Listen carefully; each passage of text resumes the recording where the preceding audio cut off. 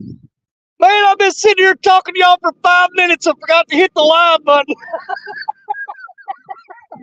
I said hi to everybody. They're like, oh, you freaking idiot. Yeah, I've been sitting here talking to this camera going, hey, everybody, we're scrolling through there. Welcome in, welcome in. I looked and said, go live. I'm like, crap. I got to do it all over again. Dadgummit. Oh, man. I already said hi to all y'all. You just wasn't here. Let me go through and say hi to everybody again. We're going to freshen up baits. We caught two little channel cats on stand day, so I don't know. We got a channel cat situation going on today. But we're going to keep throwing some bigger baits out on them bigger rods down there, and hopefully something good will come along. We'll see. Man, I can't believe I've been sitting here talking to y'all for 5 minutes. It wasn't even live. God, what an idiot. Let's go back through and do it again. All right. Mike Sampson, hey, Sappy, what's going on? I said hi to you all ago. I'm saying hi again. Here we go. Fishing the Mid-South, Mr. Mike. What's up, Mike? Good to see you. Mr. Mike Snow, my buddy. Oh, there's a breeze. Hold on. Let me soak that up. they're few and far between today. Freaking humid as hell out here. I ain't kidding you. I'm trying to see if I got all those rods are going to be in the picture whenever something don't happen. But yeah, let's go through. Okay, Randy, old gray hair Swain. Randy, what's up? I hope you and Lisa doing fine. Dave Bozark, welcome in. Good to see you. Good to see you. John Boys Catfishing. What's up, John Boy? Good to see you, my brother. What's going on? Brian B, one of my favorites right there. I do love me some Brian B, man. He's cooler than beans. Fisherman South, Mike Irvin, welcome in. Good to see you. Good to see you. And believe it or not, I'm at the bottom of the damn list. Catfish regulators with a $20 boom. Thank you, Aaron and Lisa. I appreciate it. We got the Lisa rod out. She's right down there.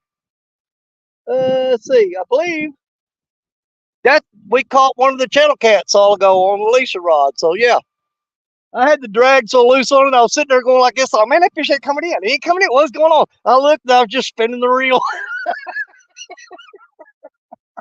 I had to drag too loose. I wasn't even pulling him in. I said, you freaking idiot. Well, I'm just messing up left and right today. Matt, there's one to be outdoors in the house. What's going on, my brother? We're going to rebait here in just a minute, you guys. Just give me a chance. Oh, Lord have mercy.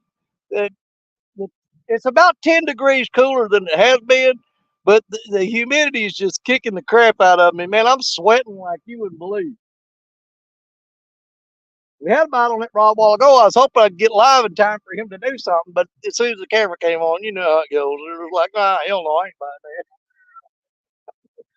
We've caught one channel cat on cut frozen skipjack, and one channel cat on some fresh skipjack, not skipjack, back up, set right, shad.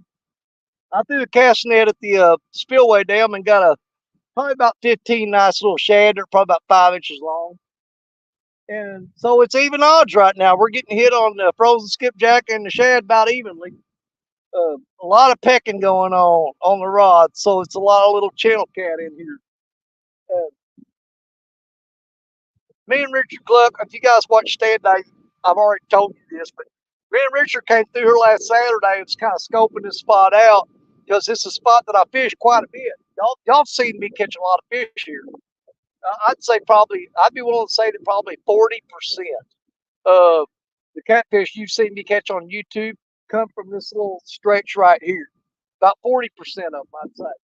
But me and Richard came through here in the boat and we scanned it left, right, up, down, crisscross.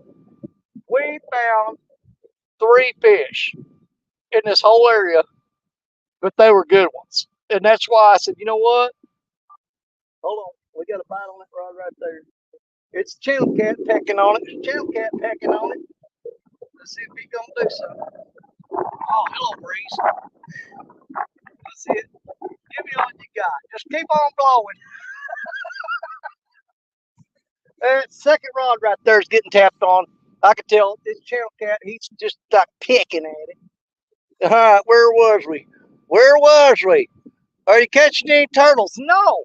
I ain't caught no turtles, surprisingly, because they are stacked up along the bank. They've been popping their heads up in the water along in here. But I can tell you right now, I have never, and watch me jinx myself and do it today, I have never caught a turtle on the actual Mississippi River. Never, not once. Now, the backwaters and tributaries and stuff like that coming off of it, oh, hell yeah.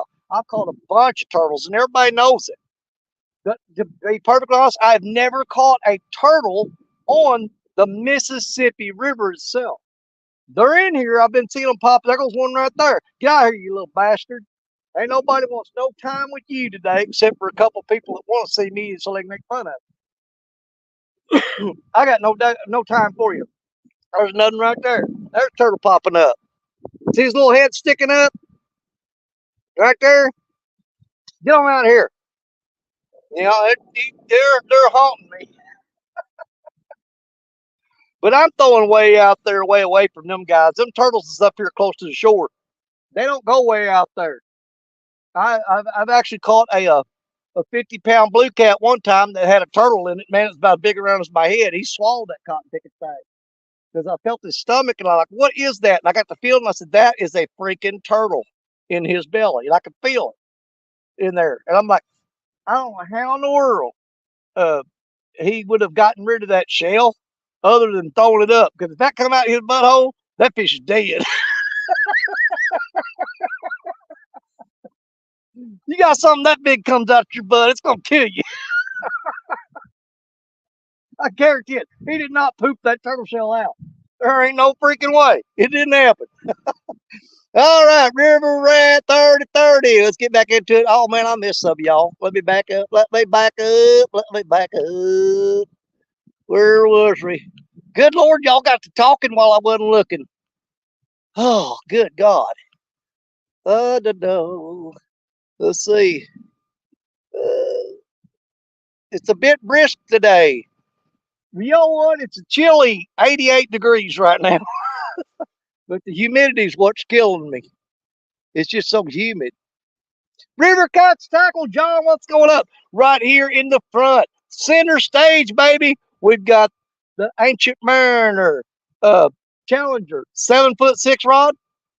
Next to that, we got the Ancient Mariner Challenger 10-footer, Ancient Mariner Challenger 10-footer, and then we got them other rods down there. The Lisa rods down there. We got a couple Mad Cats rods out there. And way down yonder on the end, that's Black Betty. But we got our Ancient Mariners right up here close to us. You know, protect them suckers, boy. They start pulling like they're going in. That's the ones I want to be able to get to because I don't want them rods in the river. You know what I'm saying? So I always set them closest to me. I don't want nothing to happen to them. But I got Lisa right there with them too. So we don't want nothing to happen to her. She's been a good rod for us too. Okay. Mary Mercifer, what's going on? Good to see you, sis. That fish is still banging on that rod. Every time I look over there, he's letting off of it. But we need a big takedown. We've been having little pecks all day long. We'll see if we can get something going here in a little bit. And there's a lot of times, you know, man, you come out here and you fish and it's like just dead. And you'll hit a certain time of day and it's like flipping a light switch. Will that happen today? I doubt it. But we're going to be here trying and see anyway. We don't care. Every time I turn my head, that little channel cat's pecking on that. Okay, let's see here. My phone is on 64%. There he goes again. Every time I ain't looking. I'm watching. Give me a second. I'm going to watch this fool.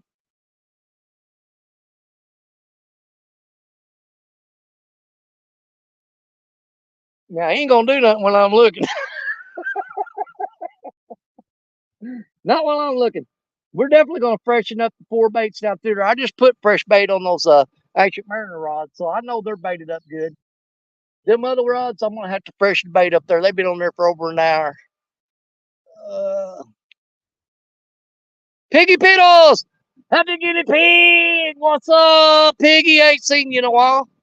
I've been kind of checking in on you a lot of times. I see your show going, and I'll just turn it on and sit there and listen because I'm usually driving whenever Piggy's on for some reason. Fishing and Cooking with Mike Chavez. Welcome in. Good to see you. Good to see you. Trying to get through this, guys. So I'm gonna get down there. I'm gonna freshen them baits up. Said hi to River Rat there. There's small water charters. John. That's Jon. Don't y'all misspell his name. It makes him furious. Know who you're talking to. No, no, no, no, no, no, no, no, no. Shell shock. Oh, yeah. Jamaican Sure Fishing. Welcome in. Good to see you. Man, I wish that fish would go ahead and take that rod and be done with it. I've got this set up where my finger's going across the camera. I apologize, but that's the only way I can set it up with the fan blowing on it. And I keep looking like there's something going on back there in the rain. What is that floating? Somebody lost a daggone planer board going by. I wish I could get that.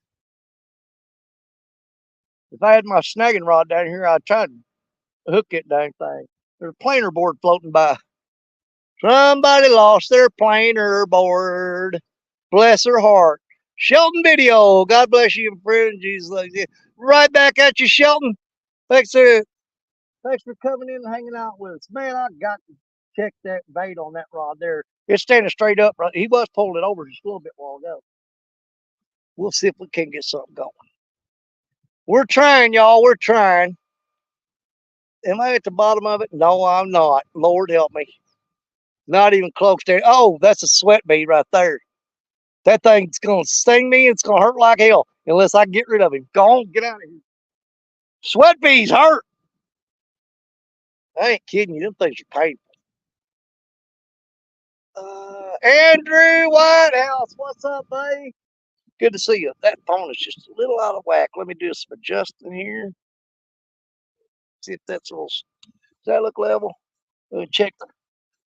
No, I ain't level. Not even close. We'll do the best we can with it. Sri Lanka, Colombo. At least the water looks calm. The water is definitely calm. We do have some barge traffic today. Got one coming downstream right there. I don't know if y'all can see him or not.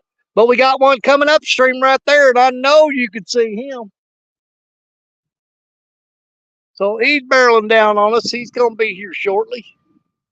That phone just looks like it's crooked to me. Why in the world? Adjust that leg and try to get that right. How many rods we got there? All right, let's get back to it.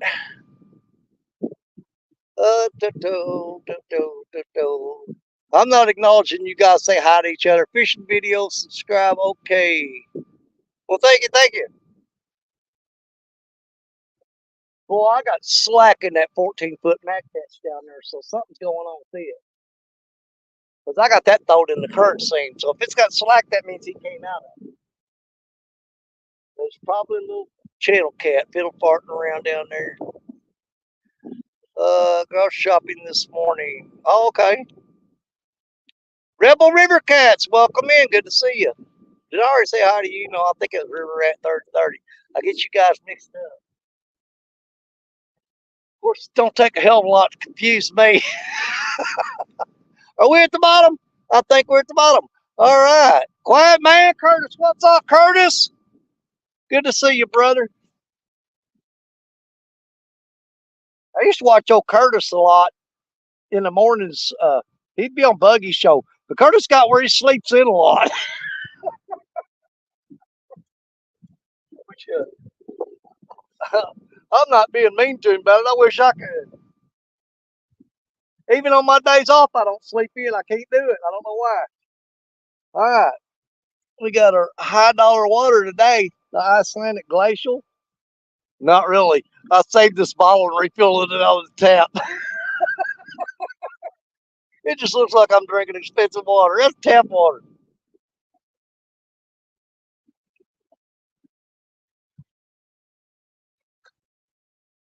But we definitely going to have to drink a lot of water today because, like I said, man, I'm sweating. Even with temperature dropping a little bit more of a comfortable zone, it's still the humidity just tears you up out here. Oh, okay, so we're at the bottom. We got 39 people in here from YouTube watching and 4 on Facebook. Thank you, thank you, thank you. You guys hit that thumbs up if you want to. If you don't want to, you ain't gonna break my heart.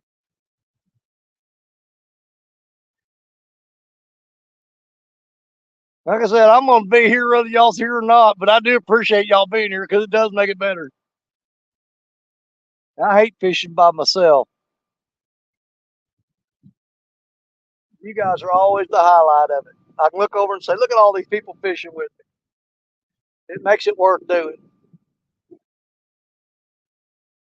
But you know me, if there wasn't no YouTube or live Facebook or none of that, man, I'd still be out here doing this.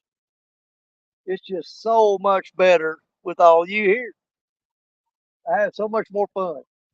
And plus, as long as I got the camera sitting there, um, people don't think I'm crazy sitting here talking to myself because I do. They're like, don't go down that spot right there. Why? Is the fishing no good? No, there's some nut down there just talking to his fishing poles and talking to the river and talking to the rocks. But I can put this camera up here and they think there's nothing wrong with me. They go, oh, he must be live. And a lot of times, there have been times I've been down and had the camera set up, didn't even have it turned on. They be talking to the camera just like I am right now. They don't know. We got slack in that line's tight. That one's slack. That one's slack. That was tight. That was tight. That was slack. That was tight. So freaking channel cats, man, they're just killing me today. Go away. I mean, I appreciate you. I appreciate catching anything, but man, I want them 3 big blue cats that me and Richard saw out there. Blue cat back on Mississippi in our area right now is freaking tough. They are still full on in the spawn. They should be coming off of it for too long. They ain't right now. I'm telling you. We scanned this river the other day, man. We couldn't even find a fish, which is weird. Because normally you still spot them laying there, not feeding. But they were just gone. They weren't there at all. I mean, nowhere to be found. And it's kind of got me worried. I'm like, where did all the fish go? There's something weird going on here. We hit our spots that we normally, we just mark fish like crazy. We weren't marking nothing. And I'm like, okay, I don't know what the deal is. I need to get some biologists down here or something. Because something ain't right. Man, that grease feels good. Oh, mama. That's what I'm talking about. Oh, da da da, burrito, cut fishing lady, my pee buddy, my pee buddy. What's up, Lisa Swain? QC Brian, morning to you, morning to you. Top of the morning to you. Oh, I see you, girl, I see you. Oh, you get some, man, I just really probably need to freshen them baits up. You know, we'll start this off fresh. I don't want to get up, though. I don't want to get up. But y'all hang out for a minute. I'm gonna take that bait bucket and I'm gonna go down there and I'm gonna individually rebait those rods. Let's get some fresh stuff on there and see if we can get something going. I'll be right back. I'm gonna be right down there, y'all. Don't worry, you can still see me.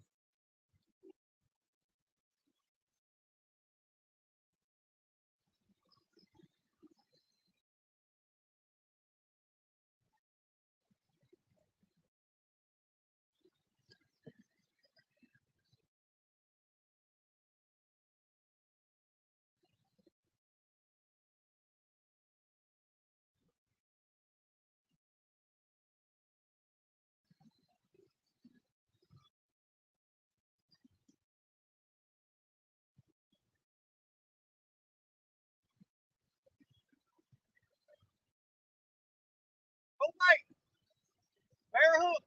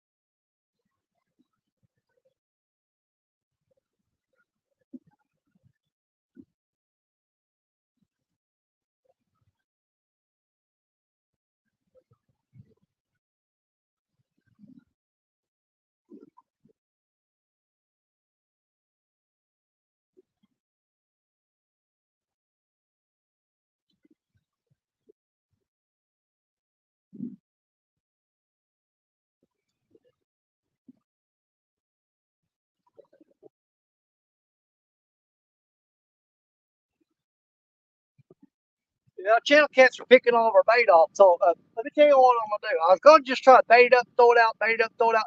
But the way this weird current is right now, if I try to do that, the lines are gonna get all crisscrossed and messed up.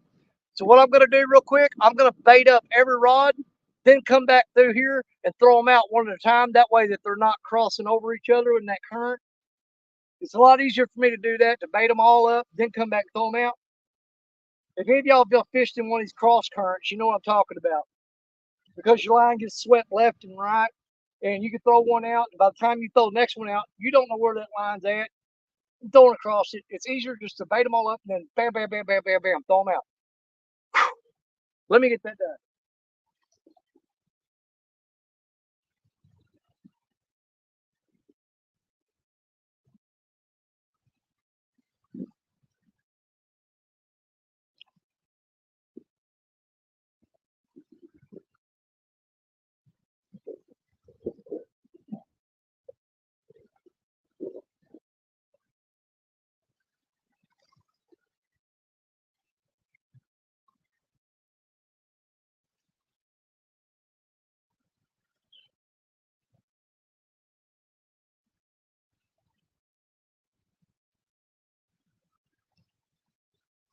No bait.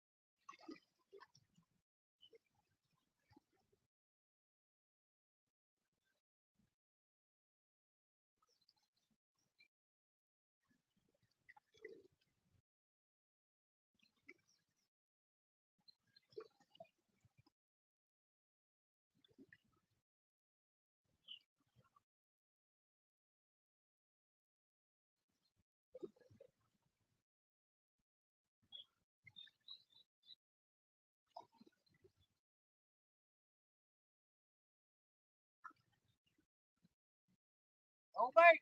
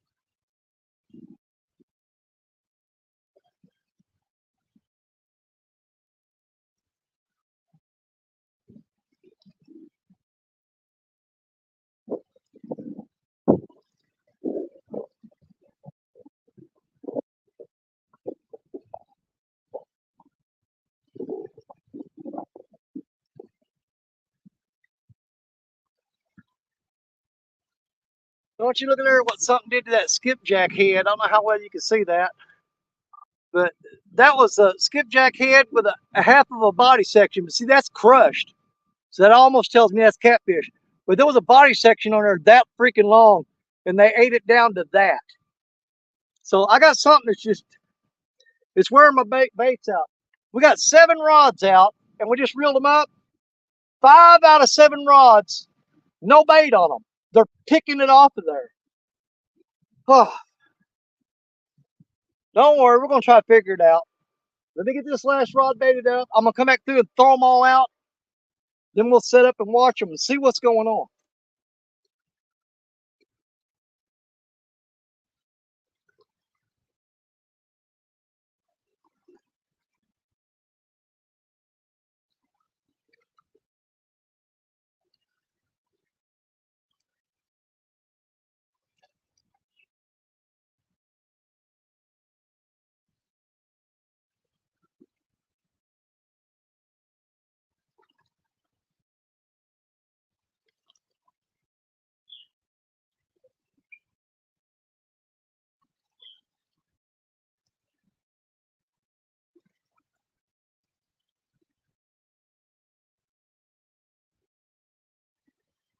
All right, let's get them out there.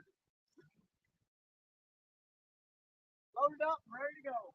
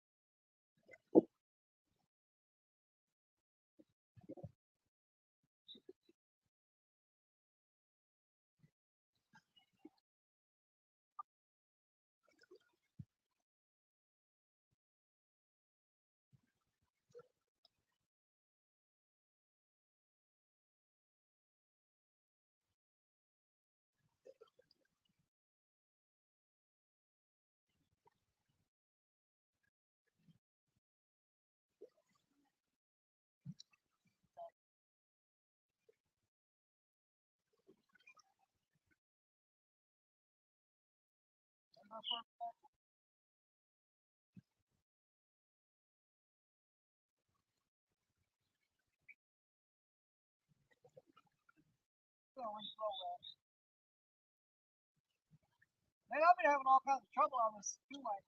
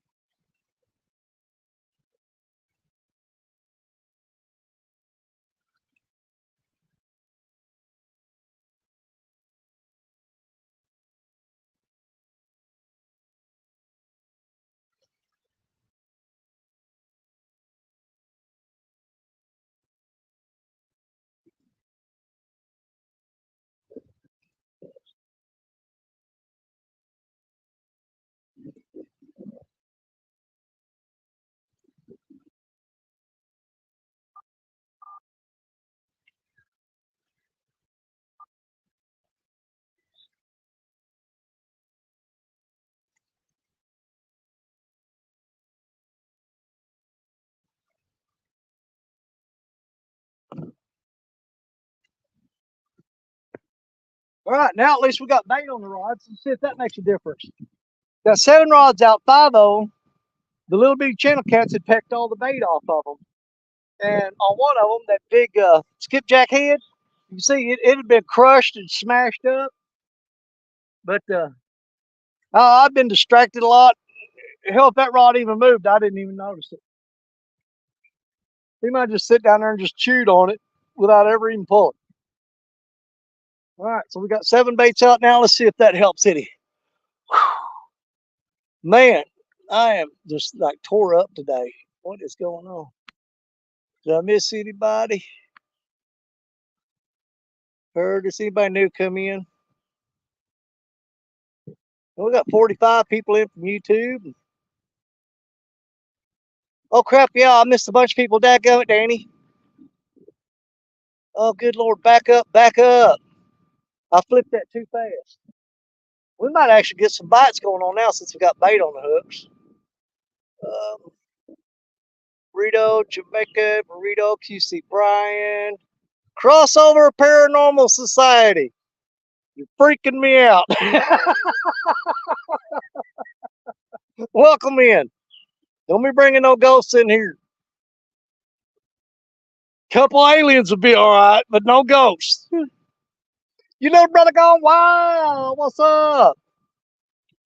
Good to see you, Mike Young. Let's see. Da, da, da, da, da, da, da, da.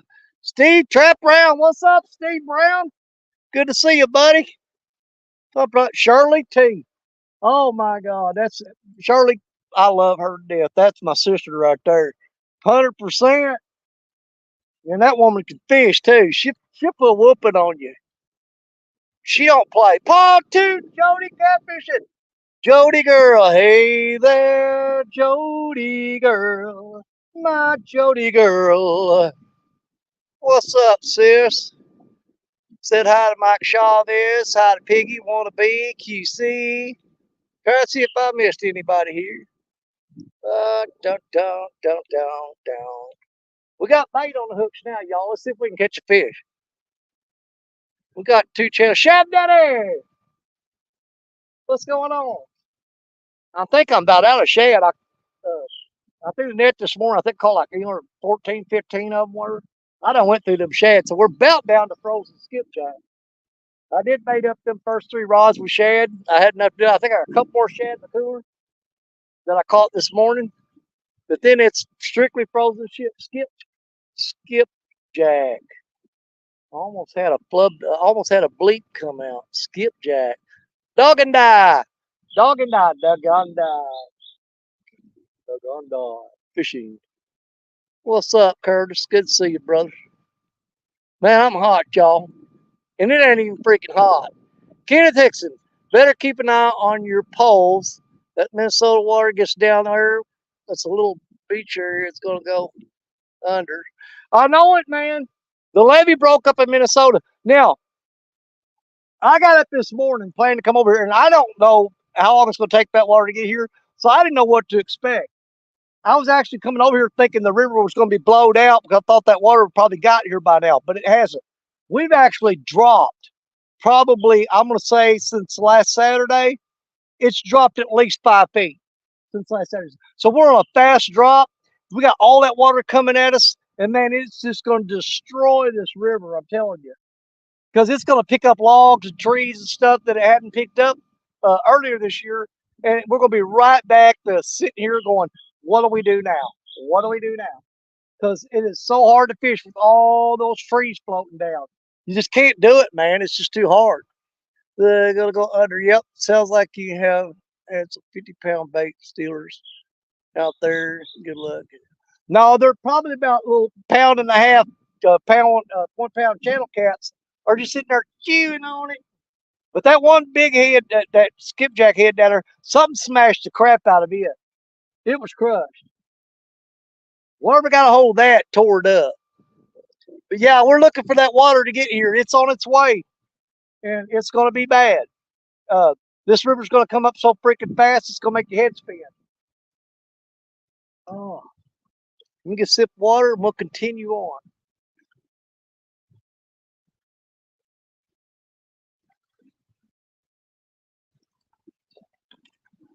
Good thing I brought 2 bottles today because I'm already halfway through that one. I got 2 Mountain Dews and another bottle of water to go. I will not be out here if I run out of stuff to drink because I ain't about no heat stroke. I've had it before and I ain't doing it again. Patrick Gray, hope you're doing well. Well, dude, if I'm on the river, I'm doing well. We just waiting on these fish to start getting their stuff together. It ain't about us not being able to fish, it's about them fish not being able to bite. There's something wrong with them. NJ, what's up, my brother? Good to see you. NJ Fishing Maniac. Danny, when you talk for 3 hours without looking, of course you're going to miss. I do. But I'm trying to do better with chat, you guys. I know. I'm just not real good with it. I'm not. But you guys that watch me know that. And a lot of you just come to accept it. You know? What is that? What is that piece of gray sticking out there? It looks like I got snot on my beard. It's just gray hair. I'm going to make sure now and then, though. Never know. It might be snot. And you have got Juju, Black Betty now catch the tank. I hope so, man. We got Black Betty out there, and I tell you what, it's been so long since I got a fish on Black Betty. It's just crazy. She's lost her magic. She needs to find it. She needs to find her magic. Hope you get a big one. I am way behind you guys, but I'm catching up. Real time catfishing. Came in a while ago on stand day, just in time to help me catch a catfish. That's 100% John Parker right there. You know, we talk about he get bad juju stuff, but you know, you got Daryl coming in there. Daryl ain't doing nothing but spreading bad luck all over the place because he loves doing that. And John Parker, he can't help it. Bad luck falls him. But when he comes in, the John Parker bad luck cancels out the Daryl Morris bad luck. Trophy Seekers Outdoors is out the door. He's trophy seeking out the door whenever John shows up because you get both them in there, you're going to catch fish. You get them in there individually, I ain't making no promises. God help you, because I can't.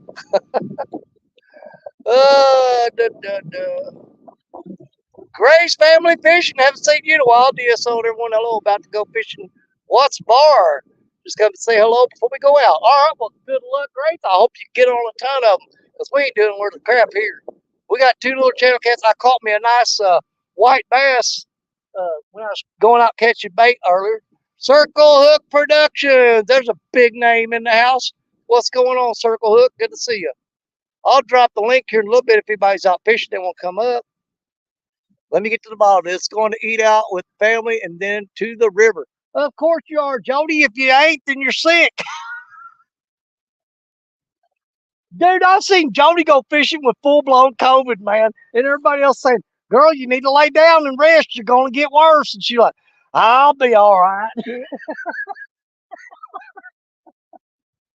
Out there running like 105 fever and can't stand up and yelling fish on.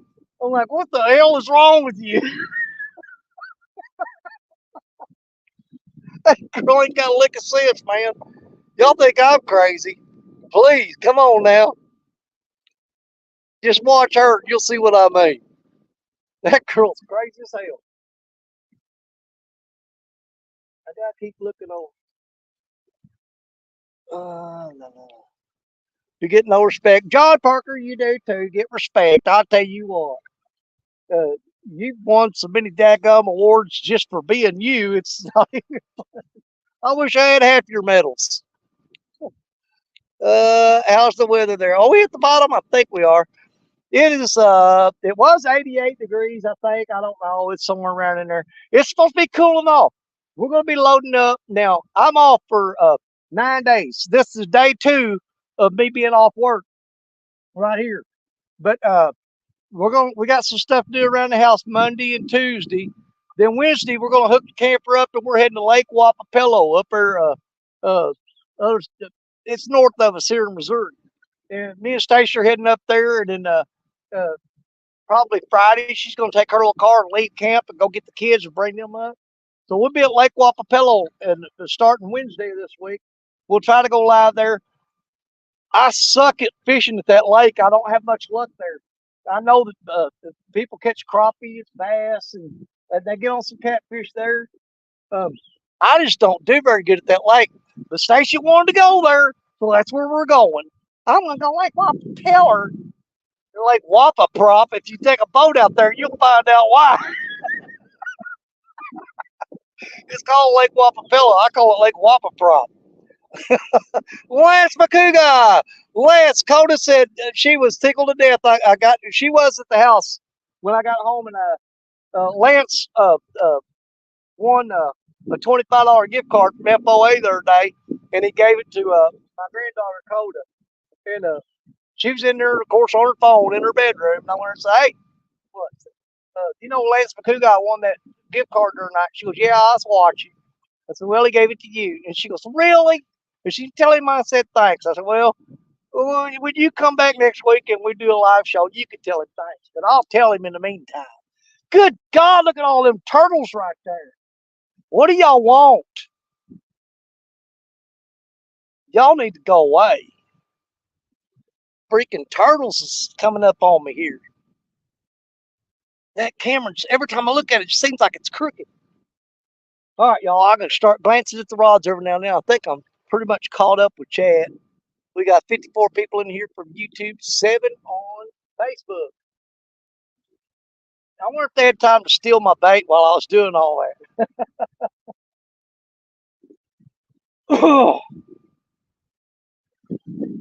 Starting to get a few logs floating. Now, I don't know if this water's starting to rise from that crap coming down or not. Man, we've got something going on up there. There's a big cloud of mud in the middle of this eddy. I don't know what's going on with that. I'm seeing some stuff today that I don't normally see. It's the river's got something going on. It's weird. It's real weird.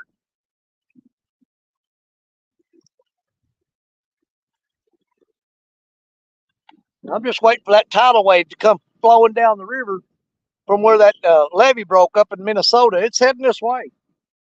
It's going to be here. See, but y'all got something. I got something y'all ain't got. I got an early warning system. It's called Jerry freaking Parker. Because Jerry's way upstream from me right here. And man, if it's coming at me, he calls and goes, "Man," he said, "get off the water. Look, there's stuff coming at you like you just do not want to deal with." Oh, Jerry, he keeps me up on top of it because it hits him first. You know, unless it's coming out of the Ohio, because he's above the Ohio, I'm below it, where it comes into Mississippi. And so anything coming out of the Ohio, he can't help me with. He just don't know what's happening because he's above that.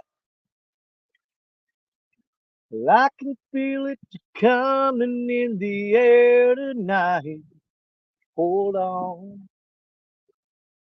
Well, if you told me you were drowning, I would not lend a hand. I've seen your face before, my friend, but I don't know if you know who I am. But I was there and I saw what you did. Saw it with my own 2 eyes. So you can wipe off that grin. I know where you've been. It's all been a pack of lies. Yeah, somebody said something the other day about they made a comment in somebody else's chat about they said, "Yeah, you going on down Danny Stone, he's on there, he just starts singing for no reason and don't make no sense because it ain't got nothing to do with catfishing. You know, he get on there and start singing, that ain't got nothing to do with catfishing." Well, I'm sorry, but I'm not sorry. But you know what? Let me think for a minute. We might be able to do something to make that feller happy. We'll do something just special for that feller. Give me a minute. Let my brain work. Tell you what we do. Let's take that same song. Let's change the words in it. Y'all let me process this. I can change the words in that song. I can make it about catfishing. And I can dedicate it special to that feller that don't like me singing. Y'all gotta give me a second. Let me run through it in my head. That'll work. Well, you said that you catch big fish. Said you got it figured out. Well, I've watched your show on the YouTube channel. You don't know what you're talking about. You use small hooks and 10-pound line. Brother, you don't have a clue. I saw you yesterday on the riverbank, still using Zebco 202s. I can see you running when you get a bite. Hold on. You gotta wait for the takedown, then the time is right. Hold on. Hold on. Suck on that.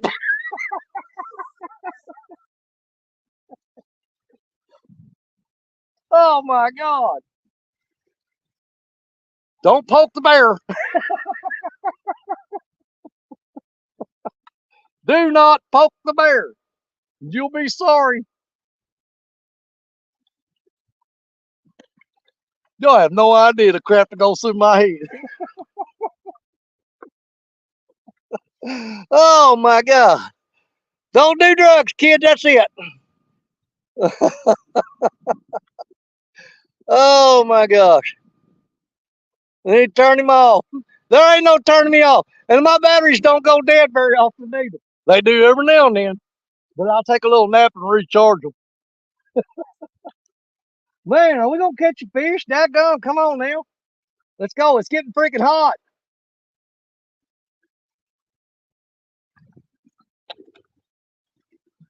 Anybody want to bite? Let's go. Let's do it. Let's do it now. Man, that sun is coming out. I've been enjoying this. Actually, I've had shade behind me right there. That sun has been blocked all morning. And guess what? That freaking sun ain't blocked no more. It is definitely not blocked. Didn't know it. Now, I'd come up with something in a pinch. I'm best under pressure. You know what I'm saying? I'm not one to panic and run away. I'll just stick around and make it worse. Oh my God. This shirt's sticking to me like glue. Oh, I don't know how long we'll be out here today. I'll stay until my butt cheeks start getting chafed and I'm gone. If I start getting sweat down my butt crack, I'm going home. I don't like being raw. I ain't got no Johnson's baby powder at the house. They outlawed that stuff. You got Johnson's baby powder, what they said, it get booty cancer or something.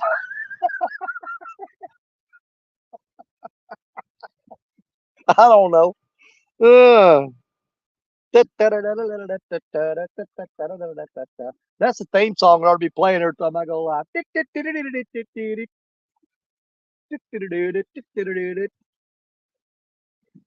I know that rod right there had a little tappy tap on it a while ago, but what in the world?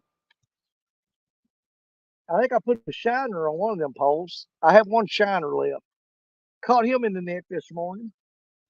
Dude, I threw my cast net on. I caught a monster carp. I should have kept him, but that thing was probably 15 pounds. And there was no way I was going to use that carp up today. So I just couldn't bring myself to kill him. I turned him loose. I said, you are way more bait than I need today, and I'm not going to waste your soul. Have a good life, buddy. Swim off into the sunset.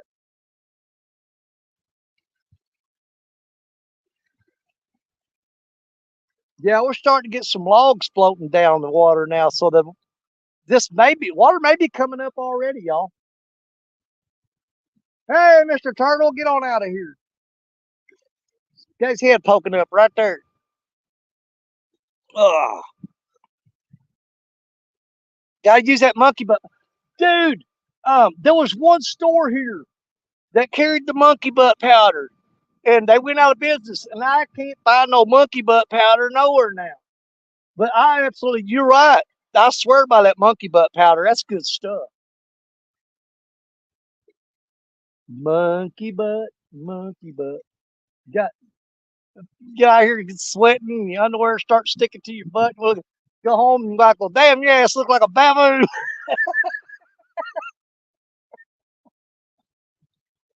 Oh, it's tough sometimes. The life of a river fisherman, especially a bank fisherman. But you know, I rode with you guys on them boats and stuff. I don't know how you don't wind up with hemorrhoids all that bouncing. I've been on boats just like, man, I ain't keeping getting hemorrhoids riding on this boat like this. You need to get one of them cushioned spring-loaded seats, you know what I'm saying, to kind of absorb the shock. Yeah, I know you don't want to ride with Jerry Parker, man. He'll bounce your guts out. He gonna slide across there and that boat just pop, pop, pop, pop, pop, pop, pop, pop. He'll beat you to death. But you're gonna get somewhere where there's some fish at. I promise you that. If you don't mind losing half your spine and all of your ass, go with Jerry Parker. Ooh, man, that y'all don't take that the wrong way either.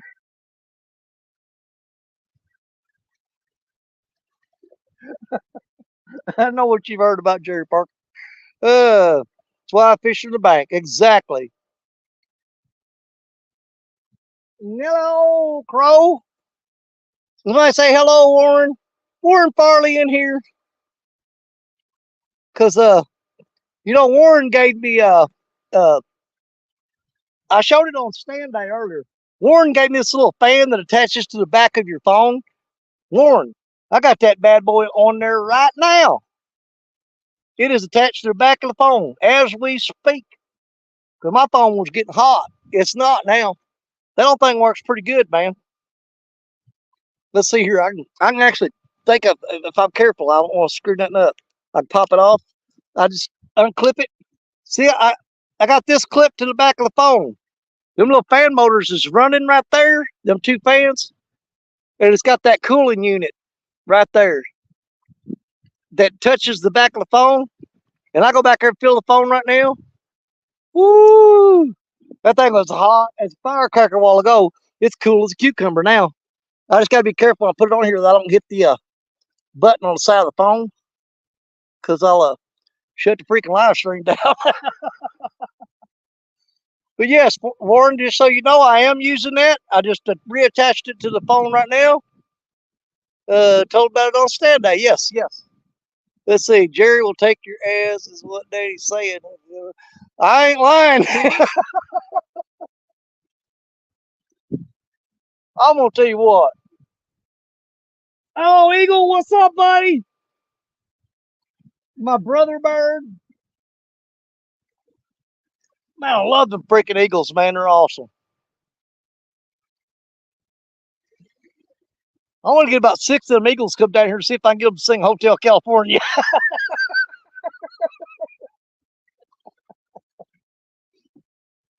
Oh, Lisa Elliott, what's going on, Lisa? We got the Lisa rod out. Hey, the rods are ready. They're in the water. They got bait. They're ready to do their thing. But we are, like I said, we are full on. We're still in the spawn. I'm hoping we can catch at least one blue cat, and because I want to check it out and see how beat up they are.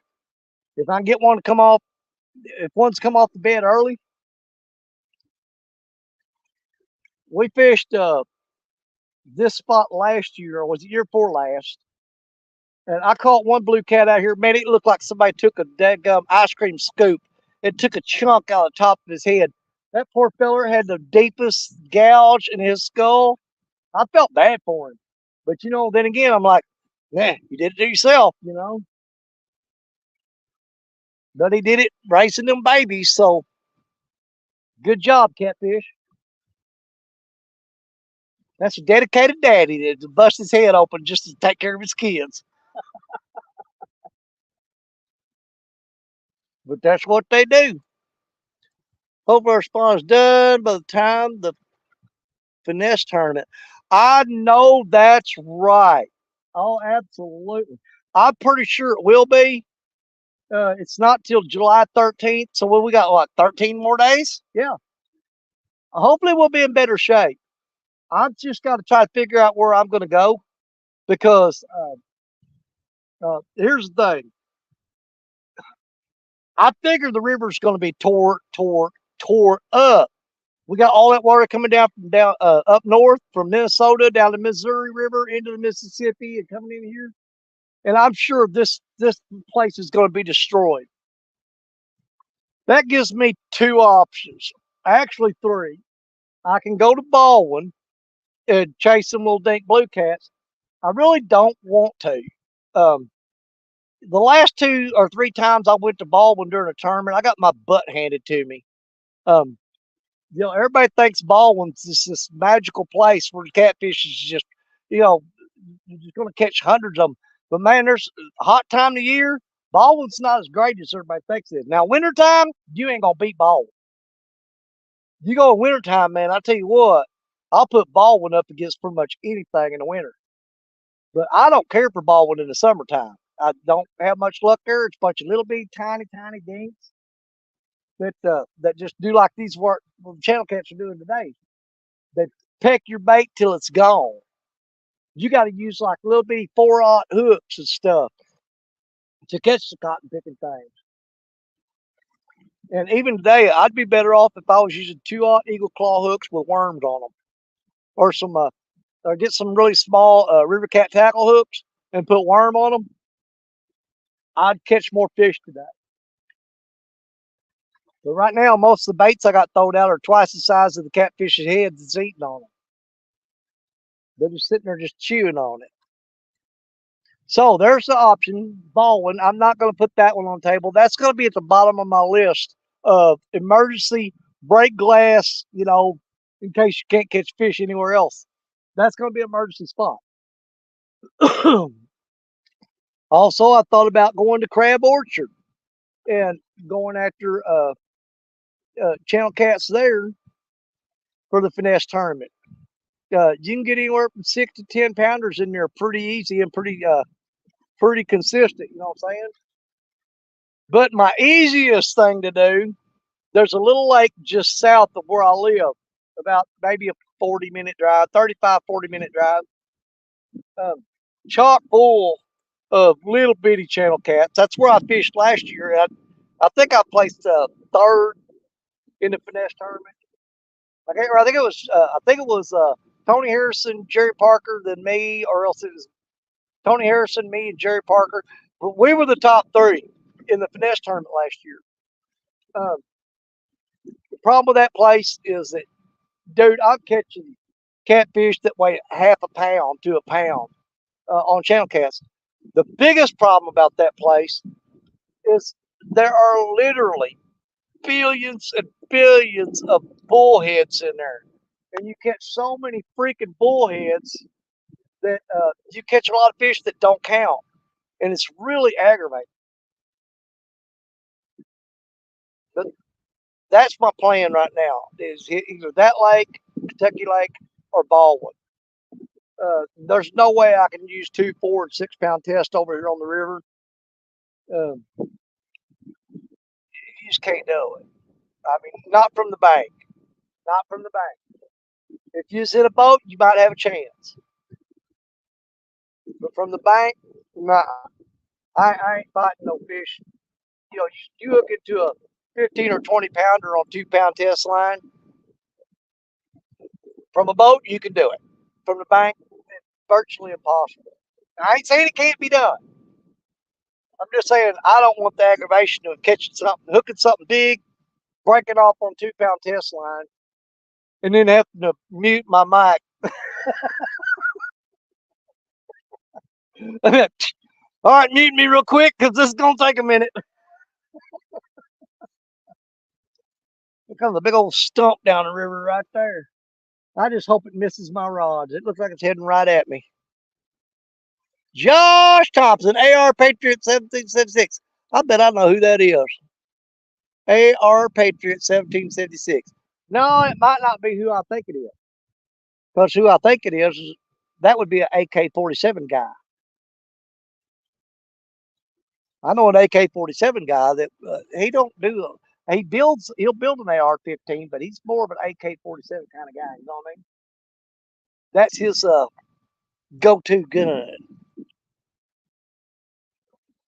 What's up, Josh? Hillbilly Moonshiners. Hey, let me I'll drop a link real quick, just in case somebody's out there. Let's see. If I can remember how to do this, I ain't done it so long, but I guess copy that link. That is copied. Close that. Let's see.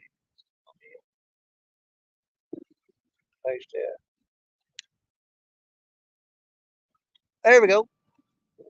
There's the. Let me see. Did that post? Yeah, there it is. All right, there's the link if anybody wants to come up and hang out. I don't care. There's always room on the Dennis Stone Show.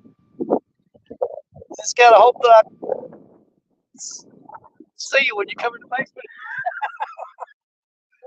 I'll post a link for people call me the next day. Yeah, I sat down there for an hour and a half. You never did answer. Never did answer. What's pink behind me on the ground? You know, I don't know. What is it? Oh, that's my chair. I'm sitting in a pink chair, and that's the bag it comes in. I ain't scared. I'm secure in my manhood. I'll sit in a pink chair. I'm trying to get a Hello Kitty sponsorship. I tell you what, you think I wouldn't sit under a Hello Kitty umbrella in this heat? I'll do it. And every time I catch a fish, I'd holler out my sponsor. Hello, Kitty. Catch a catfish and hold it up and go, hello, Kitty. Yep. Yeah, there's a bunch of people that know I've been chasing the Hello Kitty sponsorship. I don't care. I'm too old to be bashful.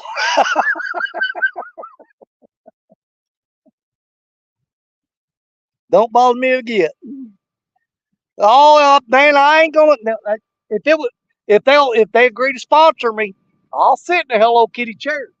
But I'm not gonna put their product out there until they, they got to come up with something for Daddy Stone. You know, they got to give me a free umbrella and a free chair, this and that and whatever. But I'm not gonna go buy that crap and just start advertising for them. I just ain't gonna do it. Not gonna happen. The Hello Kitty, if you're out there, I'll use your products and I'll say Hello Kitty every time I catch a catfish. You bet. Every time you see Hello Kitty, thinking see they're already. Danny Stone's name will become synonymous with the Hello Kitty product. I got no problem with it, man. There's a check attached to it. I'll wear a dang pink Hello Kitty shirt out here. It's gonna cost them though. I ain't doing it for free. You daggum right.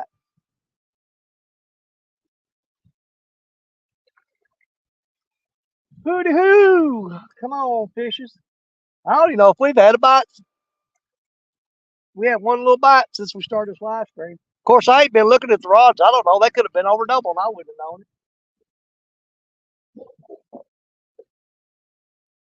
Shellcats was pecking up a storm this morning, though. Hello Kitty belly shirt. I got the belly for it.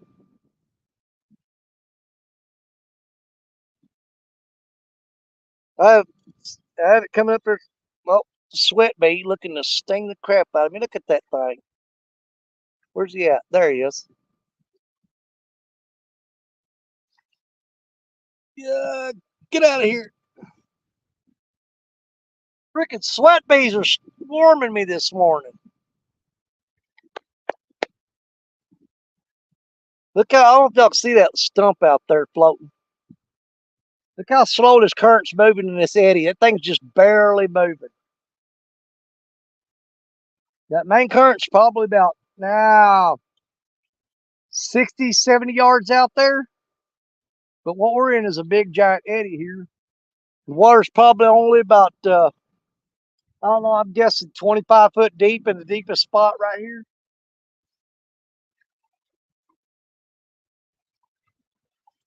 I'm seeing a lot of fish tail flip along the bank. They're only about 15 feet out. So the catfish, I'm throwing out there a pretty good distance. They may be getting closer, but I'm not going after them there because, man, it's solid rocks right underneath me right here.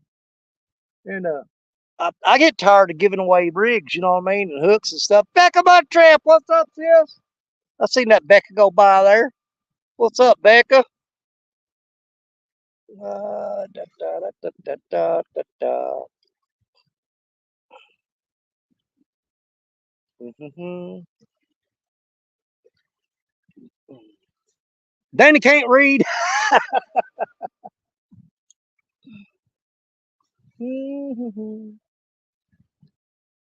don't think we'll be here for a real long time, guy, because the bite's definitely sucking today.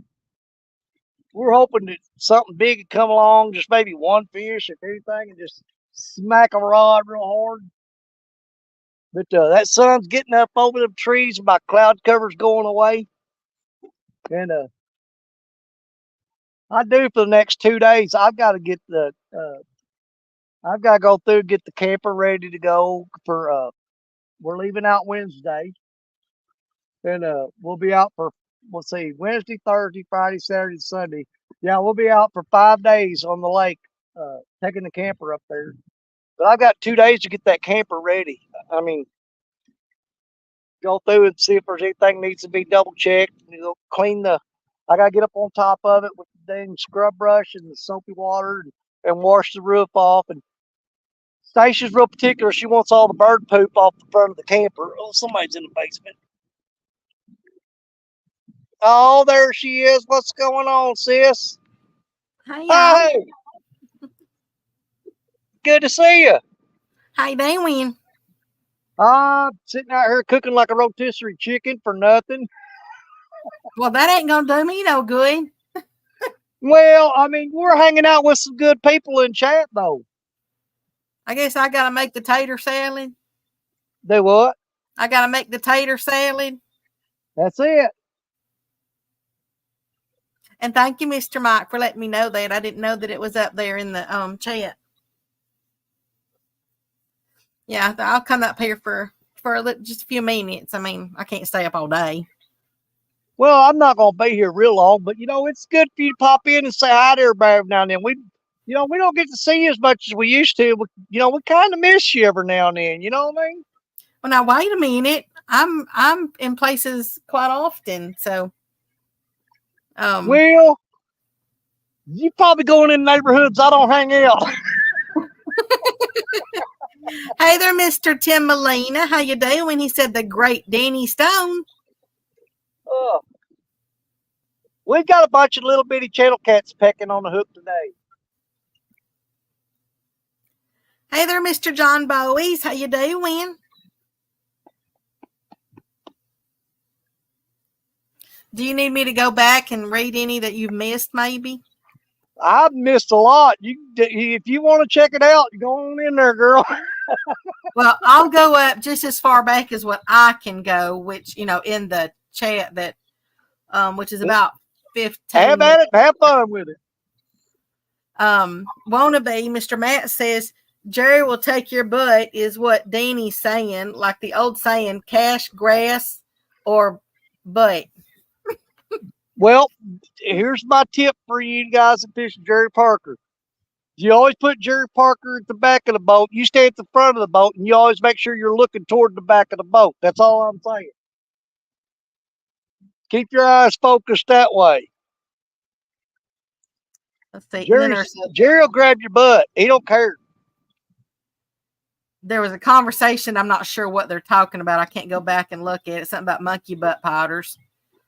Yeah, I told him, said I'd sit out here till the sweat starts making me get chafed, then I'm leaving. Because I ain't got no baby powder at the house. You know what's actually really good with that? I'm going to tell you, and there's a lot of people that are going, especially for men, they're going to be going, ew, really? Blah, blah, blah, blah. But it really does work. My gynecologist, he's the one that told me about it. and because of my ex-husband. Okay. And so, and I've told other men about it, and they've used it. And they're like, holy crap, this stuff does work. If you go get monostat, like if for like a woman who treats a yeast infection, right? But just go get you a little tube of it, okay? And then when you get that heat rash, just take just some out of the little tube and just rub it on, your heat rash and everything, and it's going to be gone usually the next day, or it's going to be cleared up, or whatever you want to say. But it'll come off clear on your skin, so you don't. It's not like you're walking around with some white goop or something on there, because it'll turn out clear. And he said, you don't have to put the whole tube. You just wipe it on there a little bit. And I'm going to tell you, it really does help those heat rashes. Well, that'd be great for getting rid of it. What I'm looking for is something to prevent it. Oh, well, yeah. Well, I'm going to tell you something else. If you want something to prevent it, if you go get you some, you know how you have that, the stick deodorant, like the white, when you put it on, if you'll put that on those areas that usually get the heat rashes, then yes, that'll keep, it won't be permanent. It won't like keep it gone for days or anything, but it will keep you from, it's just like your underarms. You know how it keeps you from sweating underneath there? It's the same thing. I get it. But I mean, you'd almost have to make sure that you label them separately, or you'd be running around with armpits that smell like ass. Oh, no, you wouldn't. But that does work if you have an area that normally chafes better, easier than other areas. Just put you some of that, like for a woman, like Lady Speed Stick or something or whatever. Yeah, it's just that white stuff. Now, are you talking like the white powder, the white deodorant, or the clear gel? The white one, the one that the gel seems like it's got a lot of alcohol in it, and that probably burns your sensitive areas. You know what I'm saying? No, it's the white one. It's the one that when it goes on, it just puts like that little thin layer, in there. Yeah. Let's see. I want Matt. I want Matt to want to be outdoors. So go ahead and do a test run on that clear gel and tell us how it turns out for you. Wannabe said, Danny, you know the name of that phone cooling fan? I got the box up in the truck. I mean, I can run up there and get it, I reckon. It won't take me but a minute. Let me go get that box real quick. And, hang on a minute. See what that is. If you want to do that. Mr. Warren Farley said phone cooler brand is Nevica. Search phone cooler on Amazon. It will be 3 or 4 down the results. It's Neveika. There you go. If he's spelling it, I'm not going after it. Yeah. You have AR Patriot 1776 in the house. He said, howdy, everybody. I think y'all been talking about the Hello Kitty sponsorship. So yeah, I told them, I said, I'll use all the Hello Kitty products they want, but they're going to have to pay me. There's Mr. NJ Maniac. Mr. Curtis Cunningham says, what's pink behind you on the ground? That was I'm sitting in a pink lawn chair. This is actually Coda's chair. And I broke mine, so I borrowed Coda's. So that's what's Coda said, you better not break my chair. It's like it's probably the cover that goes over it when you fold it up. Yeah, it's the bag that when you fold the chair up, put the bag in it. That's that pink bag the chair goes in. But yeah, this is actually Coda's chair. The one I use, I sat on it real fast the other day and I broke the arms off of it. So I ain't had time to go get another one, so I just grabbed her chair this morning. Okay, now I'm gonna comment. This is when I came in. So now I'm gonna go and see if there's anything new that's come in. There's Miss Shirley T. Hi there, girl. Mr. Tim says, I hate to admit it, Becca, but at my age and condition, I can't stay up all day either. Aw. There's just so much going on, I mean, I'm trying to get stuff finished. There's Mr. Wild Turkey in the house. He said, Becca, eggshell soup is not as gooey as weenie water soup, but I can't afford weenies now. Any cheap eat ideas? Eggs. I mean, eggs are the cheapest thing that you can get because you can make so many meals out of eggs, and they're not bad for you, despite what people, what like they've always said in the past. But now, you might want to watch it if you're on some kind of medication. But eggs are the absolute cheapest thing that you can do so much stuff with. That'll be at least a little healthy, besides processed meats and stuff.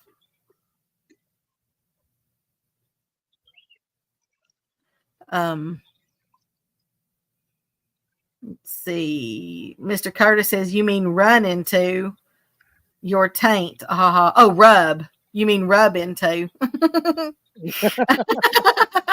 Okay, I get it now. Mr. Tim says, sit in the ice cooler, Danny. He said what? He said, sit in the ice cooler, Danny. I know it. There's Mr. Jerry, Mr. Parker Pursuits in the house. He says, afternoon, everybody. How the hell did he get in here? Somebody let him in, I thought I had him blocked. And of course, no, he's been out camping. He's been out camping with his family and having a real good time. I started to sneak up there where he's at, but I thought, man, I don't want to just bust up in there, unannounced and stuff. He's spending time with the family, and you got to draw a line somewhere. Now Parker's out somewhere by himself. Oh yeah, I'll sneak up on him every chance I got. And I know that some of these people have already been in here, but I'm going to go ahead and say them anyway. There's Mr. Lance McCougar. How you doing, Mr. Lance? There's Burrito Cat Fishing Lady. How you doing, Miss Lisa? I know she wasn't feeling good the other day. I'm hoping you're feeling better now.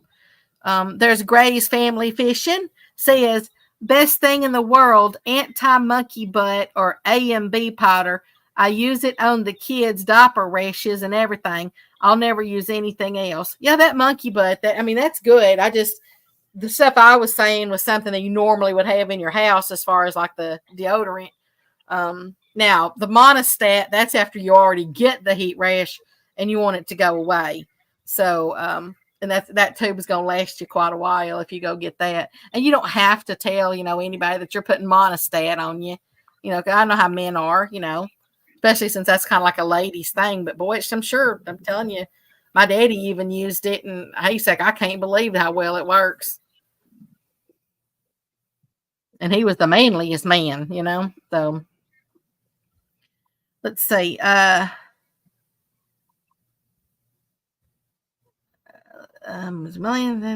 saying hi to each other.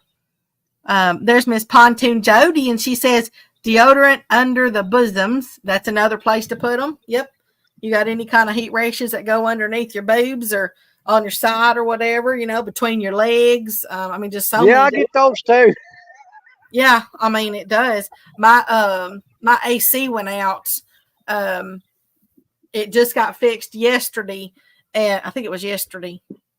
Anyway, maybe, I think it was, but it was out for several days. And of course the heat index, was like 115. And so, it was hot. This house here gets stifling hot, because there's no air, the way my mama had done this. I don't know. Anyway, blah, blah, blah, but it doesn't pull the air through. So it was really hot. And so that's a great way to use that deodorant, is because when you sit there and sweat like that. So most definitely. And how you doing, Miss Jody? Of course, you knew Mr. Josh was in here. Hey there, Mr. Mike Irvin. How you doing? And Mr. Josh Thompson. How you doing?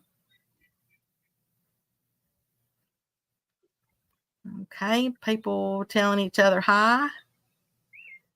Mr. Wild Turkey wants to know from Mr. Mike Chavez what's cooking.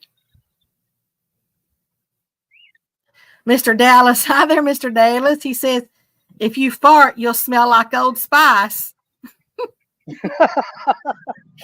You know what though? I hate to say. Well, no, I don't hate to say it because I like it. I actually like the smell of Old Spice, so I always have. My favorite one is English Leather. Okay, it's a really old cologne.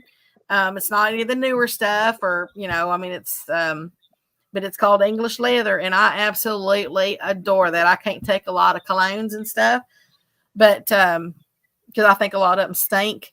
But I really, and plus they kind of stop me up. But I really love English Leather, and I still love Old Spice. So yes, I would definitely smell you, Mr. Dallas. I mean, a good way, smell.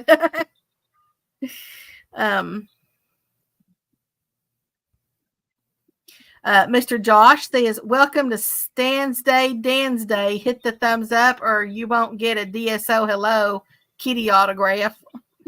That's it. If I get that sponsorship, I will have the Hello Kitty stickers at CatCon.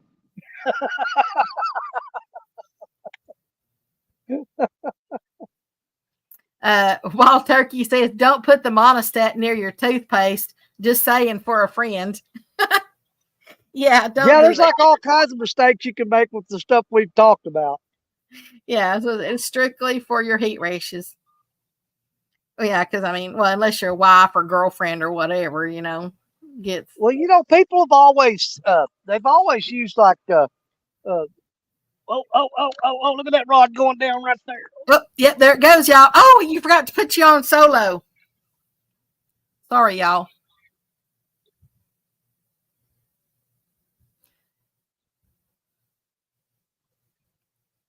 You be careful, Mr. Jerry. You just got home from camping and you're heading to the river. You be careful.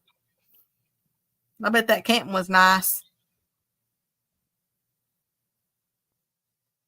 Hey there, Bullets and Barbecue. How you doing? Hey there, Mr. Aaron. I think he's got me around a rock. I'm gonna have to drop him slack, see if he'll come out of there. Can you put you on solo real quick? Or if you can't, don't worry about it. Man, he smacked that. That was a takedown. But he's got me in the rocks. We'll give him a minute, see if he comes out of there. Utter beater. Are you talking about utter butter, Mr. Aaron? The utter stuff from the kales? Because that stuff works too. He's still pulling on it. But he's got me wrapped around something. I don't know about Aspen, Mr. Curtis. We're gonna have to wait to see it.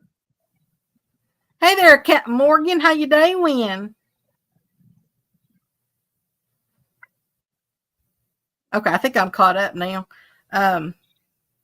If I do, John Boy will pop up with Danny. Okay. Be watching for you. That's the fish we've been waiting on all day long. He's still on there, but he's got me wrapped up. So we're just going to have to wait and see if he comes out of there. Sometimes it works, sometimes it don't. Mr. John Bowies was asking Mr. Jerry if he was going to go live. And Mr. Jerry says if he does, that he'll pop up here with you. Well, that's fine. Oh, Aspen was in a green bottle with gold writing, and it smelled like a Christmas tree.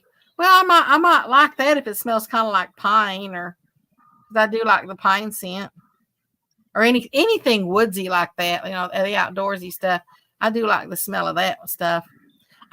Back when I was in school, there was this one Bowie, and he always sat like right behind me. And what was that stuff? It's like he put on like a half a bottle of that stuff every day. I asked the teacher if I could move. Polo. It was Polo. That's what he put on. I was like, man, if I never smell another whiff of Polo, it'd be too soon.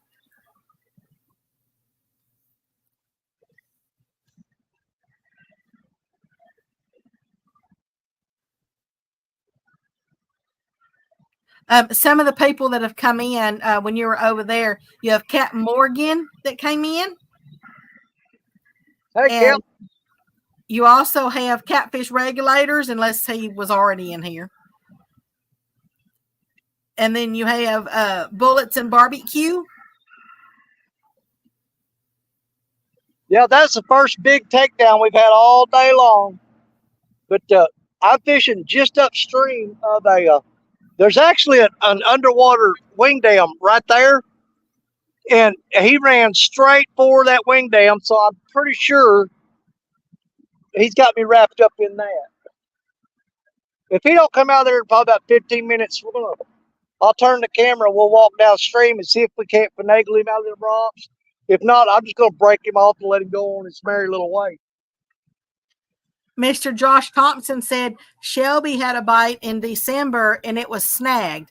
We sat it down, loosened the drag, and it got out of the rocks. She got a 31-pound blade. Oh yeah, I've done it. I've done it many times.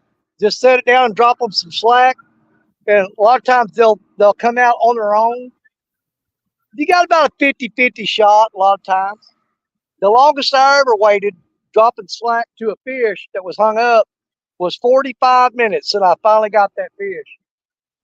But generally, I give them 15 minutes. If he ain't come out of there, I don't want him down there on the bottom spinning around trying to get off that hook, because they'll wind up wrapping that leader all over them, and you don't want that. Because once they get hooked up, they'll start spinning like an alligator, you know. Mr. Tim They'll get that leader wrapped up all over them. Mm-hmm. Mr. Tim Molina said Polo changed their recipe due to animal rights activists. I just don't know if I'd ever want to smell Polo again. I mean, any kind of version of it. Man, that ruined me. I don't see how he kept so much stock in it or whatever, because they just used so much. And you are right, Mr. John Bowies. You can put on too much of anything. It's supposed to be subtle, you know, that when somebody walks by, you're going to go, you know, you just turn your head like, wow, you know. Hey there, Mr. Shad Daddy. How you doing? Mr. Josh said that was the same day as she caught her 50.6 pound.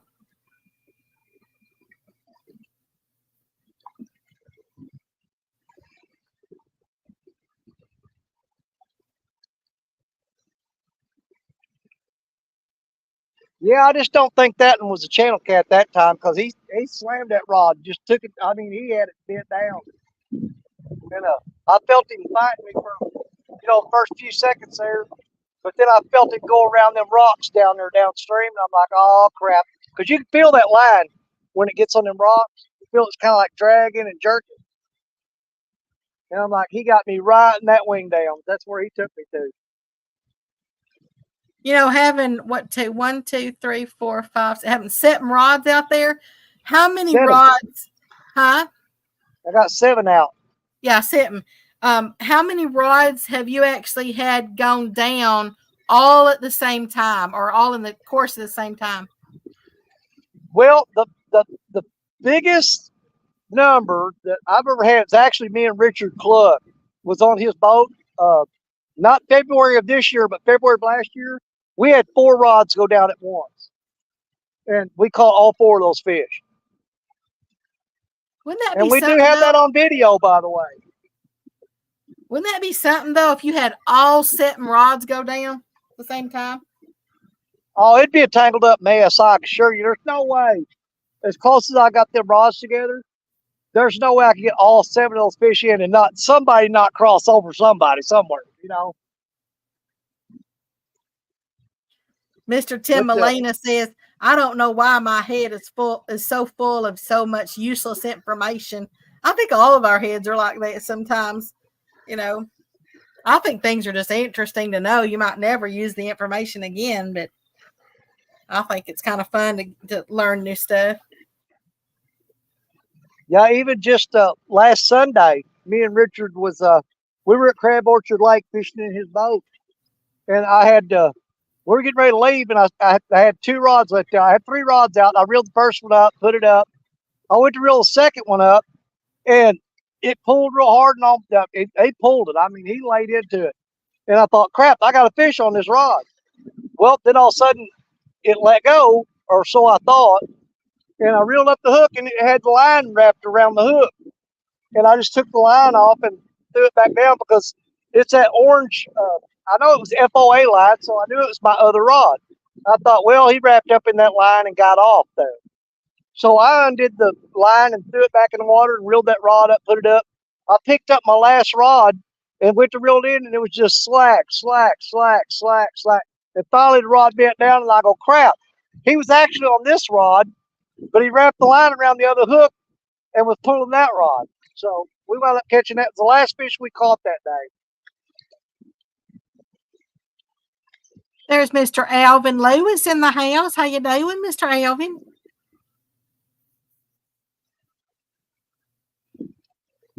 Matter of fact, I learned this morning that I didn't know that. Matter of fact, I said I just learned this, that alcohol is actually also like a blood thinner.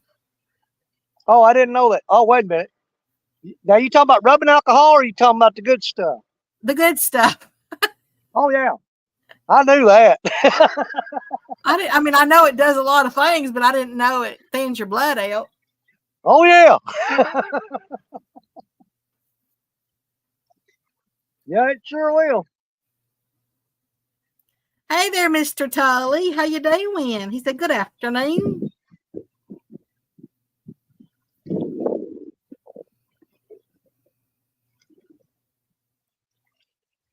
Yeah, I don't drink near as much as I used to. I mean, usually we go camping, we'll have a few drinks or whatever, sitting around a campfire. But we went out last night. My wife wanted to get fancy last night, so we went out in the camper and she made mimosas, and we were out there with them. It's like a champagne glass or wine glass, but it's real skinny and tall. They call it a flute. Yeah, a float.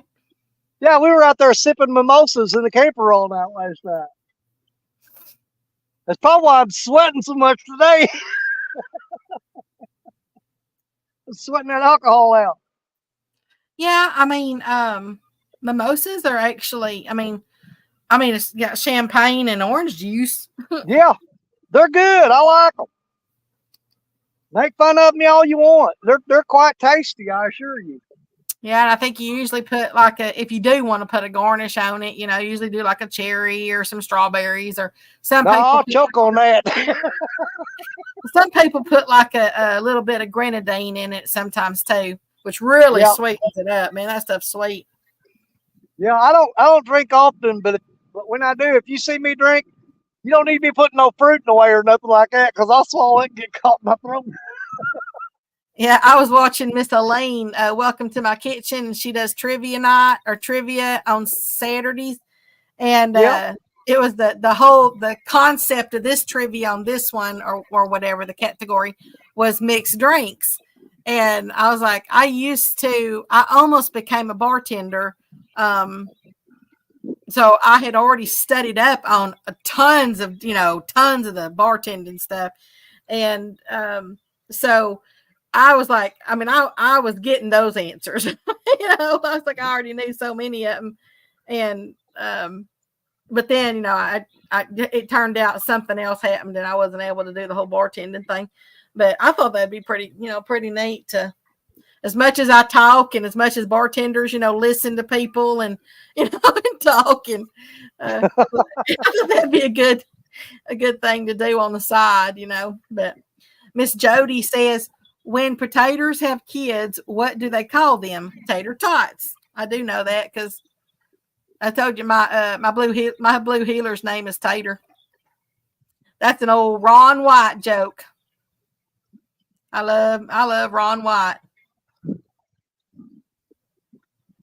They called Ron White. He always, in his little joke thing, they always say, they call me Tater Salad. Tater salad. And my son is Tater Tot.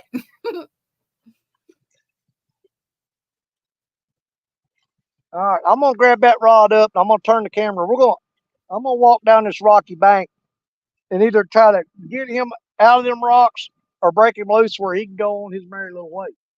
So okay. I'm gonna be heading down that way. Just keep your eyes open. I'll show up in a minute.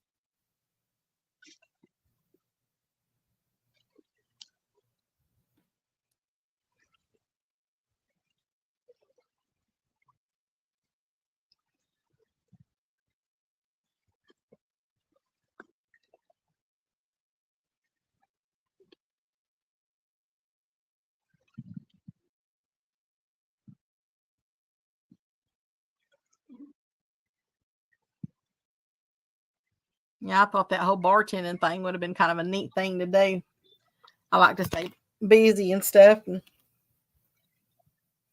I just thought it would be pretty neat. I made a drink once that old Sonic came out with their nanner pudding shakes, and they would only come out like during the summer or something. So I thought it'd be neat to make a nanner pudding shake, but using, liquor. And so when I had gone to the Bahamas and I brought back some of their banana rum that they actually make in the Bahamas. And so I took a whole bottle of that, and I took the, how you have the blender, so I took the blender and I put all the normal stuff. I mean, I basically made a banana pudding, right? And so I put all that in the blender right down with the Niller wafers and everything.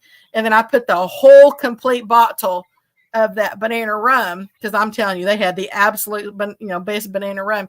Anyway, mixed all that. And of course I was at, I was at somewhere, and passed it around. That was the best stuff, that banana pudding, I guess, rum drink or whatever you want to call it. Mr. Josh, no, I hadn't been fishing here lately because I'm trying to get stuff finished up. And because, to be honest with you, I'm finally down to where I'll be moving here shortly. So I've just been trying to get so much stuff done. There was a lot of setbacks and things that I have to take care of. And yeah, we wasn't getting him out of there. He got down there where that concrete revetment is. That's like a big giant concrete slab with rebar sticking out of it. And that's what he got into. I thought he was on that wing dam, but he was actually past it.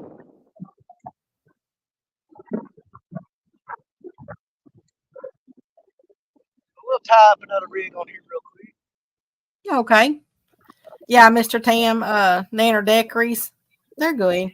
I usually don't drink. I mean, I don't drink a lot of like rum and stuff. I stick to usually one or two things, but I said that one was really good.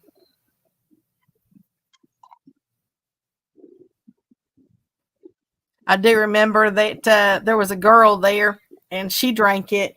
And that next morning, she went out. She walked out the front door, and she kind of, for the lack of being, I don't want to gross anyone out, but she kind of lost it. She on the side of the porch, basically, she kind of lost everything she had overnight. And next thing you know, I don't know, it was like an hour or two later or something like that. Somebody had gone out to the porch, and they're like, "Come look at this." And I'll be darned if there was not a bird that had gone out there, because you know how birds find stuff to eat on the ground and stuff, and done that. And it had actually, the bird perished in that, because I guess there was so much alcohol that girl drank that the bird actually perished on it. So it's a little tidbit of information that, when you're drinking out there, you have to watch out for the for nature as well,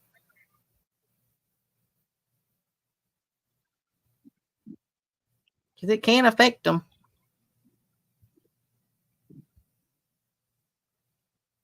Yeah, we had a squirrel one time in the backyard that apples was falling off the apple tree, and I guess those apples can ferment or whatever. Mm-hmm. Well, man, that squirrel was drunk as hell. He tried to climb the tree and he kept falling off the tree. I actually got to see, I've never seen one here, but I think it's been about 2 weeks ago. I actually got to see I don't know if you'd call it an albino or a piebald, whatever. I don't know, but it was a white squirrel. And I don't ever see anything. I mean, I see an occasional black one. And of course the brown or the red or whatever, your basic, but that's the first time I had ever seen a white one.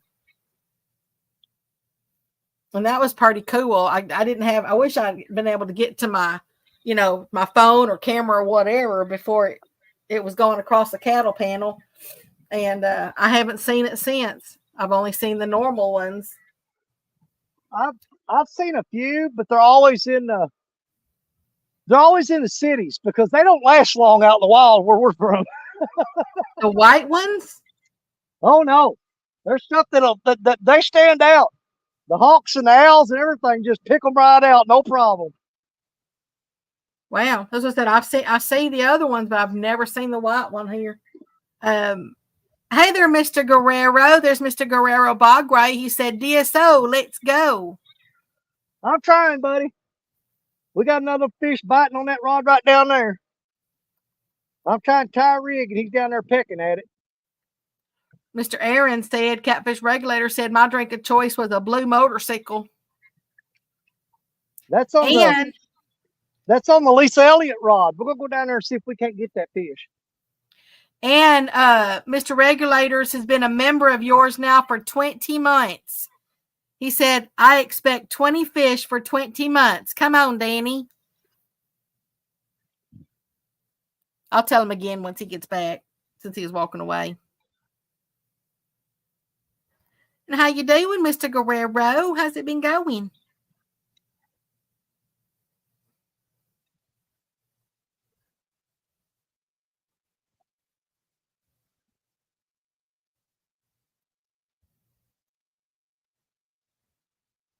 I do have a really pretty hawk that stays around here. Matter of fact, I did a short on him a couple of shorts ago, but I love watching him out there. And matter of fact, that one when I filmed him, I was actually mowing. I was mowing the yard, and he landed on a bunch of the crepe myrtles, and he just sat there and he just watched me the whole time. He was, just watched me. Matter of fact, I was only a few feet from him, and I went directly right underneath him, and he still didn't move. But he is the purtiest thing. And then all of a sudden, something caught his eye, and he was off. But he's around here a lot. Hey there, old boy outdoors. How you doing? Yes, it does, Mr. Aaron. So I said I've already taken a bunch of stuff already over there. Back and forth trips.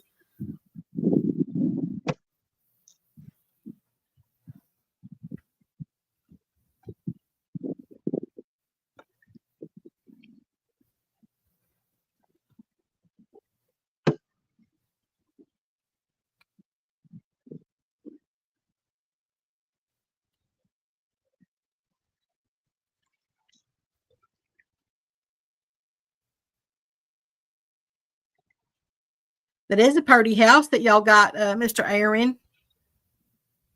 I like your new flag you put on the outside.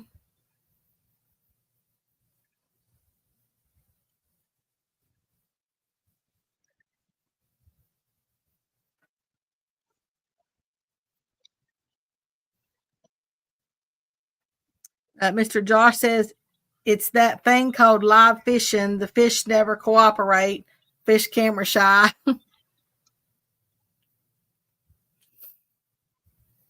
Yeah, it is worth it, Mr. Aaron. I like it. It's even worth it more when you get stuff paid off, like a house. But yeah, it is nice to be able to start a new, a life in a, in a new location together that y'all bought together. Mr. Danny, you were walking away a while ago. I was reading that to you that Mr. Catfish Regulators, he has been a member now for 20 months, and he put in his little thingy that says, I expect 20 fish for 20 months. Come on, Danny. Not today. I'm giving it all I got, brother. I can only do what they'll let me do. Them catfish they ain't cooperating. But that one there was biting. That was on the Lisa Elliott rod, the one I got from Aaron and Lisa. And it's the fourth rod in line, actually the fifth, because I got this one out of the water. That fish crossed over those three lines and was heading straight down there to where that one just hung me up. And I said, nope. I just went ahead and pulled it away from him because I'm not about.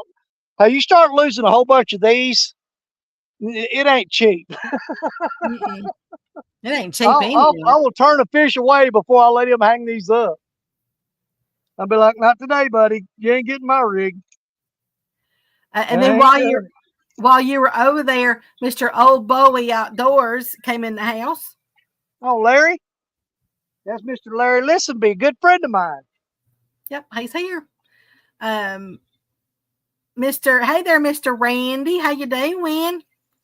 Yeah, I got to hang out with Larry and his wife Fanny at Kentucky Land Between the Lakes over there at Kentucky Dam last year, and got to hang out with them a little bit. And they're really good people. But the first time I ever met Larry was in the elevator at the Crown Royal Plaza, a Crown Royal Hotel at CatCon. He walked into the elevator, and I asked him what floor, and I pushed the button, and he said, "You here for CatCon?" And I go, "Well, yes, sir, I am." And we struck up a conversation and met downstairs later on, and he went down there for breakfast, and I had breakfast, and well, we hit it off and been friends ever since. You struck up a conversation. I would have never guessed that. I know, isn't that something? Boy, shocking stuff. Mr. Tim says, hummingbirds like me, Becca. I actually have a short of one landing right on my hand and hanging out. I love hummingbirds. Matter of fact, I was researching some plant. There's some certain plants out there too that attract them, and just different things you can do to actually try to attract them. And I thought about trying that. I have them. I get them here occasionally, but in Arkansas, I hadn't seen any. So I was thinking about that too, but I love them. They have a really good spiritual meaning as well. Hey there, Mr. Steve Mosley. How you doing?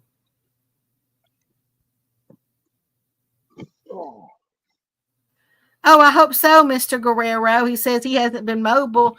Hopefully by the end of the week, he'll be on wheels.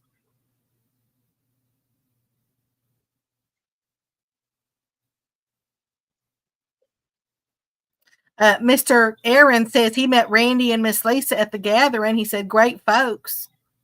Yep, they really seem like it. I mean, I haven't met them in person, but I talked to them, like in some chats. Oh, Bowie, or you said Mr. Larry, says, need to go fishing with you before July 22nd. I'm having a right shoulder surgery that will put me out until November. Man.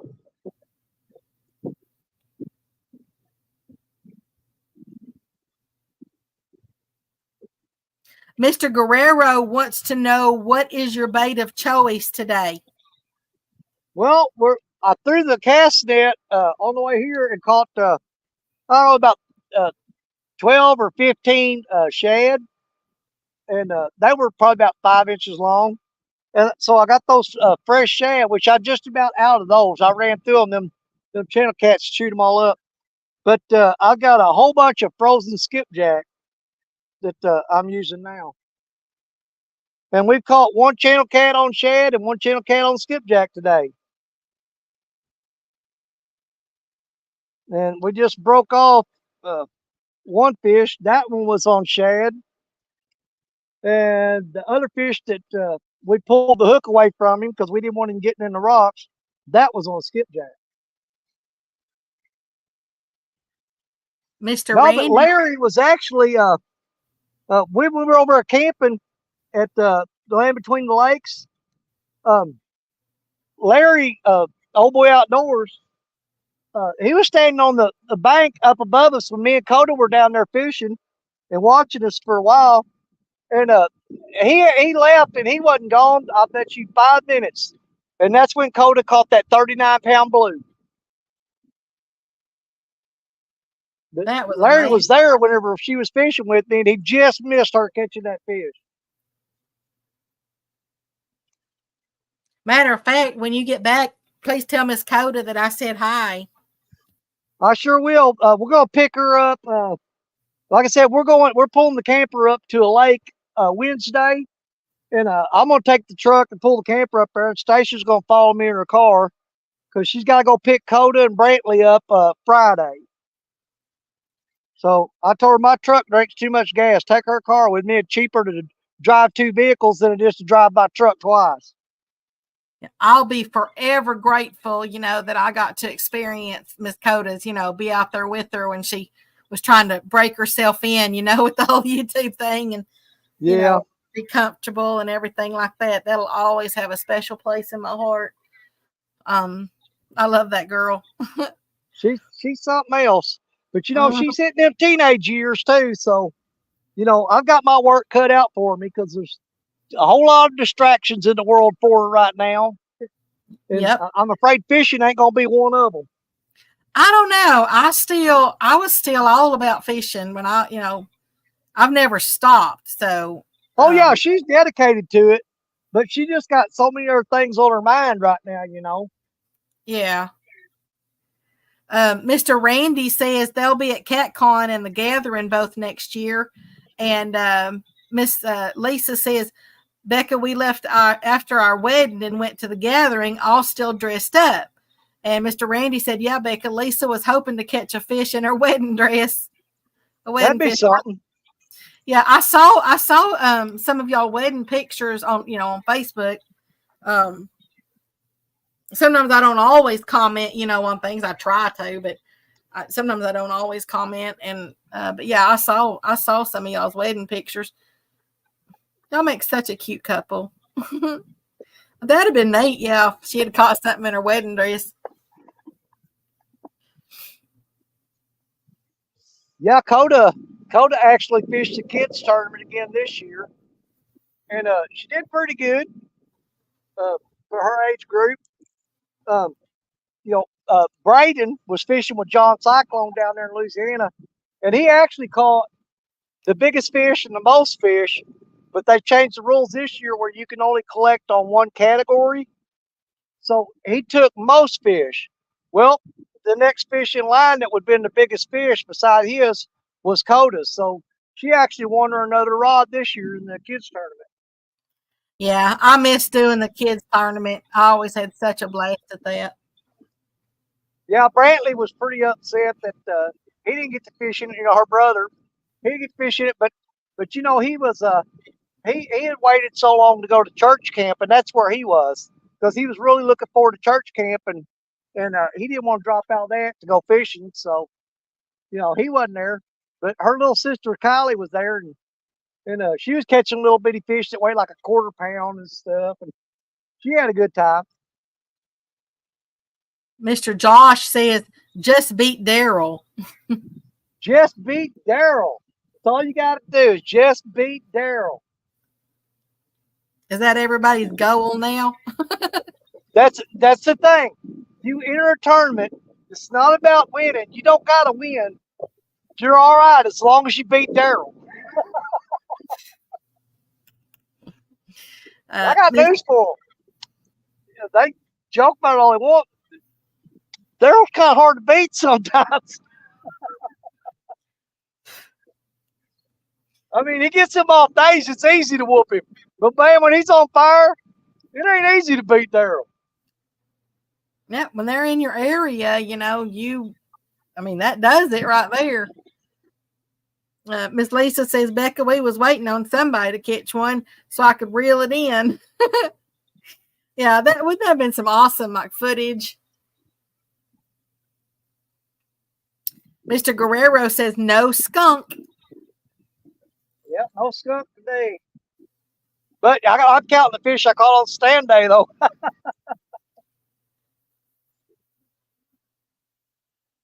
Yeah, you wasn't in here earlier. I'll show you.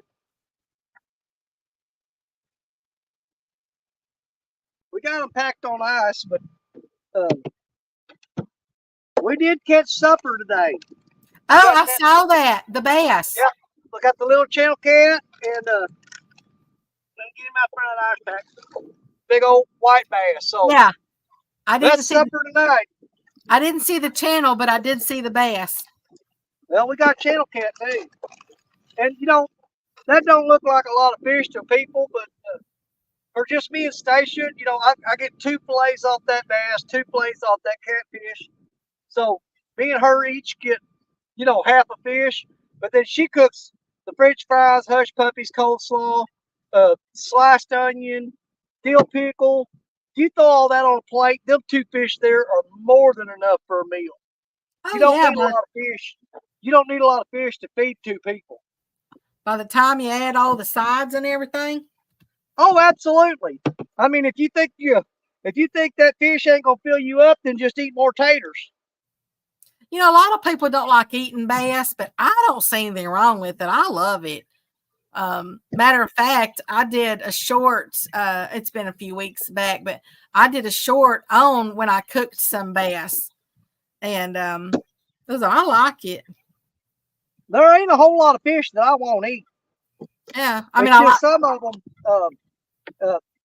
There's certain fish that you got to cook them fresh, or you won't like them. Yeah. You know, it's like Lyle Stokes. He swears he can't stand to eat drum, but I guarantee you, he ain't had it cooked right. You can't get him to try drum again. He tried it and didn't like it. Right. But if you catch a drum and it's fresh, and you keep it on ice, and you run home and you clean it, and you put it blackening seasoning on that thing and cook it up, oh man, they're good. Oh, I love blackened fish. But you know, there's certain fish like, you know, bowfin, guard, all them.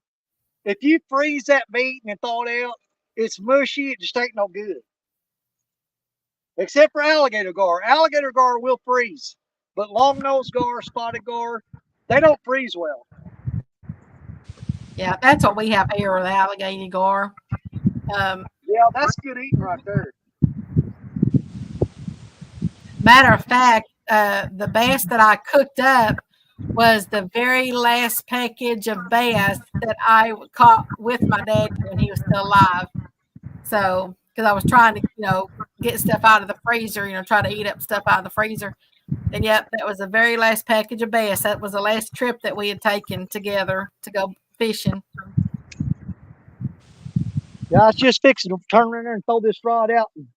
That Lee rod just got hit again. It was getting a takedown on it whenever I turn around and look. I'm waiting to see if he comes back. Hey there, Mr. Jerry. Howdy, howdy. Oh, I forgot. I left him the key. That's right. Crap. I forgot to change the lock.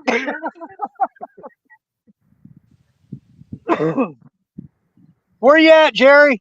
I am down here at 76 where I took you and Richard and them back when we got that Trail Tears get together. Oh, yeah. The river has probably came up, I don't know, shoot, a good 4 foot here in the last just couple days. And it's got like another 10 or 12 feet to go before it ever crests here. Dude, I'm still freaking dropping here. We dropped 5 feet since last week.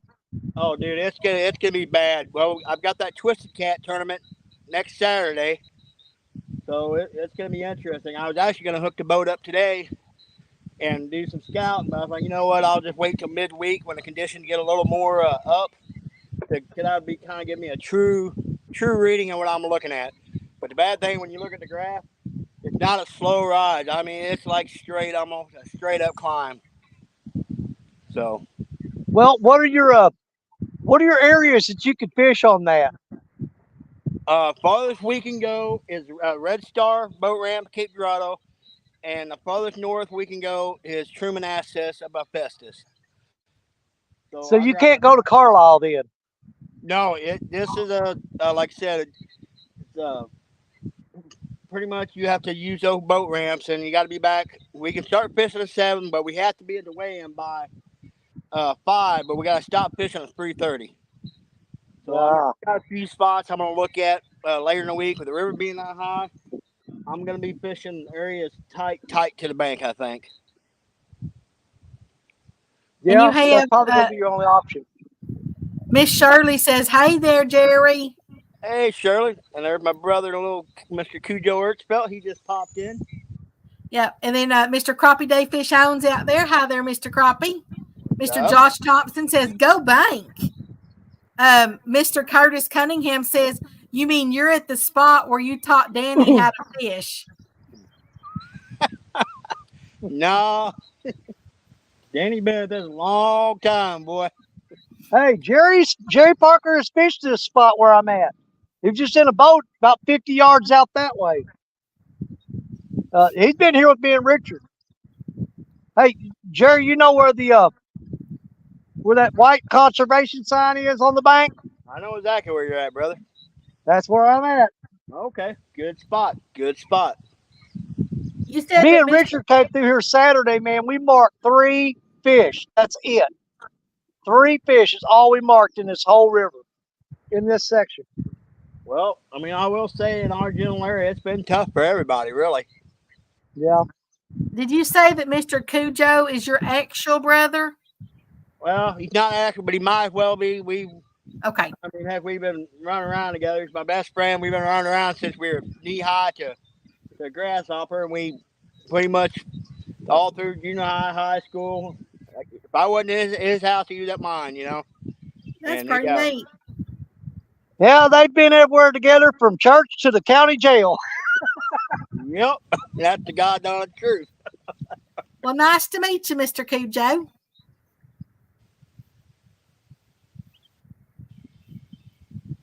Yeah, he's been fishing a lot of the live tournament leagues with me.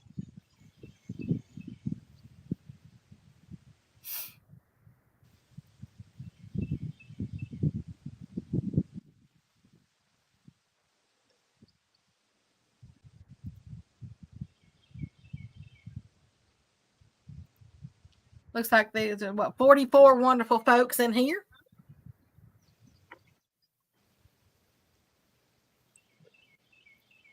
Spending their Sunday afternoon.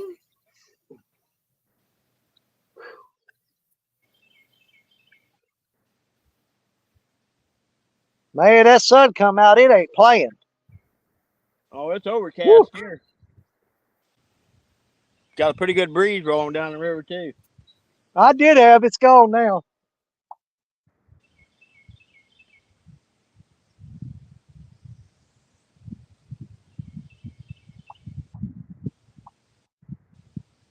It's not too bad here actually today. The feel is 106, but it's been 115. So it's not really that bad today.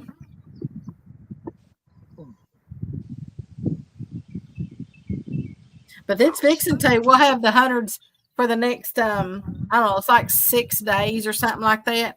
But then after that, our highs are gonna be like in the mid to upper 90s. So it'll be nice. There's just been a heat wave that's come through, and I did see where that hurricane or the barrel has now turned into the earliest hurricane that they've ever seen.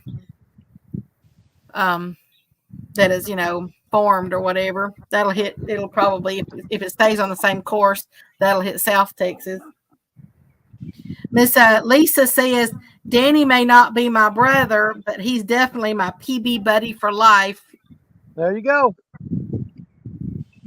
And then yeah, we caught our PB catfishes.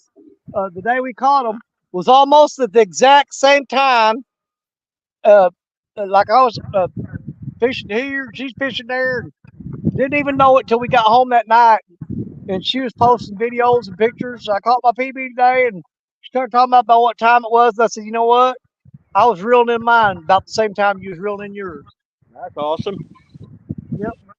Mr. Cujo says, I busted at 88.82 pounds, baby. Right over there.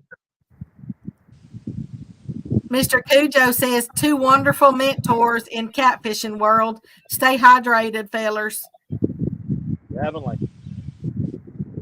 Yep. Jerry can teach you how to fish, and I can teach you how to act like it.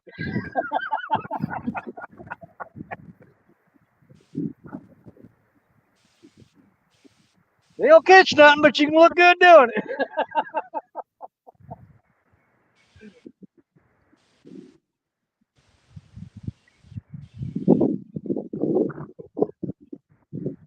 That's one thing about Miss Coda. She always has the cutest outfits when she's fishing. She does. Again, though, she's getting at that age where she get ready to go fishing with me, and Stacia go, I want to see what you're wearing before you walk out that door. Yeah. Yep. She'll come walking down the hallway. She goes, nope, turn around, try again. Said, you ain't wearing that. Turn around. I remember for my sweet 16th birthday, you know, a lot of girls will have little parties or something like that. And, but my folks asked me what I wanted for my sweet 16. And I said, I wanted to go fishing with my daddy. So, yeah. So we decided we'd go ahead and go. And we were on our way down there, pulling the boat, right, to go to the lake. And all of a sudden we were passing the DPS office, the one where you get your license and everything. And DMV? he said, yeah, DMV. Yeah, not DPS, DMV. And he said, hey, you want to go ahead and stop and get your license? And I said, what? He said, well, I mean, we're going to be going right by it. And I was like, I mean, I had only ever, that was a Suburban that we were pulling the boat with that time. And I had only ever used it to back in the boat. Okay. I had never really just driven it. And he's like, well, it's just like anything else, just a little bit bigger. And I said, but yeah, but we're pulling the boat. And he goes, it's okay. I'll unhook the boat and I'll stay by the boat and you go in there and take your test. I was like, okay, let's do it. And so we stopped on the way down there and I took the test and got my license and everything. And then we went on down to the lake and went fishing.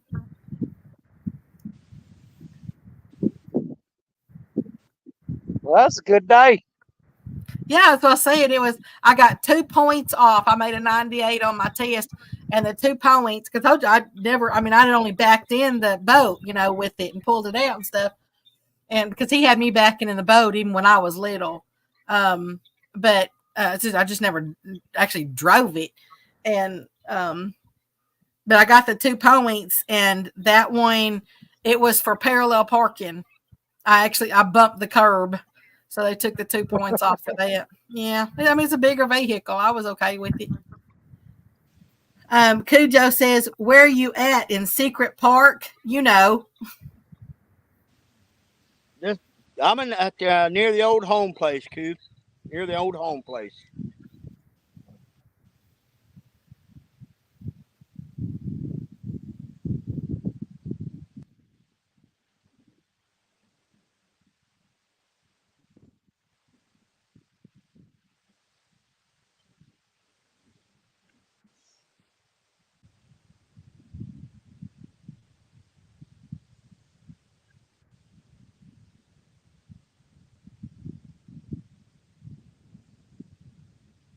Well, Jerry, have you got your game plan worked out for the finesse tournament?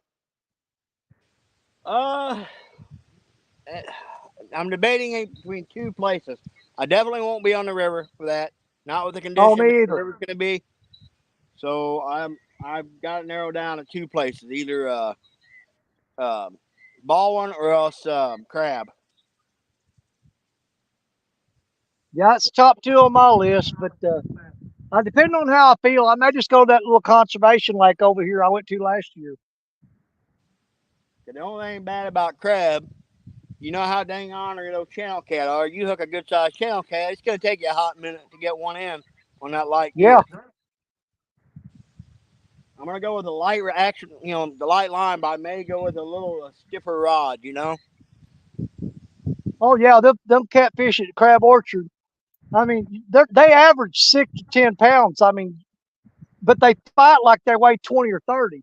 Yeah. So and if you go after one of them with 2 pound test, you're going to be fighting that thing for a while. Yes.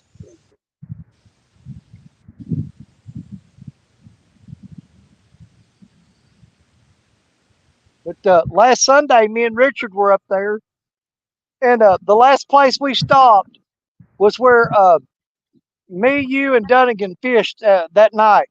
Well, we tied the boats together. And, dude, he had a takedown. I thought it was going to snap that rod in half. Kind of like that one I had that night there? Oh, yeah. I mean, that fish slammed that. And he was basically almost suspending the bait off the back. He just threw it out there maybe 20 feet. And when that rod went off, man, it was pointing straight down behind the boat. Well, were the fish clustered up like that day we used out there? Like on a fish finder? No, they were really scattered. We caught the first fish. We started out dragging, and we pulled up into that cove where me and you caught the bait the last time we were there. Yep. And we started out there, and I threw the first rod out, and let line out, and went ahead and locked it in. I was baiting up my second rod, and we looked up, and my first rod was bent down and pulling, and I already had a fish on. We didn't drag. Man, I bet we didn't drag maybe 50 feet and had a fish on. Hey there, Mr. Dave Bozarth. How you doing? He said, hi, Becca, Jerry, and Danny. Howdy. Hello.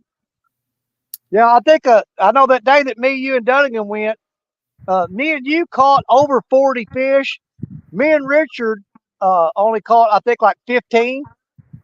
But, man, he can't wait to go back. He absolutely fell in love with that lake.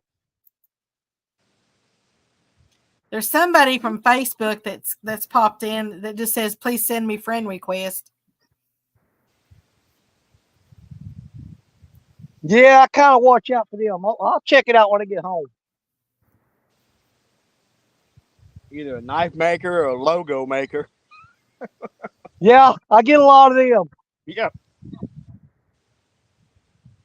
Thank you, Miss Shirley. She said, everybody remember to hit the thumbs up, please.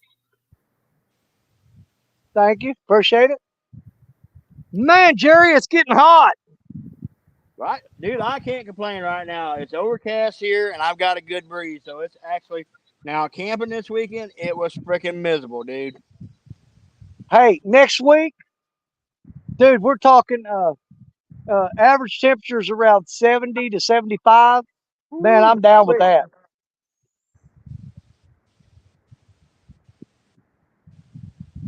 Yeah, I don't mind the heat. Getting bait for next weekend's tournament. Actually, this will probably be the last day I'll be on the bank for until after July. I don't mind the heat as long as I've got some air, some wind, or breeze or something. Yeah, like right now, I got a gentle breeze blowing. It's not bad, but when that wind just completely stops and you just got the sun beating on you, oh, it's miserable. But we're never happy here.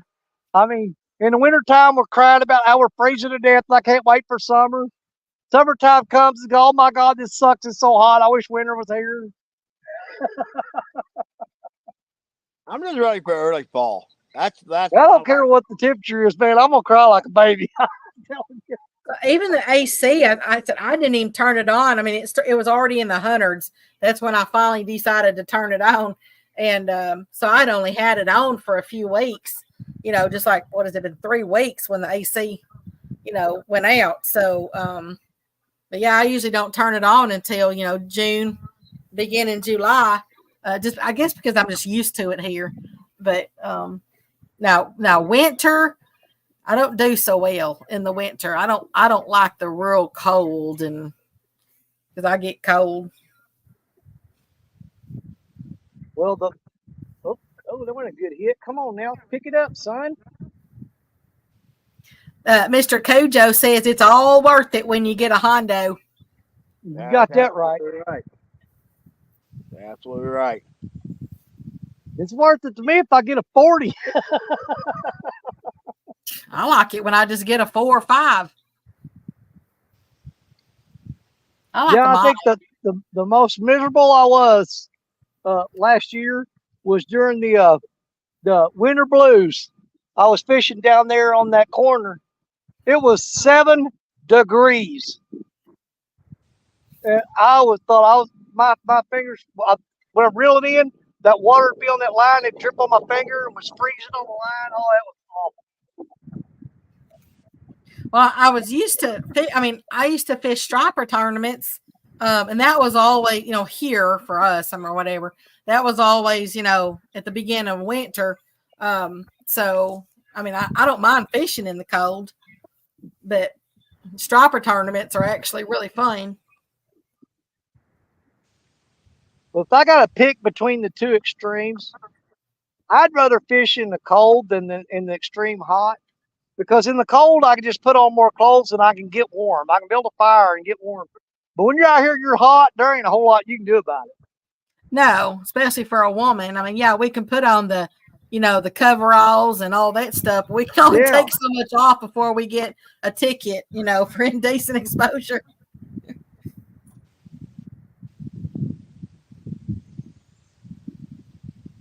Of course, nowadays, with the way society is now, you can barely put a rubber band on and it'd be acceptable now. I know it.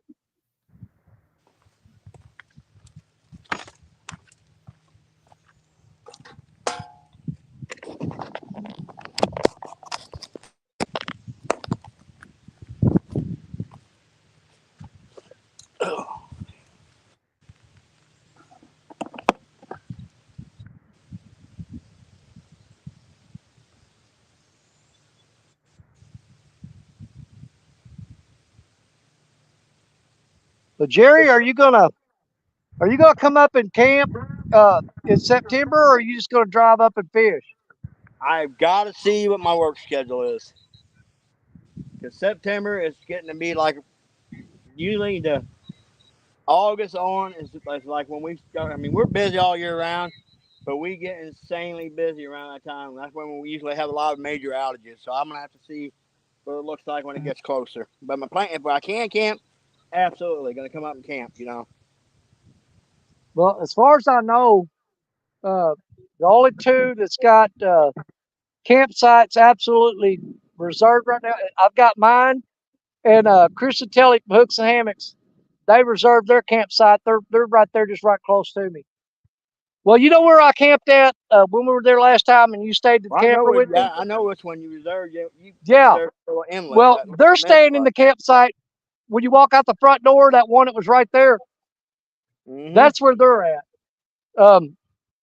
I got site 31, the one that's sticking out into the water. Yep. I took that one. Okay, Mr. Curtis. Matter of fact, I can use it in a sentence because I just actually last night I ordered me some cinnamon essential oil off of Amazon because there's some, I don't know, somehow some flies have gotten in here, and I read, and it's like, I don't know, they're multiplying and stuff. And so I read where they hate the smell of cinnamon oil or the essential oil. And so I ordered me a bottle of that. And so it's supposed to be here on Tuesday. And I'm going to put it in my diffuser and stuff. And I'm going to see if it might kind of, see if maybe they'll leave or something. Like, I don't know why they're multiplying like they are. Hey there, look lady. How you doing? He said, even now on stream, Danny's sitting behind Jerry. Keep your eyes on him, Danny. I got my eye on, I don't take my eyes off Parker.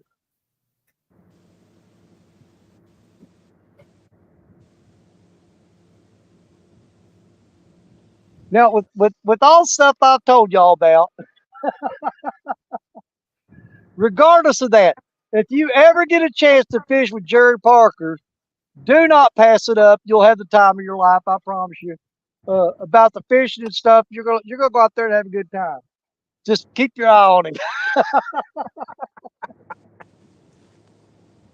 He'll above goosing you every now and then, you know what I mean?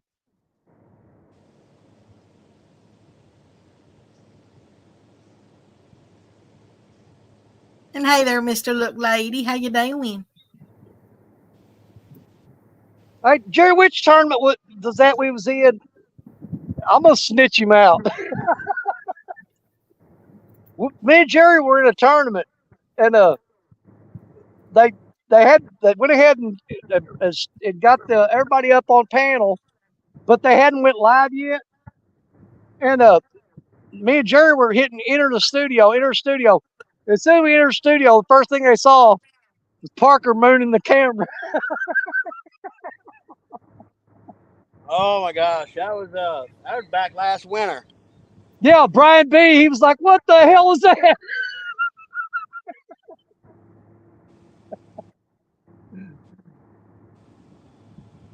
That was I think that was the boat and bank partner tournament. Okay, yep, you're right. Yep.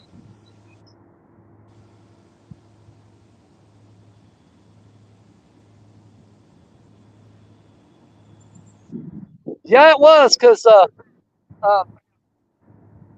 my partner was it Thornton, and he lost signal 15 minutes into the tournament, and never got it back. So my partner was out. I'm like, I ain't got a prayer. I'm fishing against boat and bank. Everybody else said I'm just on the bank by myself. I'm like, man, I ain't gonna catch nothing, and not enough to beat them anyway.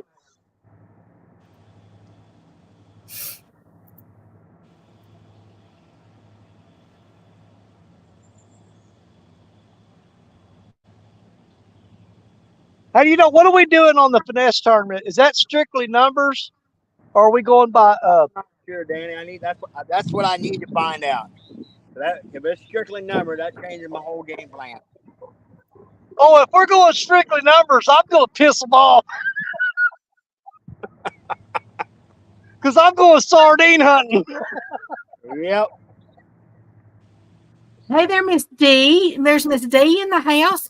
She says, hello, D. Danny, Parker, Becca, and Chet. Yeah, I'll be fishing for sardines that day. You did really well, Miss D, on the ladies tournament. Mr. Curtis, yeah, I'm talking about flies, like house flies or, like little black flies, the regular flies, not like fruit flies or anything, but like the regular ones. Just, those little annoying things.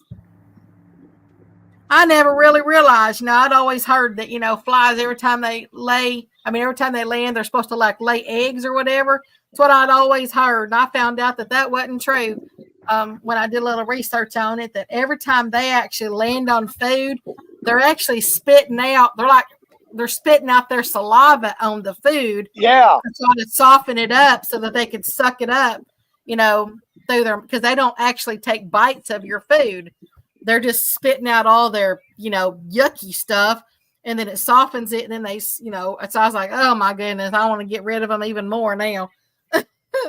Yep, they go around puking on your hamburger. That's exactly right. That's what it is. It's puking up on it. Yep. Miss Lisa says, there's a weather thing. Poor Parker has to wear a gas mask to fish with Danny since Danny gassed him not long ago. I did. I didn't even realize his head was back there. I got in the front of the boat to go to the bathroom, and my butt was about 6 inches from the back of his neck, and man, I cut one loose and farted all over. He said, man, I felt the wind under my neck. I'm like, I almost fell on the boat. I thought it was funny. About tossed your butt out of that boat. Yep, I farted on Parker's head. Okay, Joe says, think I puked, darling. As I say, it's just not something that you just really, especially now when you got food or something out, and it's like, good grief. Now every time I look at anything that it lays on or lands on, and I read where they carry like 100 different diseases too. I don't know if they make it anymore, but it used to be called Blue Star fly bait. It's a granular type fly bait, and you can put it in like a little container, and I mean it'll kill flies like immediately. But you don't want it around if you got cats or dogs because they will try to eat it. Well, if you put it like up on a countertop or something like that, if you just have dogs, that would work. And it's really, really good stuff. I tried. I read that you could there's a little solution you can make with like apple cider vinegar and some dish soap and some water, because the dish soap actually, the vinegar is supposed to draw them in, but then the dish soap is what actually traps them. They touch it or whatever, and they can't get out. And I tried that, and I think I caught 2 flies. That was it. So I put a little booby trap, like a little plate out there with a little piece of something on it. And I'd wait till, 5 or 6 of them got on there, and then I'd whack them, and try to get them all at once. But I don't know. Somehow I don't know where they're. I know they only live like 2 weeks to, 4 weeks, about 2 to 4 weeks. But if they're, they're hatching eggs somewhere. I don't know where it's at. I don't know. I do know that I've got some really old dogs, and it does take them a little bit to come into the house. So I know that's how they fly in, is because I have to wait, for them to actually come in the house. So it's just like, geez, it just seems like they're just getting more and more. Mr. Curtis says, same problem here. I've been at war 2 years. Oh, I won't be here that much longer. So, Well, what we figured out the hard way is we had our trash can sitting in the backyard right next to the back door. And finally figured out that every time we opened the back door with that trash can sitting right there, they'd come buzzing in. We got rid of a lot of them by just moving the trash can to away from the door of the house. Moved it around the other corner to the house and got it away from the door. Because them flies swarm that trash can.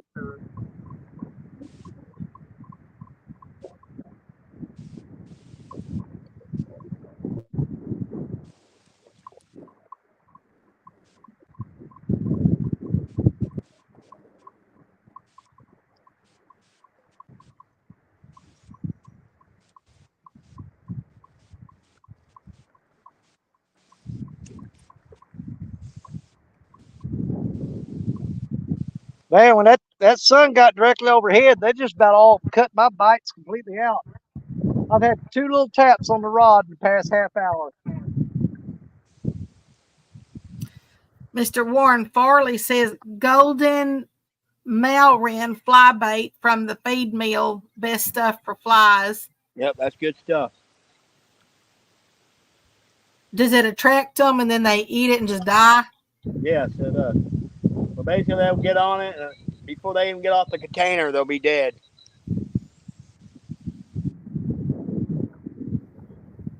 Mr. Curtis says, I bought 1 foot by 15 foot fly traps and the plastic bags you hang and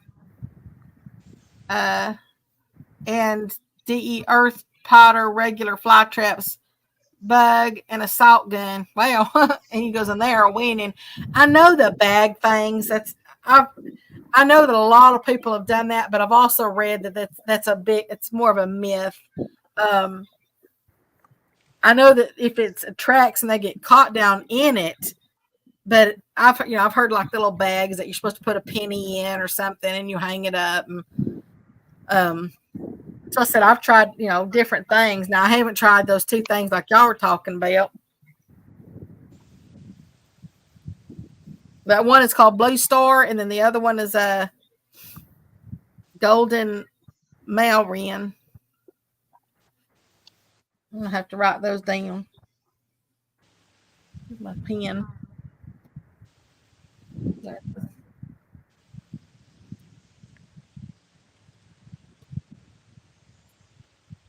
So, where do you find that Blue Star? Usually, like any type of feed store or like stuff like that. Okay, Blue Star, and then golden Malrin.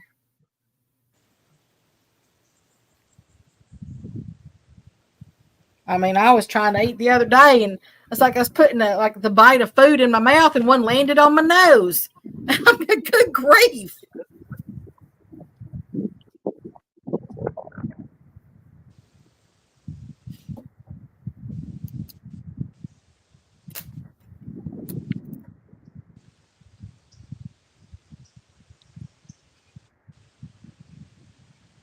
I'm going to slide down here and check this one rod. It got tapped on pretty hard. Now it's dropping slack all the way to the bank.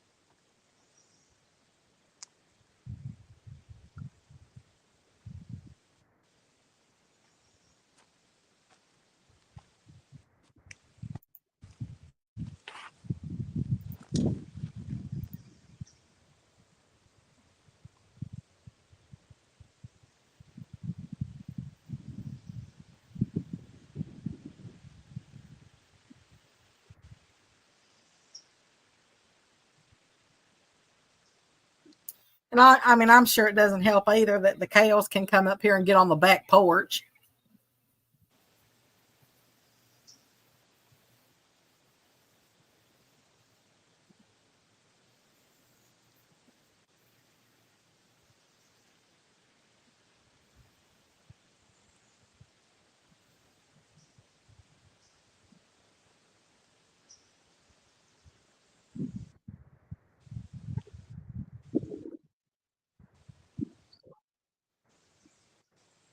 I'm looking out the back window right now, and there's two squirrels out there playing.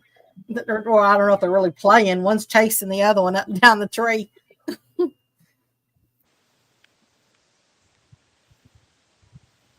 right there got hit real hard a while ago and bare hook now. I got some bait stealers out there today. Yeah, they sure do, Miss Shirley. I used to take some stuff when I had all of them, all the cows. I raised beef masters, and when I had them all here, there was some stuff that I used, and I'd put them like when I'd call them in, for their supper or whatever. They'd come through this chute, and I would take this stuff and I would spray it on their backs, down to their butts, and it would keep the flies off of them. But it's only gonna last as long as until it wears itself off, or if it rained. But I would do that so they'd get some relief too. Really good stuff. Expensive stuff, but it's really good stuff. But it really helped. Right now, I don't have any cattle panels up because I've already, started tearing those down, basically taking them down and moving them over to another location. And so now it opens it up, directly to the back right here, and that's why they're able to get up here on the back porch. They usually don't come up here until the evenings. They work at one end of the pasture down there, and then they kind of just work their way up. Uh-oh, you got one? Bite? Yeah, if you want to start to take it down, then he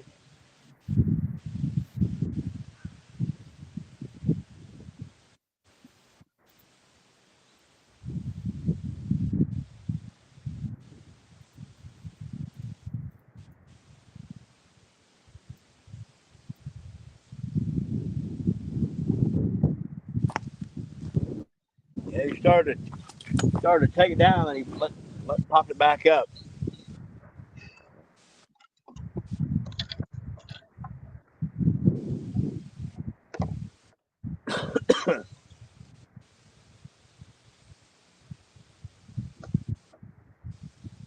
I got something out there just pecking the bait off of every hook I got. You'll see the rod move for a little bit, and you go out there, reel it up, and bait's gone. I don't know if it's turtles or what's going on. But something's picking that bait off every hook.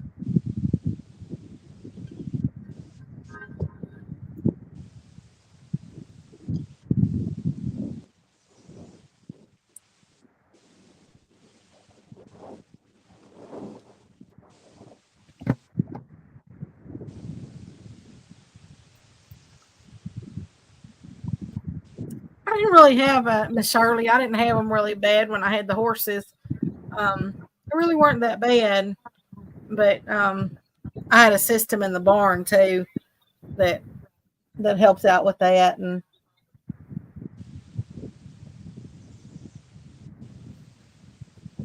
man, when you have the kettle, you can only imagine.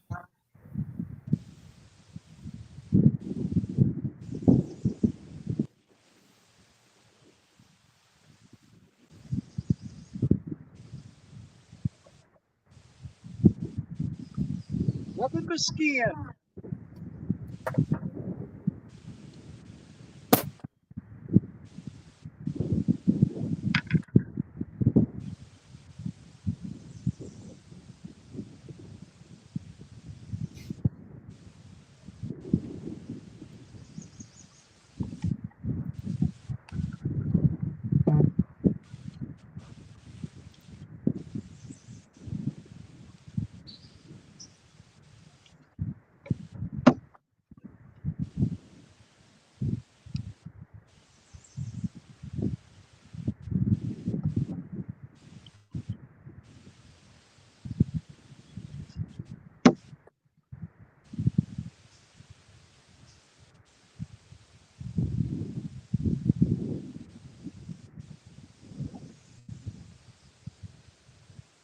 Let's see, get that off there, buddy.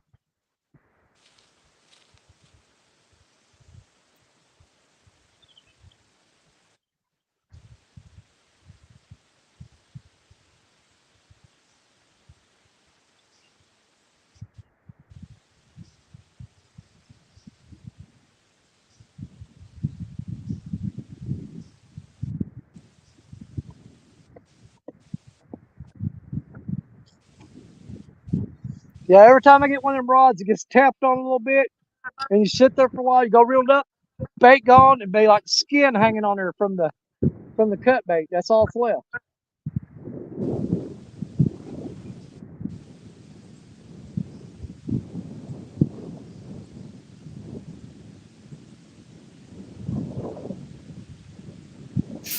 Start throwing some more head pieces out instead of them body sections.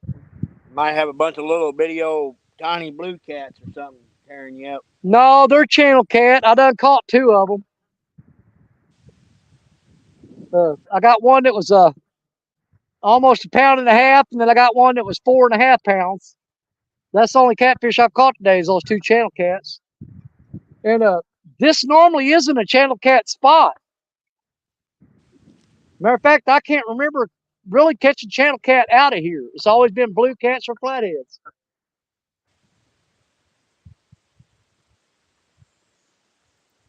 But they've moved up in here for some reason or another. Look how blue your sky is, Mr. Jerry. Oh yeah, the clouds kind of burning off. It's pretty. It's pretty out. Yeah, I wish I had some clouds in mine right now. It's freaking hot. I'll take an overcast day over a bluebird sky day any day. Absolutely. It's like looking up at y'all's 2 panels up there. I mean, it's just like night and day between his blue and you're basically white. Well, he ain't that far north of me. He's just upstream. Yeah, that's why I'm like, it's so different,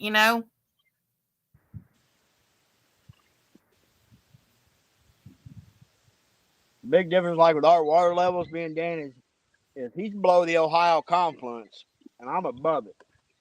So Yeah. I've got all this rising water. So Danny will be getting this here in the next day or so. He'll be getting all the water that's coming through here because we're getting ready to have a massive, massive fast rise. And that's all coming out of the upper Mississippi and the Missouri River. So Danny and Rich will be getting out here in probably the next couple of days. Well, see, that's another thing about it. Where Jerry fishes at, he's only like probably about an hour and 38 minutes north of me, maybe an hour and a half.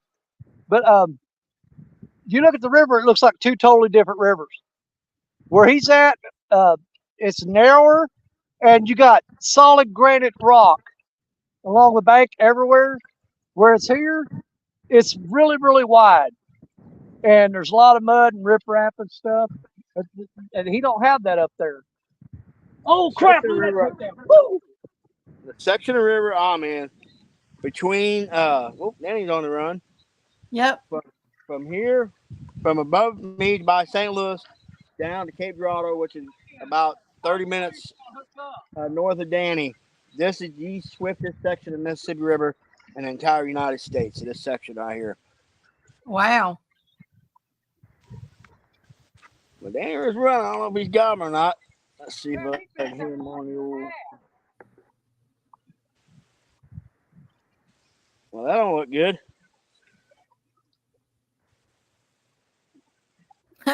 Mr. Tim Molina said Jerry Parker is only there to beat Danny on his own show.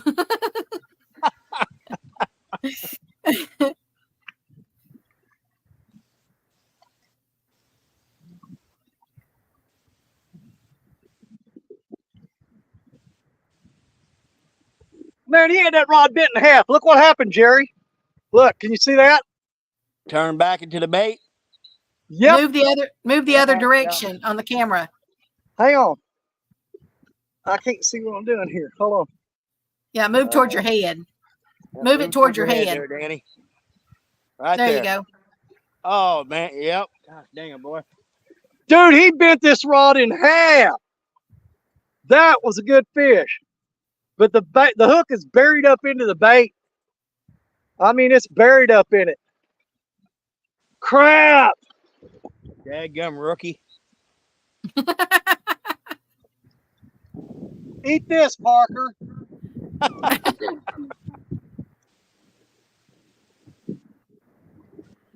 Thank you, Mr. Chris. Indiana Chris just dropped Mr. Jerry Parker's link.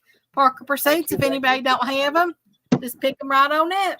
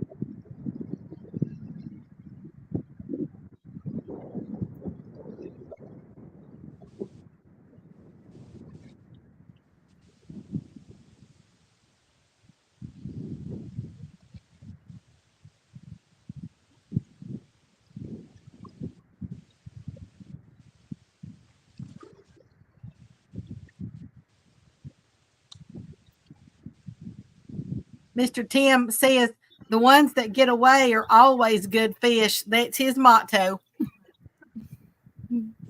I know. I don't think I've ever heard anyone say, "Ooh, that one got away," but you know what? He was so tiny.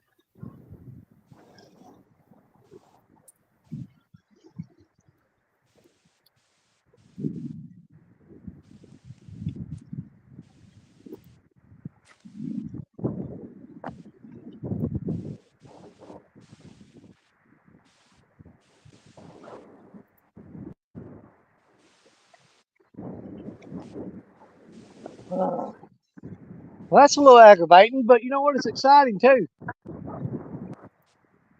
Oh, yeah, I know there's at least one big one out there that's hungry right now.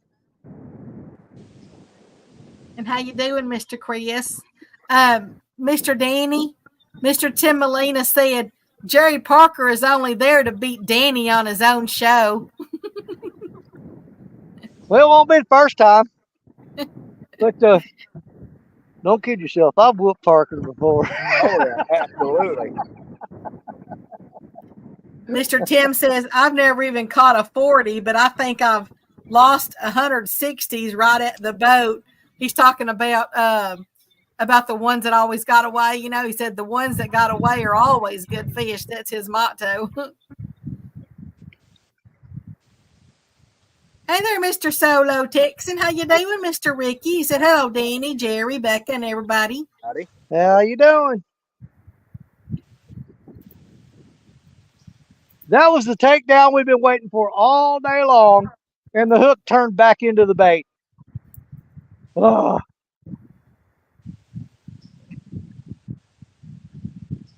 I'm living under a cursed cloud.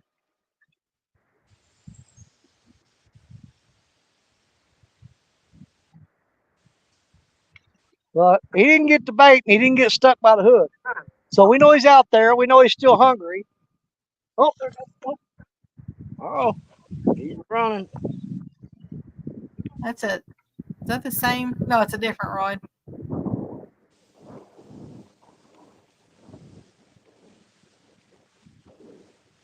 There must be a school that's coming through there. Well, that same fish found one of his other baits.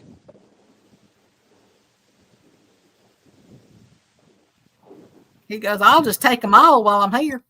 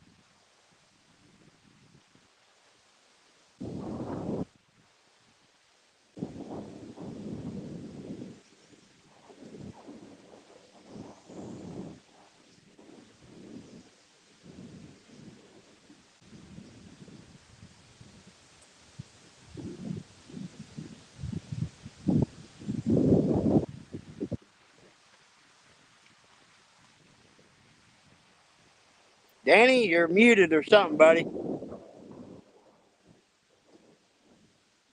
oh. There you are. I don't know if you can see his tail coming out of the water. About a 6-foot alligator gar. Right out there. He's tailing hard. But yeah, that last takedown, I don't know why he didn't hook up, because he smacked the dog snot out of it. Mr. Ricky says, wow, I finally got a hello from Danny. It's going to be a great day. And then Mr. Tim Molina says, it's better on mute. Man, that is a huge freaking gar right there, guys. That thing is a freaking monster.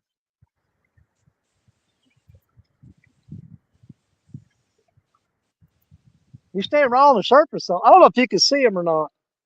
Right there. See that tail coming out of the water? Take a bait cord out there, reeled up about his nose, and let him take it and grab it. Well, he stuck his mouth out of the water, like the beak or whatever you want to call it. And dude, the mouth on that thing's 1.5 feet long. That is a huge alligator gar. Man, I hope that ain't what's banging on my baits. That'd be like the other night. We had a bunch of them big, they weren't gator gar, but they were big old long nose gar. Had a few of them. Oh, that's a freaking gator right there. I've seen his whole body. He come to the top, had his back sticking out of the water. He's standing right at the surface. I don't know. He's acting like there's something wrong with him. He's probably got my hook in his mouth that broke off a while ago. Trying to figure out how to get rid of that spook that keeps following him.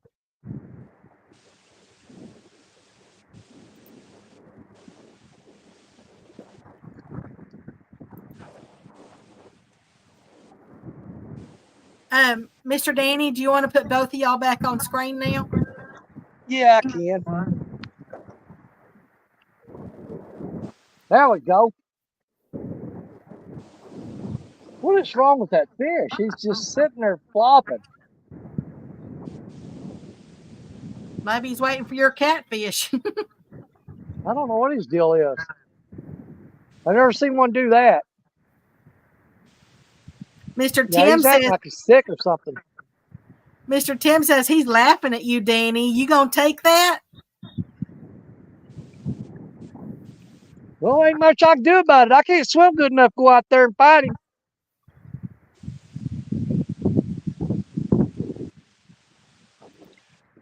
He gets over close enough to this bank, I'll try to dip him up with the net.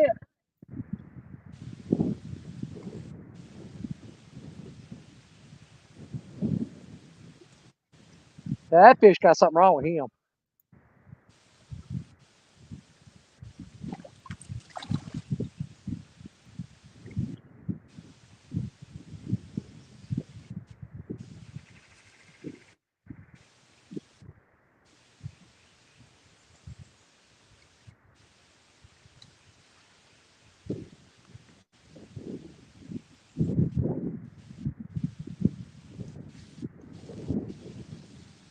Now, what was we talking about earlier before we got interrupted? Let me see if my memory is good enough to pull it back. Oh, we were talking about the difference between where Jerry's at fishing and where I'm at. It's not that far of a distance, but the difference in the river is just like between night and day. His is probably some of the narrowest spot you can go in Mississippi. I mean, it's super freaking narrow there. Whereas where I'm at is some of the widest water. So when he gets water coming in on him from upstream, he gets a higher rise because it's a narrower. You understand what I'm saying? The river's not as wide, so it doesn't spread out. It goes up. Whereas here, it's so freaking wide. I can get the same amount of water coming at me that he gets, but it's spread out over such a distance that it doesn't raise the water level as much as it does for him. Well, I'd like telling them, Danny, this section of the river from St. Louis, where the Missouri confluence, to just above you, this is the swiftest section of river on the Mississippi, right in this area. Mr. Ricky says, yep, good shade is a big difference.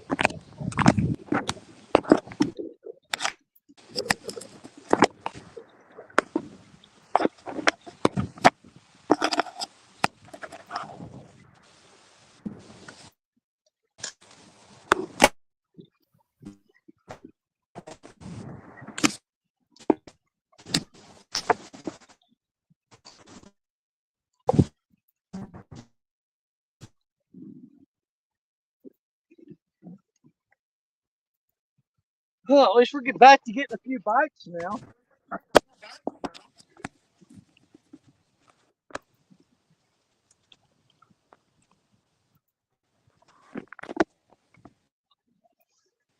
I don't know if they're just moving up through here in like a big school of them, and when they pass by these rods, they just hammer like it's a small school of like medium-sized channel cats. That's what I said. Yeah, because see, I'm fishing a big eddy, and I think they're just swimming around it in a circle. And every now and then they come by and they'll just like bang, bang, bang. They'll go down the line on the rods, and then they'll quit for a long time. And I guess they're going around and coming back around.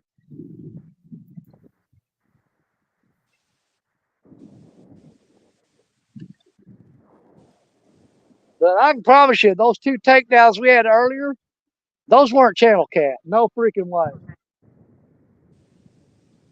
It might have been that big old giant gar, but they hit like a blue cat.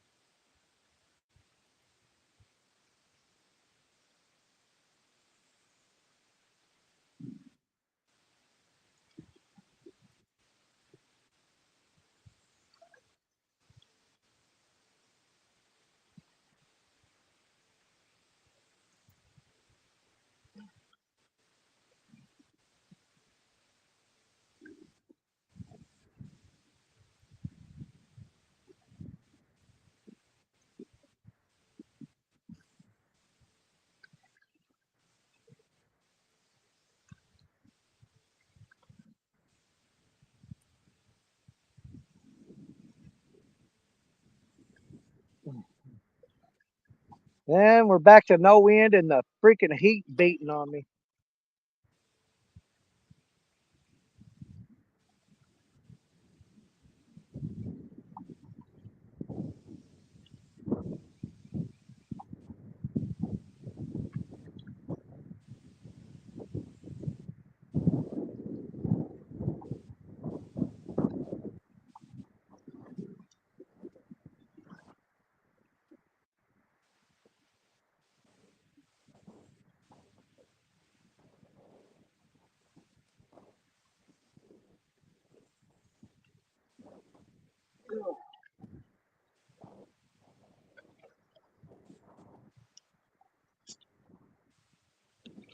Yeah, he's back.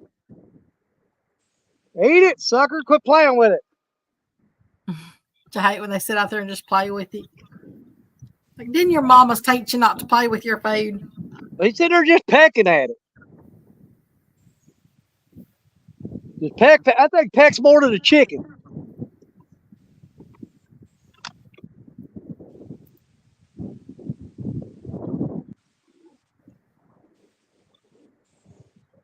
That's that rod's got that big skipjack head on it though, so he's gonna have to do a lot of pecking to get that off there.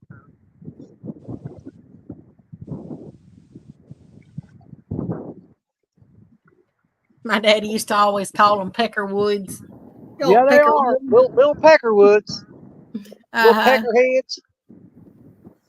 Well, I'd give anything to hear him say that again.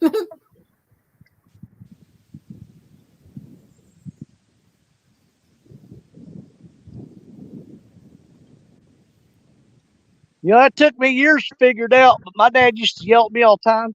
He said, "Be quiet, you're scared, you'll scare the fish off." He just really wanted me to just shut up. Hey, I know what you're saying. Yeah, be quiet. The fish can hear you. You're scaring them off. They just want you to shut up. The fish can't hear you. That's why on my headstone or whatever, after I pass away, I told they're gonna have it written on there. She finally shut up. Yeah.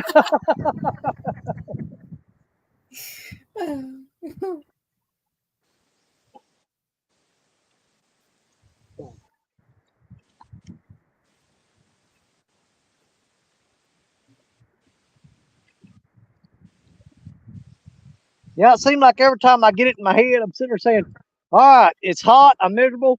I'm gonna give it about 30 more minutes, and I'm gonna call it good and go home." About every time that thought enters my head, one of those rods gets a really good hit on it, gets me all pumped up again. You know what I mean? Right. It's just, I think they're doing it, coordinating, just to keep me out here.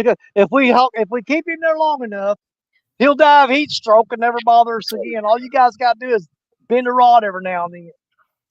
Oh, excuse me, y'all.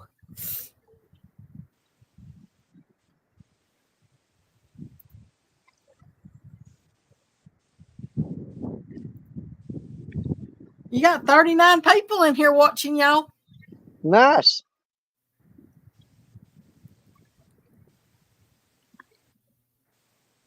Well, on mine, I'm showing 40 on YouTube and 14 on Facebook. Okay, yeah, I can't see the Facebook side. Yeah, we got 14 on Facebook.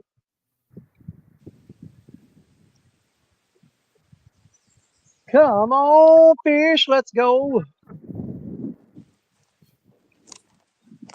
Thank you, Mr. Ricky. I appreciate that. Something's got me to sneezing here in the last about week, I guess. And I don't even have allergies.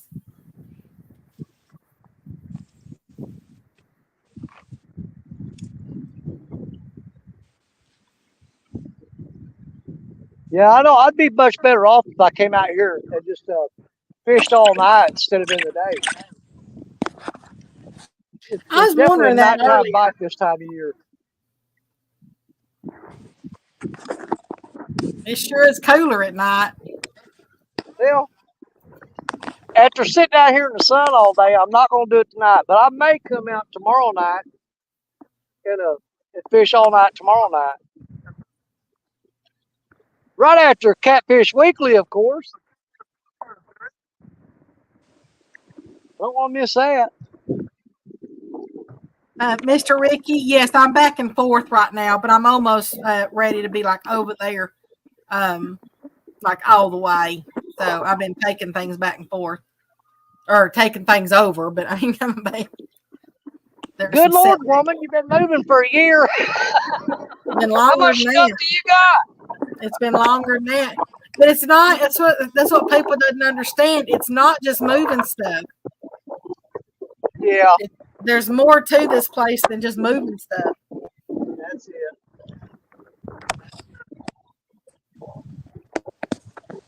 I had to close down several businesses and everything, and it just takes time.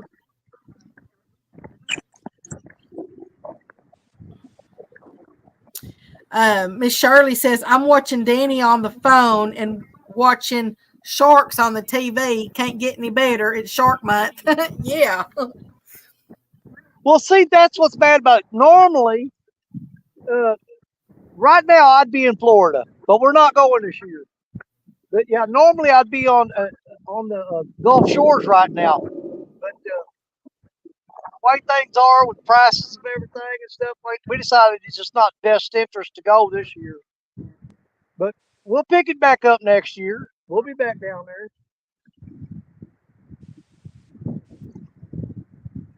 It's just too doggone expensive to be going to Florida right now.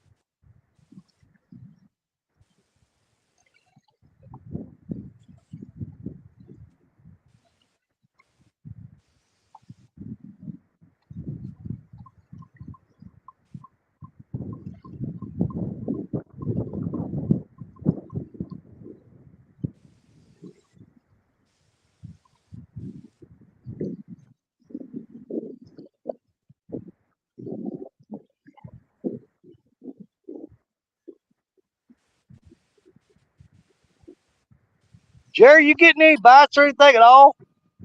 I have one good hit, my first guy here, but now I'm getting a few little taps, but nothing, nothing to get excited about. But with that being said, the spot on that is typically a late afternoon deal here. But I gotta call it quits around 5. We got a family dinner tonight at 6, so I'm only fished about, and for some reason my battery pack is not letting my phone charge, and I'm down to like 58%. So I'm gonna go as long as I can. But Well, mine was I started out 100% and it was dropping really, really fast. I'm pretty sure it's because of the heat. Because the minute I put that fan attachment on the back of the phone, it locked in at 64 and stayed there. I gotta get one of those before the next tournament. I gotta order one. Well, they work. It's kind of awkward to trying to fit it all up on there with that thing on the back of the phone and then mounting your phone to the tripod stuff. But you can do it. Miss Shirley said, when y'all were down there last, Miss Coda caught a shark last year. Yeah. Coda caught her first shark last year. It wasn't very big, but she caught her first one.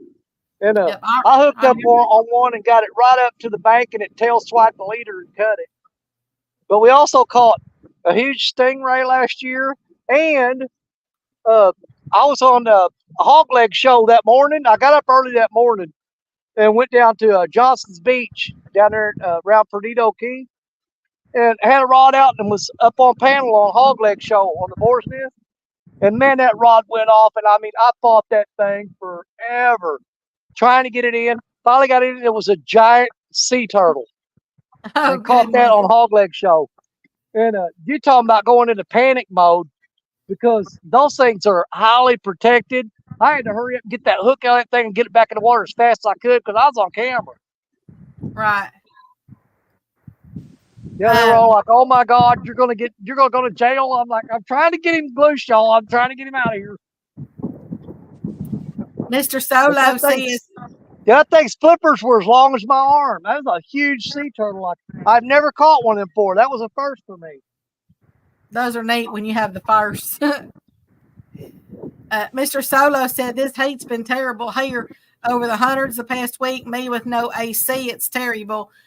Yes, sir, Mr. Ricky. I know, because I was telling him earlier that my AC went out a few days ago or whatever, and the heat index was like 115.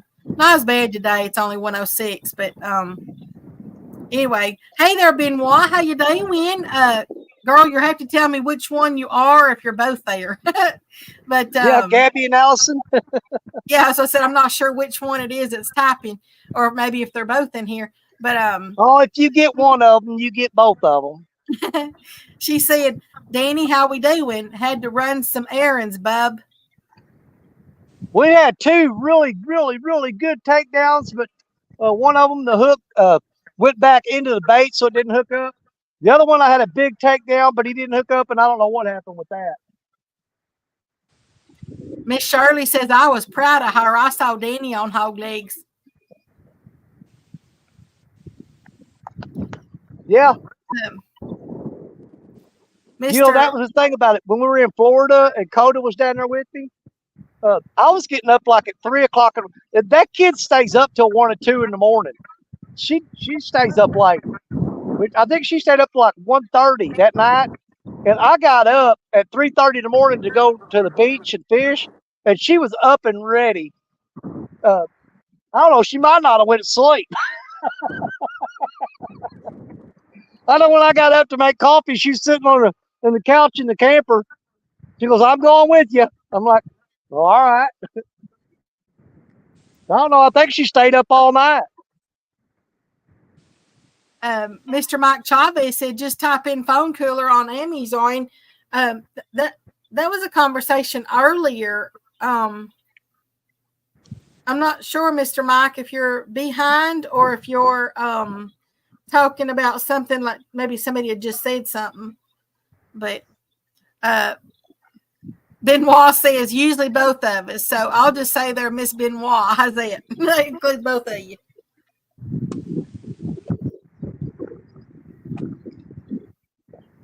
Mrs. Benoit. I don't know. Can you pluralize Benoit? Is that like saying like a mouse and mice, or can you pluralize Benoit? Can you put an apostrophe S? So you're saying Benoit is singular and Benoit is plural? Benoit. Oh, it's just the way. It's Benoit and Benoit.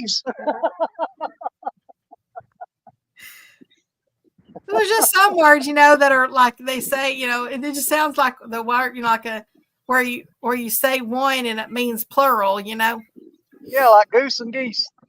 Like deer. Yeah, deer. You wouldn't say deers, you say deer, and yeah, you'll have to tell us. Can you actually pluralize Benoit? Mr. Mike says, "Oh, okay." Jerry said he needed to get him one, and Mr. Mike was saying just type in phone cooler on Amazon, but somebody gave the I think the brand and everything earlier.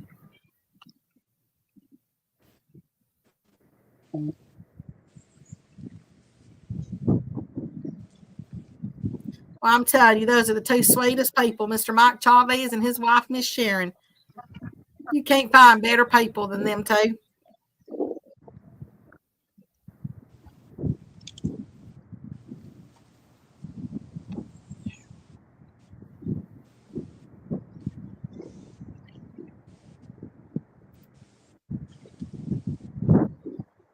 Jerry, are you going to try to make cat con in February? I don't think he can hear you because he's over by his rods now. No, he don't listen to me no way, so it don't make no difference. I'll get him in a minute.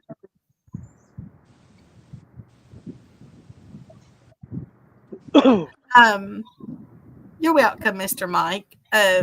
Benoit says that's why we just kept it simple and kept it Benoit fishing. We already feel bad because no one can pronounce it. Wait a minute, am I not saying it right? Isn't it Benoit?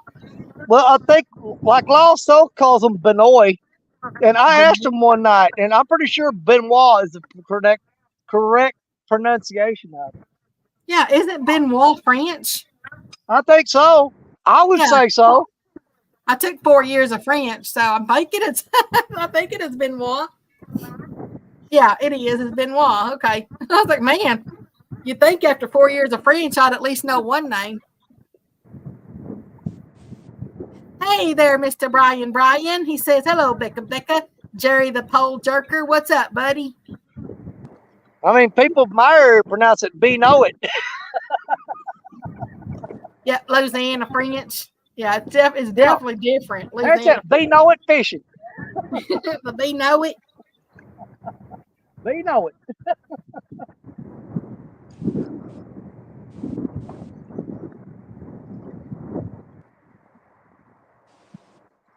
Miss Jody says, I'm bad to call them those pottered pastries in New Orleans.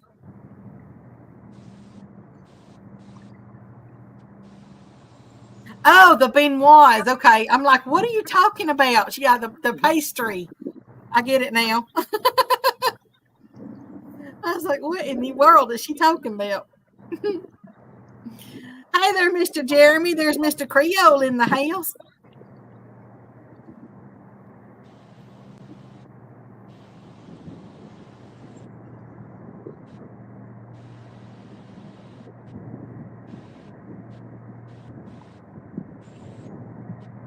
New Orleans, man, that's a neat place to go to.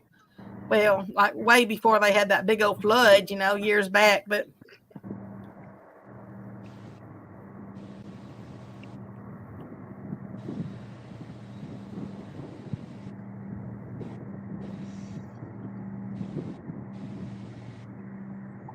Here comes the heat wave again. Whew. Every time that wind stops blowing, it starts cooking me. Oh.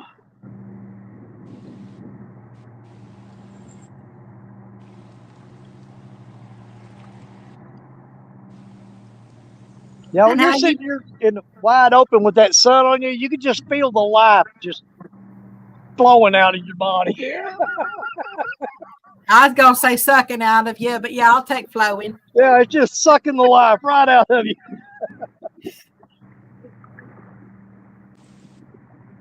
I'm going to be good, though. I'm up here on your channel. I'm going to be good.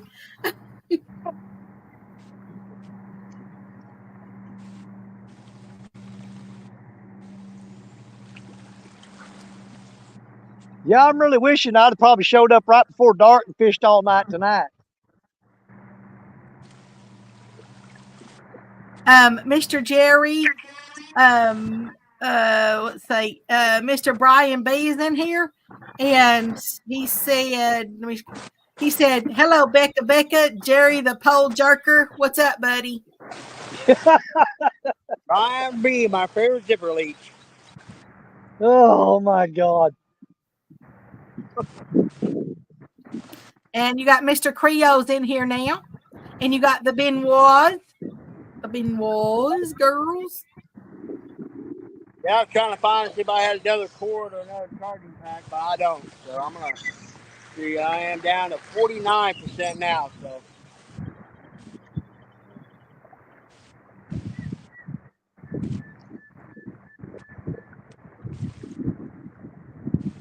I like that last video y'all did, Mr. Creole. Well, him and his brother Andrew, that was a pretty good one. Yeah, I like how they started off at that tank or whatever, and then got on the road. And Well, it took forever to figure out how to make it happen, but finally they figured out that they can get Andrew in there and make Jeremy look good. He's a whiz with that computer, man. I'm telling you. I ain't kidding you. I wish I knew half what he knows about editing and stuff like that. I mean, he's freaking good.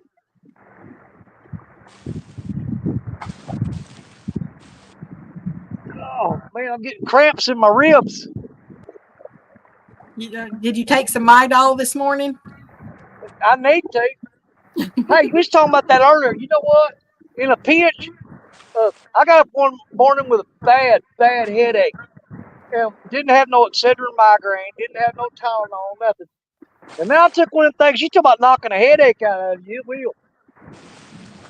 I honestly have never taken one in my life. I just always know it was a joke. I mean, it was like a running joke for.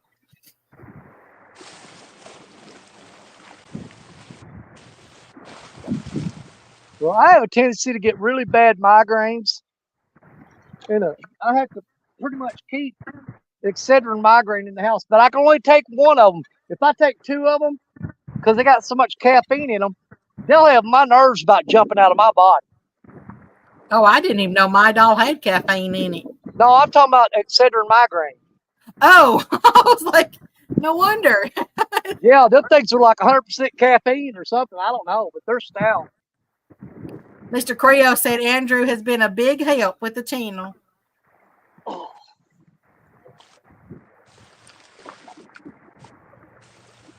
Y'all almost saw me get up and take off running. I dropped my water ball and it's rolling toward the river.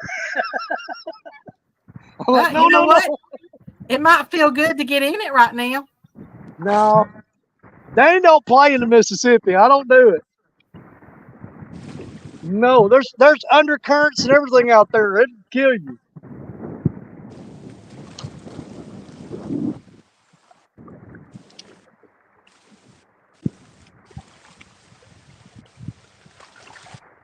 If you see me anything bigger than a Mr. Turtle pool, I'm drowning.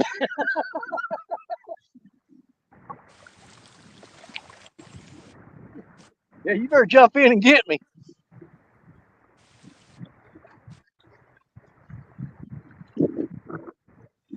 Well, it might take me a while, but I'll come save you. You just hang on there for for that 10, 12, 15 hours or whatever it is. No, because a lot of people see me, if I'm on the boat with Richard Cluck or Jerry Parker or one of them, and you'll see me, man, I'll wear the crap out of my life jacket. I'll wear it, and they go, look at Danny, setting a good example for everybody and showing them where, no, I'm scared of dying. I'll be uncomfortable versus dead any day of the week.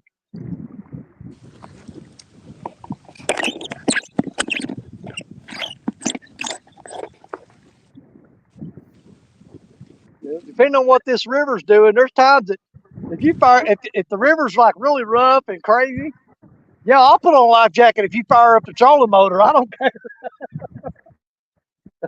No, sir. Not gonna die today. Mr. Creole says, I hope y'all do better today than we did. He goes, I dink. I got 2 channel cat and a white bass. That's it. But like I said, I did have 2 really good takedowns that if I would have got them hooked up, I just know that would have been a good fish. And I hope it caught it on camera. I mean, because it was pointed right at it when it went down. You know what? I just kind of reread that. I read that wrong. I'm sorry, Mr. Jeremy. He says, I hope y'all do better today than we did. It's not I dink, it's one dink. One I was day, like, yeah, I was like, you dink. What are you trying to say? I dink. I got a 4.5 pound monster, Jerry. Or Jeremy. I'm fixing to check baits because every one of those rods has been tapped on. And when they do that, every time I reel it up, bait's gone. So it's either turtles or little bitty channel cats just picking the bait off. So we're fixing to do a bait check on all these rods real quick.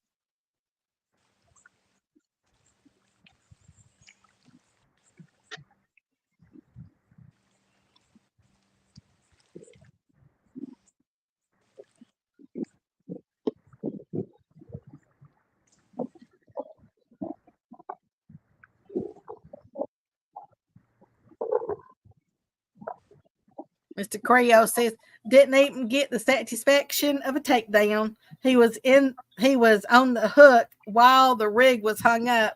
Oh no. He was like, let me out, let me off of this thing.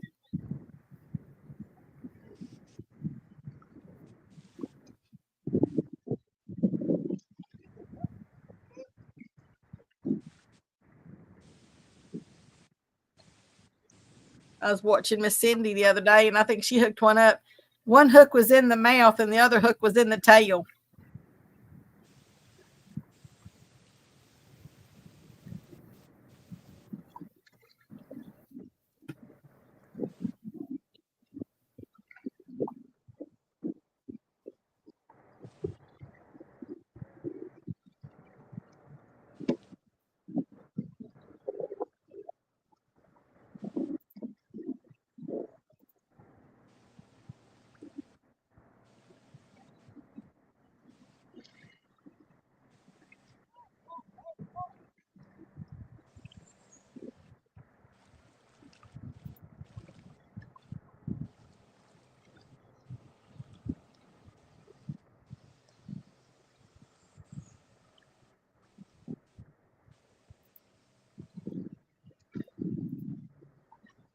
Miss Jody says, it took me 5 hours to catch a fish Friday night.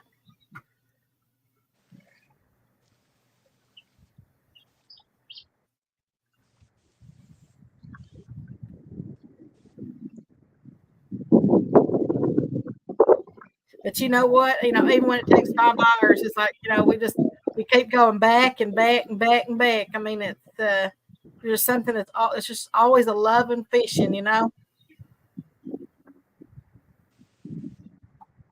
Yeah, you may have one of those nights you're not getting nothing, and all of that you get that one takedown. That's an absolute tank. Uh-huh.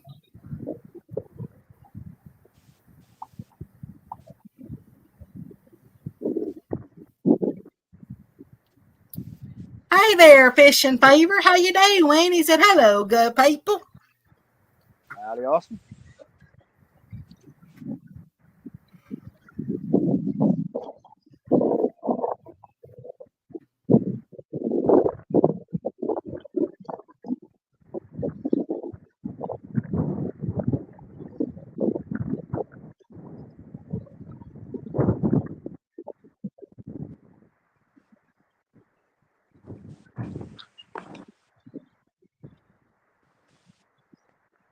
Miss Benoit said, we didn't catch anything this weekend besides bait and a teeny weedy little perch for stand day today, LOL. Aw, but just think how special that teeny weeny little perch was. I take it. I enjoy catching anything. It doesn't really matter. I mean, if I'm eating them, it's a little differently, as far as I like to eat crappie, but I'll eat catfish. Hey, I'm gonna pop out just for. I'm gonna try. Okay, I can barely hear you, Mr. Jerry, but I know you said you were gonna pop out for a minute.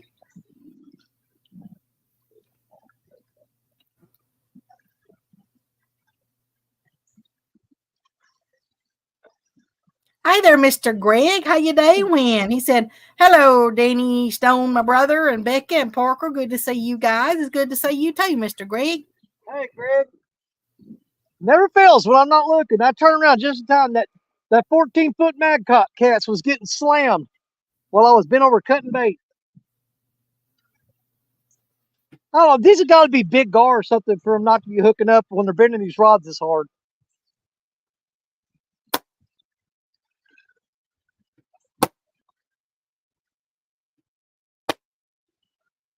I might have to go back and watch the footage on this when I get home and see just how many times the rod bent that I missed.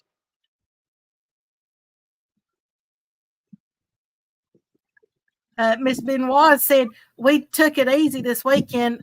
Any fish is fine. You're right, Becca. As long as we're out there, that's all that matters. Exactly right. Your smiles have to be the biggest thing that's out there. You know, as long as your smiles outweigh the fish, you're doing an awesome job. I thought that's what I think anyway. Yeah, Saturday was the first time in probably 3 years that I stayed home on a Saturday and didn't go fishing. And it sucked. I stayed home all day long and just didn't have any energy because I wasn't out doing anything. Just like it seems like when you lay on the couch and do nothing, the more you lay, the tireder you get, because you're not moving, you're not active, So all I want to do is eat and sleep all day yesterday. And then the longer you do it, then later on in the day you're going. Then you get mad at yourself or disappointed because you didn't get nothing done. Exactly. You've been there. You know what I'm talking about. Yep. There's Mr. Fishin Favor. He's been a member for 3 months, and he says, "How's the bite?" That's another one of Coda's. That's one of her heroes right there. She thinks the world of staying 3 in Austin, and I just can't figure it out. That's not very nice. Anyway, he's asking how the bite is. She absolutely idolizes both those guys, and I'm like, I don't get it. I'm kidding, guys. I know why.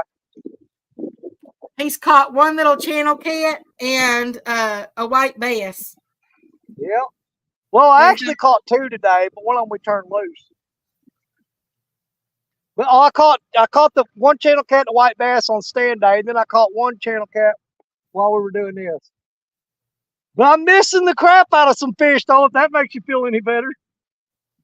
Good Lord.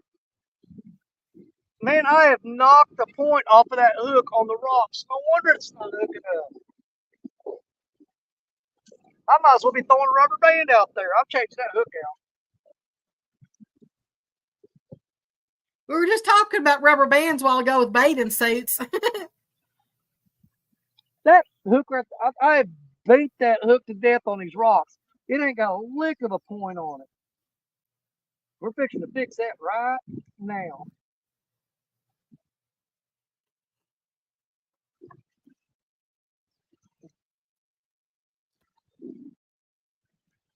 Just change that out real fast.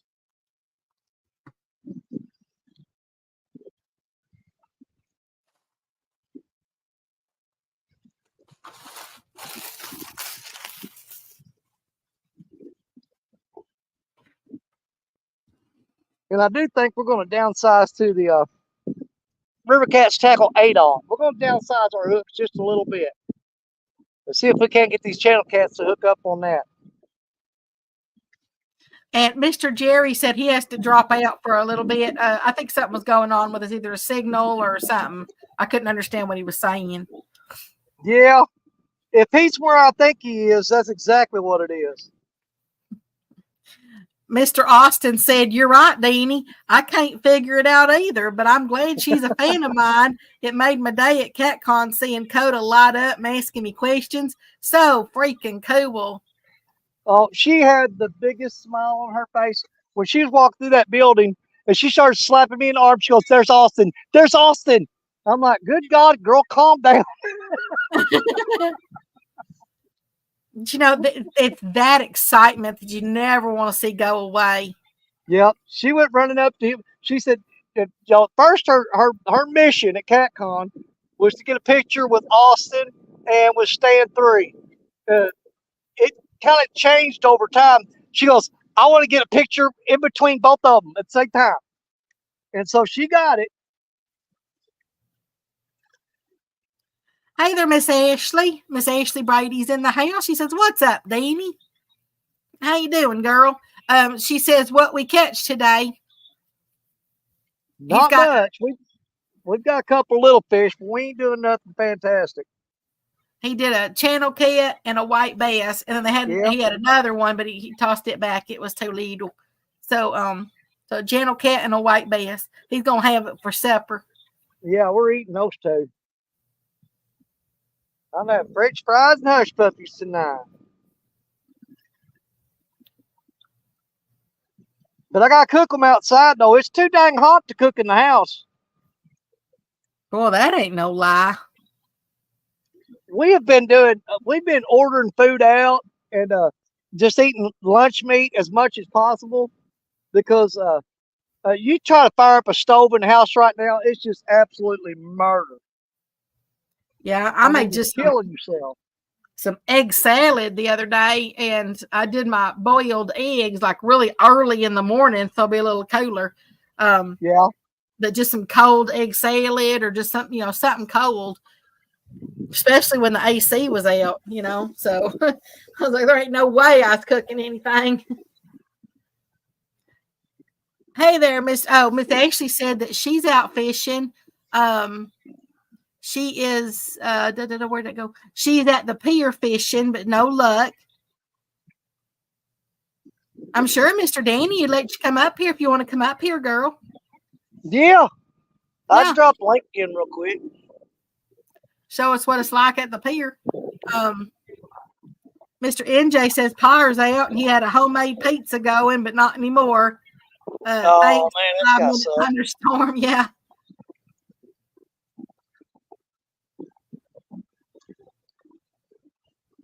Mr. NJ says hot as Cambodia balls in here already. Yeah. And he don't have a generator at that complex. All right. Well, there's the link.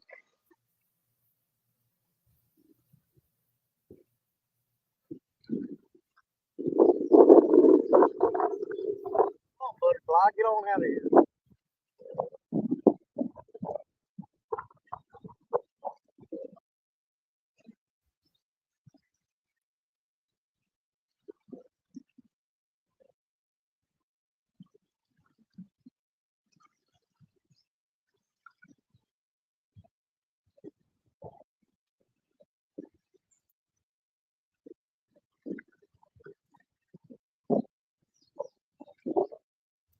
Mr. Creo says, are y'all using peer pressure to get her on panel?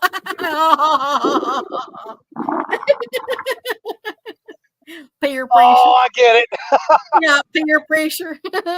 Yeah, that was like a joke grenade. I had to wait for it to go off, but I got it. Miss Ashley says, I just popped in taking a break, got 30%, and the kiddos at Cedar Point got to save my battery, but I appreciate that. Well, I hope y'all finish up. Do you think these rods here ain't new? Look at this. I ain't even tore the plastic off the handle yet. They still got the plastic wrapped around the handle. All right, I'm gonna finish making up 1, 2, 3, 4, 5 rods and get them all back out there. Hey there, Mr. Mike Sampson. He said, hey there, Mr. Danny. Hey, let's get some fresh baits out there and see if that helps a little bit. Mr. Creo said that's my one dumb joke for today. I've met my quota. One is your quota. Well, mine's not. My dumb jokes meet like 2,500 or something a day. As long as I'm laughing about them, then it's all good with me. I do love to laugh. And I say some of the corniest things.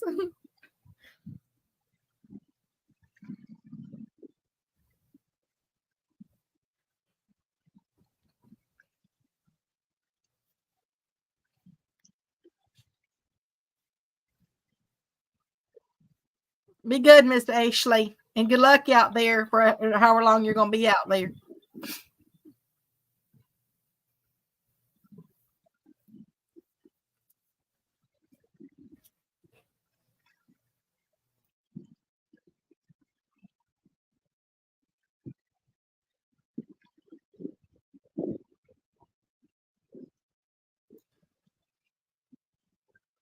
Hey there, Mr. Bobby. How you doing?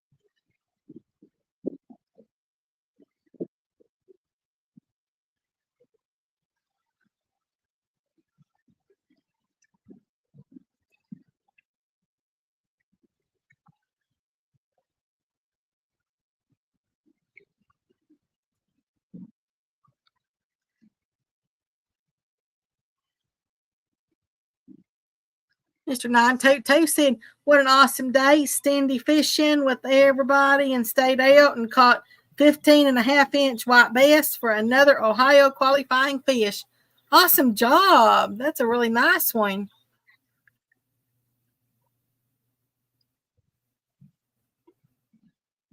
I think that is a nice one.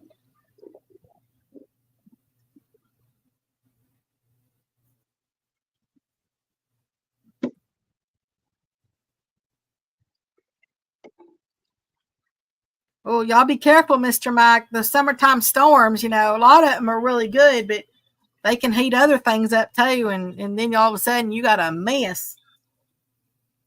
And sometimes they're really nice out there to smell that rain and everything come through in the middle of summer.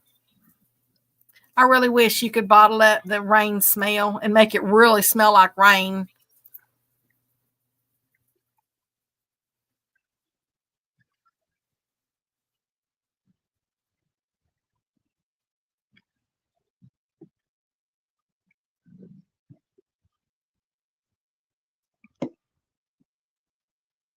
You need to go outside, big girl. I'll be right back, y'all.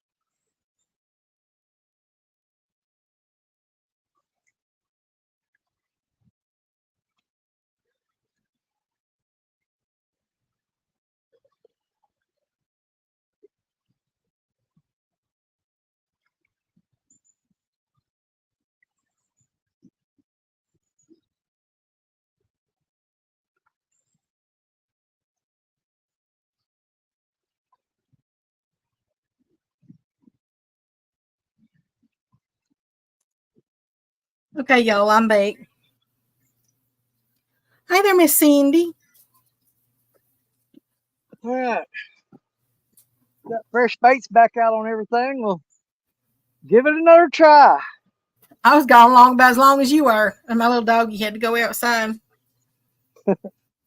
I'm now it's just the end of it. I'm gonna have to be deciding the date now that I'm gonna probably put 2 of my little doggies down. Oh Lord, no. Yeah. So Yeah, Stacia's got one. That dog just stays up her butt everywhere she goes. Everything she does, it goes to town with her. When she goes to town, it rides in the passenger seat. Uh, if she leaves the house without him, he has a nervous breakdown, and she can't stand to be away from him, and he can't stand to be away from her. The day that dog dies, it's gonna be a bad time for a long time. yeah, these are just older now, and Well, hers, I mean, I'm never home, so that dog's pretty much the only thing she's got to talk to. well, these are just, they're really just can't eat anymore. But there's Annette Esman. How you doing? She said, Danny.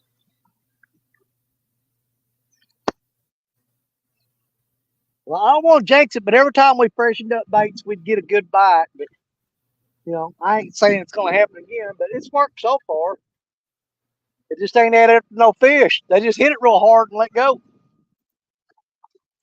I am going to have to drop off of here, Mr. Danny, now, because I do have someone coming to the house.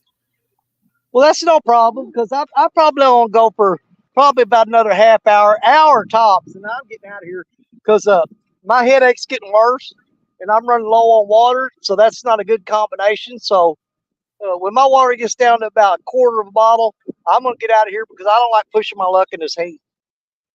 Yeah, and especially if you're down to just a little bit of water now, you definitely don't want to get dehydrated. It's absolutely a pleasure having you up here with me. You're just help beyond belief. It's so much trouble for me to keep up with chat because half the time I can't see the phone. I've got to cover it up with my hand and stuff, And then, because I got it sitting behind me, I'm either watching the phone or I'm watching the rods. I can't do both. Oh, my pleasure. My pleasure. It's an absolute, unbelievable amount of help. So thank you for that. Thank you for coming in and helping me out. I appreciate it. Thank Mr. Mike, because he's the one that asked me if I would come up here. Well, I know you'd have done it if I asked you, but yeah. I just want to make sure that you know that you are appreciated very much. And hi there, Mr. Robert James. He did catch a white bass and a channel cat. And then Mr. Parker, Mr. Jerry was up here a little bit ago, but he said he had to drop down for a little bit. I'm not sure. He'll be back. Yeah. But yeah, Parker's got access. He can get into my lives. I don't even have to put up a link for him. So he pops in and out however he wants to most of the time. Because you said you forgot to change the locks. Yeah. But he comes in pretty handy. There's been times that there was one time I had a good fish on and had I can't remember, it was Richard or somebody was up on panel with me. And I ran down there, couldn't do solo, but Parker pops up out of nowhere, throws it on solo for me, saved the day. And he comes in handy sometimes. Yeah, there's a lot of handy people out there. They are. They usually come with a lot of baggage, though. You got to take their quirks with all their handiness, But they're worth it. Every one of them's worth it. Right. Well, they're almost here. They texted me and said they're almost here. So I'm going to sit there. And like I always say, y'all, prayers and blessings, hugs and much love. And toodles, y'all. And I hope y'all all have a blessed rest of your weekend. All right. Bye, Becca. Toodles.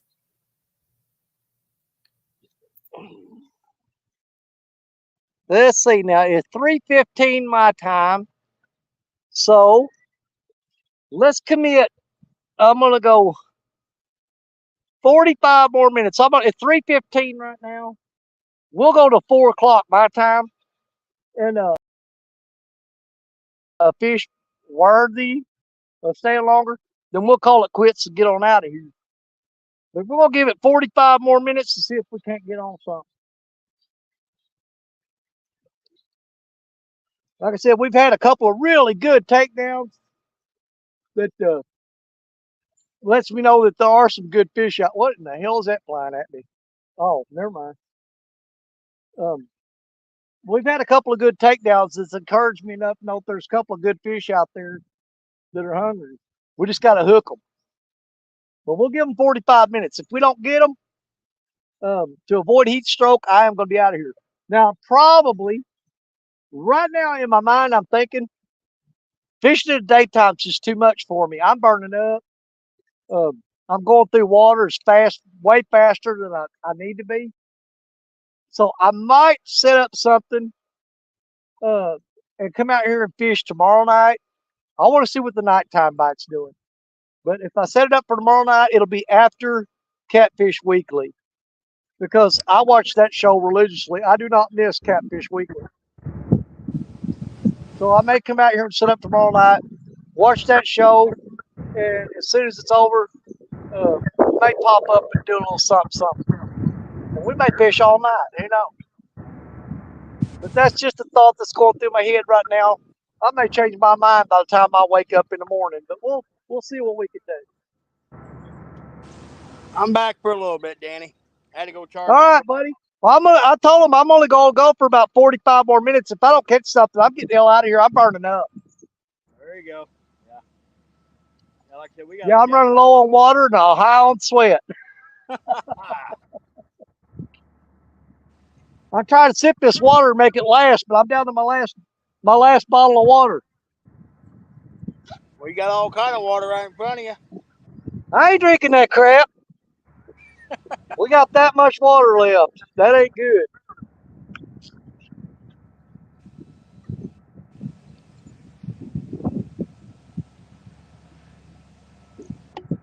Yeah, you do not want to be out here in this heat with no water, I'm telling you. Absolutely not. But I was telling him, man, Jerry, I'm thinking right now nighttime bite would probably be, better deal. Oh, I absolutely. may set up something tomorrow night after Catfish Weekly. I may come back here, because here's the way I want to do it. I don't want to do a nighttime show and go to a different spot, because then you don't know. Well, maybe if he just moved to our spot the other day, he'd have been good. I want to come back to the same place where it sucked during the day, so that I've got a good baseline, to work off of. Say, is that going to make a difference to fish at night, okay, versus daytime? Because you got to come back to the same spot using the same bait for it to be a true test. You know what I'm saying? So I think that's what we're going to do tomorrow night. We're going to come out here and fish all night long. I mean, mosquitoes got to eat too, right?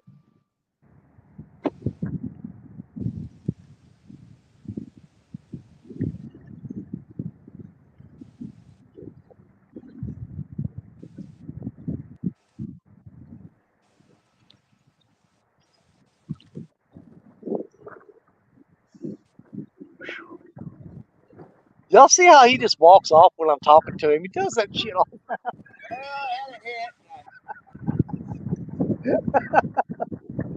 He does it to me on the bank too.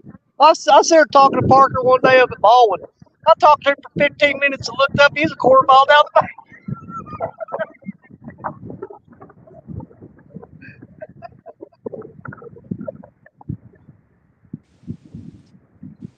All right, we got fresh baits. Can we get a bite? Can we get a bite? Let's go. Come on, fishers.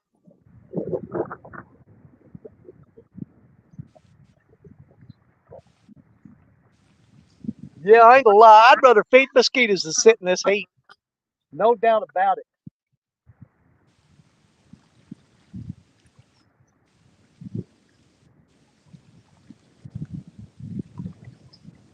I'd rather have 1,000 mosquitoes biting on me than sit here and soak this sun up. Whew.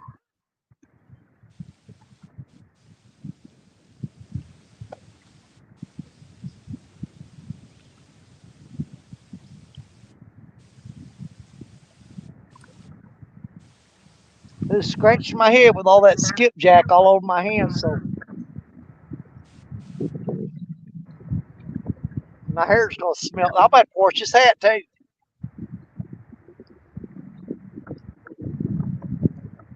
Got skipjack head.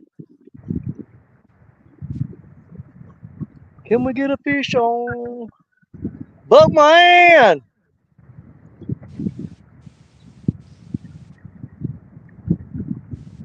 So Parker will walk 10 miles to go fishing. He damn sure will.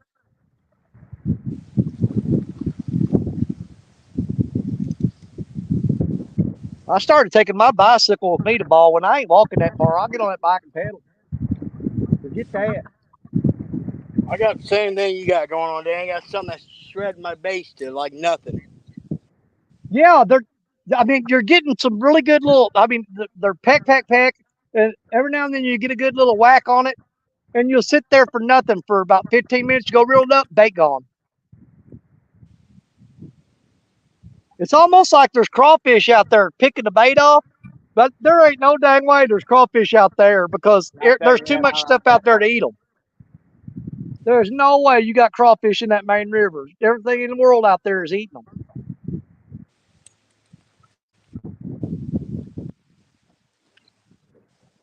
It's almost like the last time I fished the Gulf of Mexico. I kept throwing my rods out. I pulled up, bare hook. And we finally figured out it was the blue crabs.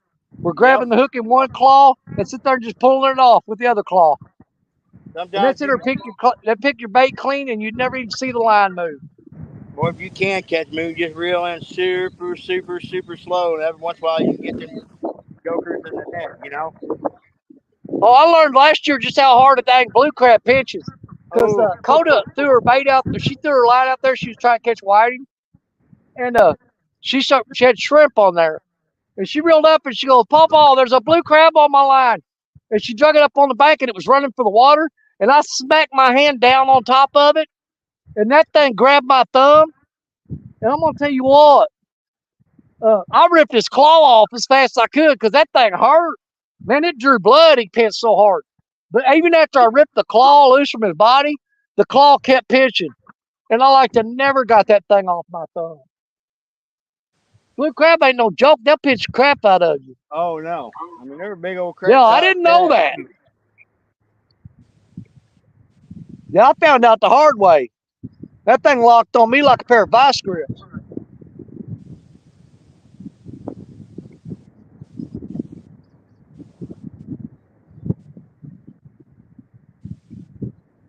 Yeah, I think our best bet right now is to come down here tomorrow night, bring the generator, the lights, and set up tomorrow night in the same spot. And let's just do a little test and see if we come out here at night, is it going to be the same thing? Or we're going to have something special happen. You know what I'm saying? Mm-hmm. Somewhere up a creek. It's the crabs. You think the river crawfish are out there? Man, I mean, I pulled in Creole. I pulled in whole skipjack heads, and it looked like you sit there with a pair of tweezers and just picked all the meat off of them. Because I leave part of the body section on there. And you got all the ribs showing on there. And it's just like something there just picked the meat off of them.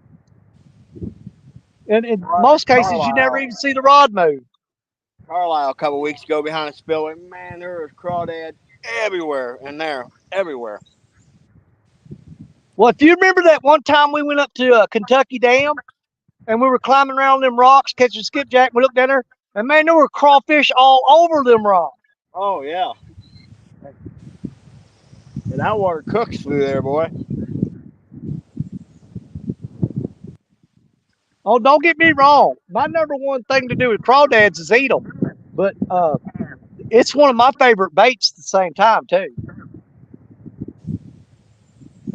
I had my little granddaughter with me yesterday. We was on the Black River, and I was catching crawdads and put them on a little hook and catching a snot out of goggle eye. And she was having a field day. Hey, where you were at, the smallmouth in there will tear them crawfish up too, them little bitty ones. Oh, they'll smoke them, dude. Yeah. I was using a Ned rig, and that's why I was catching my smallies on.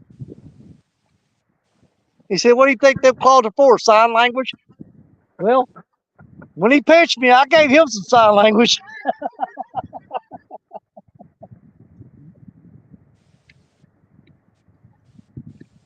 Come on, fish. You got 34 more minutes. 34 more minutes. I am overheating. I've got to get out of here. Let's get a big takedown and call it good.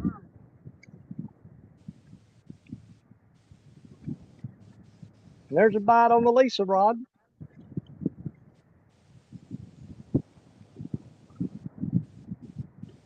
There comes that sun again. Oh, let's fix to go behind another cloud, though. We'll be all right. Oh, thank you, cloud.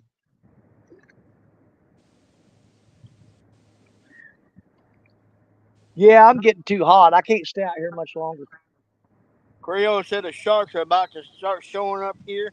Unfortunately, stingray was caught last weekend. Well, dude, man, look at all the shark attacks they've had down at Florida this year. Oh, I know. This is one of those years when the sharks are going to be thick. Well, I just hope the daggum thing don't show up for the megabucks tournament down there in Mississippi. I wouldn't count on it. On them not showing up. Yeah. Dude, you got to realize some cod-picking things come all the way up here where we're at. Oh, they're just so absolutely. rare that we don't ever know much about it.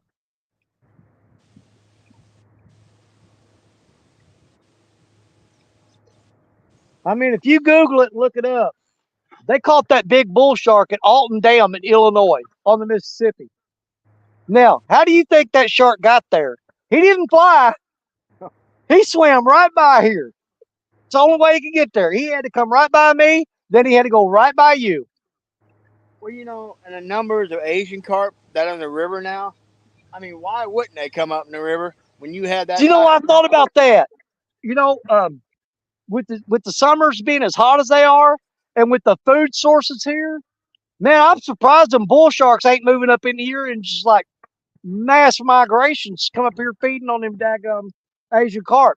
I mean, it's everything they could eat all day long. Yeah, and hanging out until, you know, early fall, when that water temperature starts dropping, then they can head back out to the Gulf, you know? Yeah. You know, if the population growth of these Asian carp keeps going the way it is, I'm telling you, I'm looking for the bull sharks to start traveling further and further up in there more often to feed on those.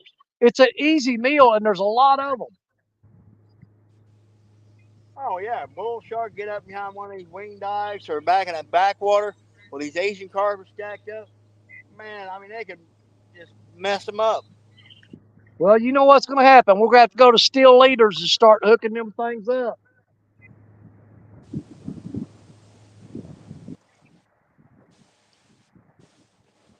Whew, man, I got a freaking headache. Oh, my God, massive headache.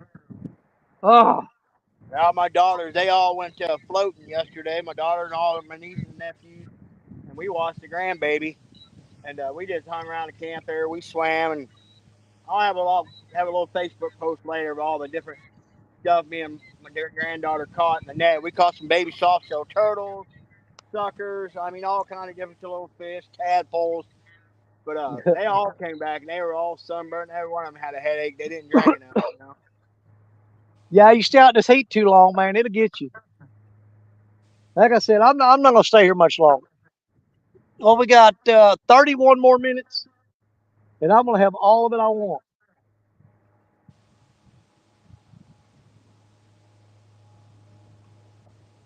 And yes, I'll kill the camera when I get ready to shut it down because I'm probably going to go to the truck, strip down to my tennis shoes, and drive home naked in the Air Sea. It's that freaking hot. Not a visual I want to imagine, Danny. I'm telling you, man, I ain't above it right now. I know this shirt's coming off. with the AC on high. You need to start packing some of those, all those gel-filled rags, you know, that you can keep you cool and you lay in your neck and stuff, you know. Well, I've got that big old umbrella, that beach umbrella. I took it with me to Baldwin. That thing was money, buddy. Out there on that open bank at Baldwin, you got no protection at all. But I took that umbrella with me, and man, it was perfect. I had just a little breeze blowing. It stayed shade on me all the time. And I took it out of the truck day before yesterday because I didn't want it to get tore up. And it was a huge, biggest. If I had that umbrella, I'd stay here until sun went down. Because that umbrella, as long as you ain't got that sun beating on you, there's half the battle right there. Well, I'm lucky. I'm back in this little cutaway, and I've got some good shade right here.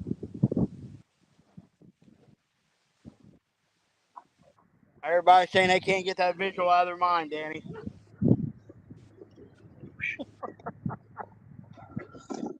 Yeah, I'm going through water quick. It ain't gonna last much longer.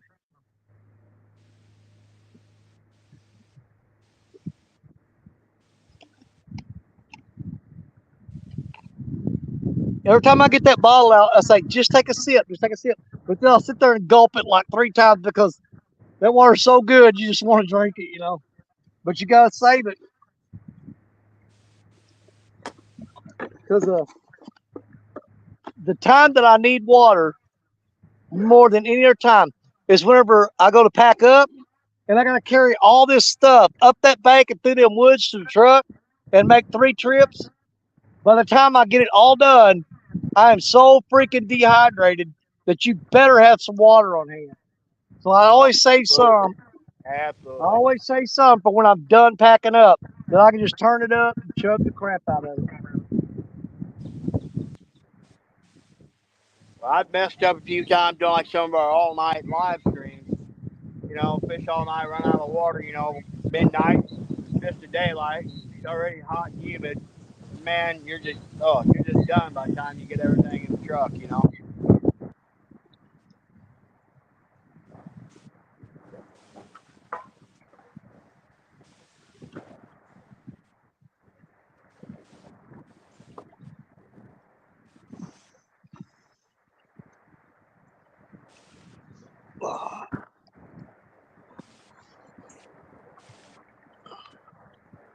Let's see. Creel said I cheated before we got back to the ramp. I started my truck with Ford out 30 minutes. That is cheating, Creole. Creole starts his truck with his remote control. Absolutely, heck yeah, I would.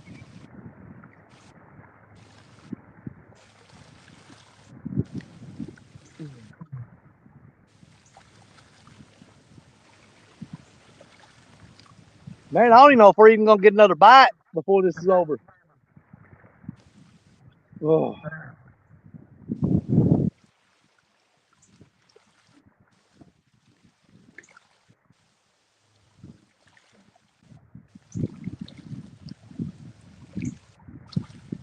Yeah, I'm gonna stick it out, but man, I tell you what,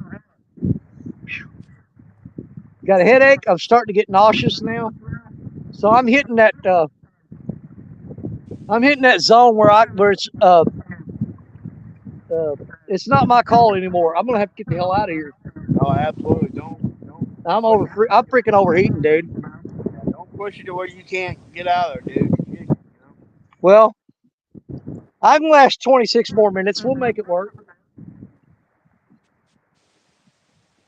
I promise you, I'm gonna stop at New Madrigal and buy me one of those Mountain Dew slushies and just chug that thing. Well, that ain't. Yeah, the eye's good, but the dang soda ain't gonna be no good. Boy, you need to get you a body armor or one of those Pedialytes. That's what you're needing, buddy. You don't need to putting that crap in your body. Yeah, but you drink that and then you throw up and then you drink some more and you're fine.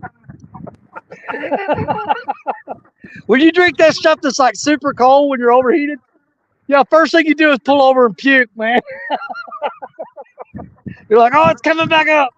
Well, that's the thing. You don't want to be drinking like something that's like super cold when you're overheated. You know, you just need to get that, a little cool but not super cold. Oh, Yeah, get you one of those Pedialytes or something, and that'll definitely help you.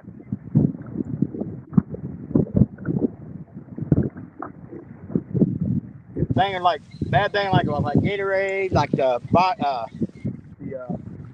dang Powerades. They got a lot of sugar in them. You get that Pedialyte or the Body Armor and stuff. It definitely it'll keep you from overheating. Well, not overheating, but rather replenish your electrolytes or coconut water. Well, Danny took off scooting down the bank, so maybe we got something going on here, y'all.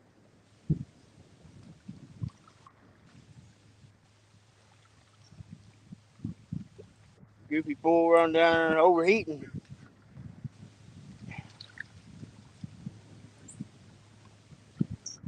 Oh, Greg Bird, happy anniversary, buddy. Happy anniversary. 50 total. Wow. Long time, buddy. Congratulations to you and the missus.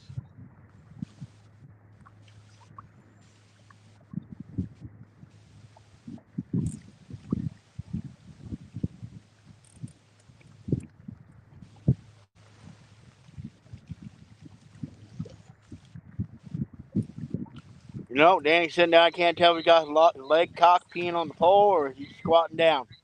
Kind of hard to tell.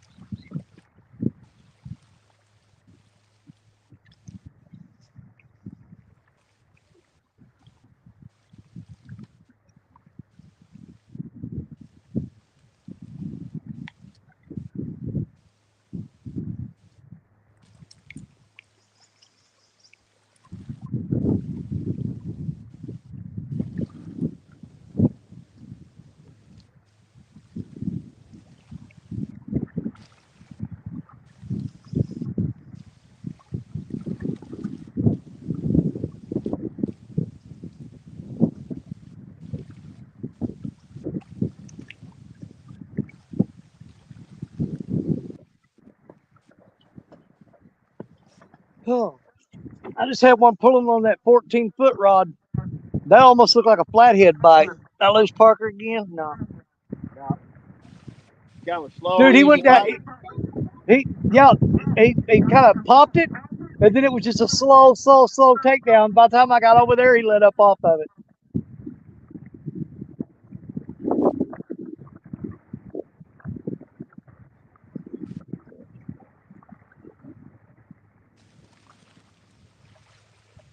He still got it bent a little bit. I don't know if he's just sitting there with it in his mouth or what. I don't want to reel down on him and miss him, so I'm just letting him sit there and hold it for a minute and see what he does.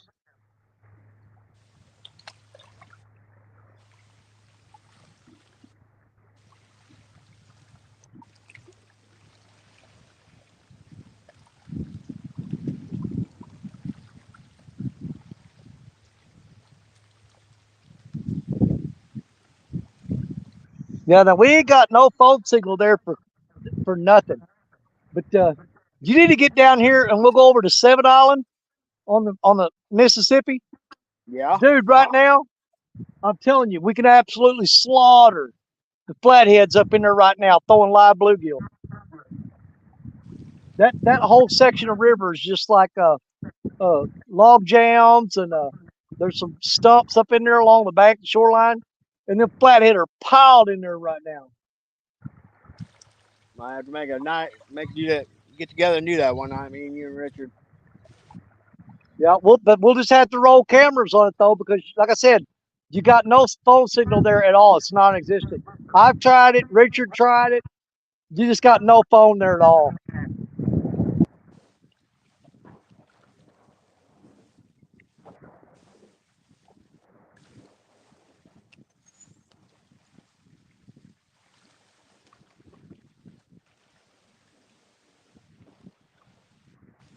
But I think your boat would probably be better equipped to go through that area than Richard's, because it's got some shallower spots in there that your boat will go into that his won't. Okay.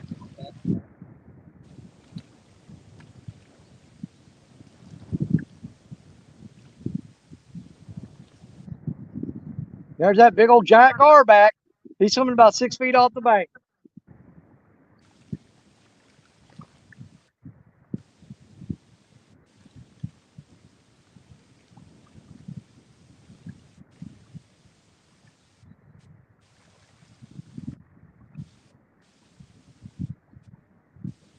How much time we got left?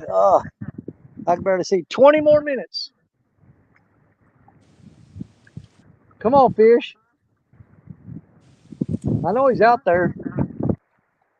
Because he just picked that bait up a while ago. Now that line there, I had a whole shad on. That's probably about 5 inches long. He could very easily just grab the body of that fish and pull it right off that hook.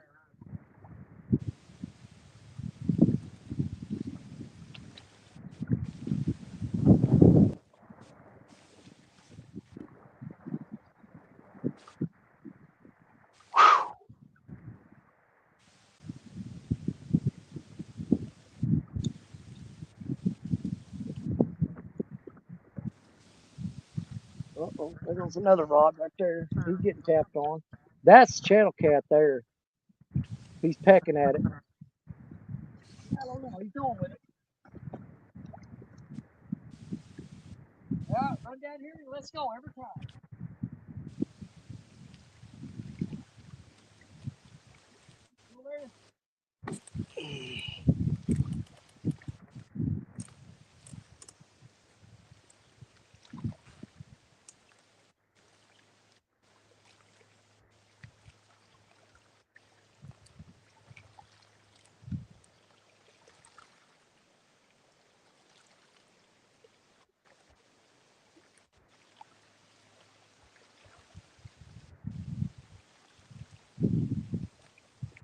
Every time. Man. I think these baits are too big for this fish or something. That's another disadvantage to being this far away from the rod. By the time I get down there, they let go of it. Yeah, I'm throwing some pretty good sized baits right now too. But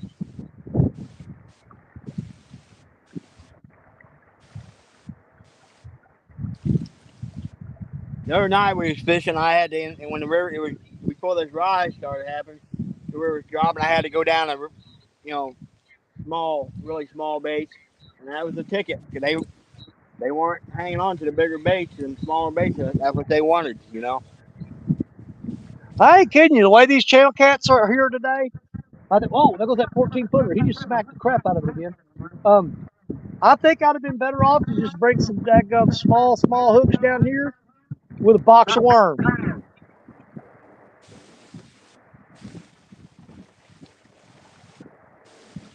Because I've gotten after these small blues and small channels like this. And I would throw worms on them, and man, they just gobble them up. Oh, you hammer the crap out of them, yeah.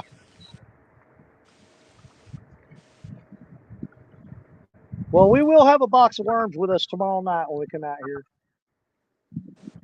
And we'll throw at least 2 rods out with some really small hooks on there. And if that's what we're catching them on, we'll switch the rods over. But we're going to leave at least 2 rods out with a donkey bait on it. You got absolutely. to. You can't go all small baits. You got to have at least 2 rods with big bait on there.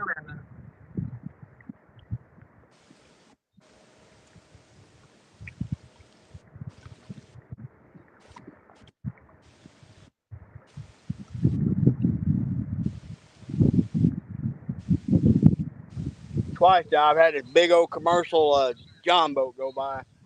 Commercial guy, they got a big old freaking tank in front of it.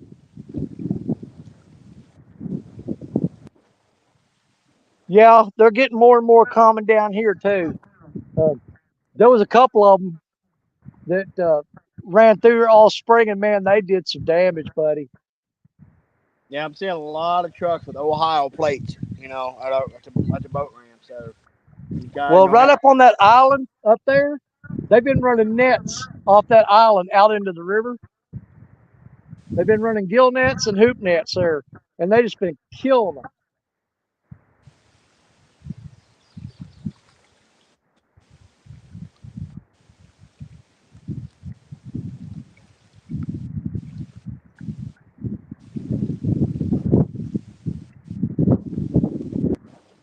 Well, he's still pecking on that 14-footer, so I know I still got bait. Man.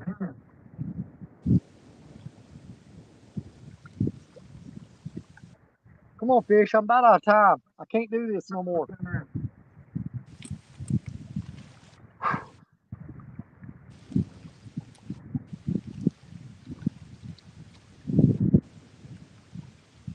I think I dipped my head in that river, man. I'm burning up.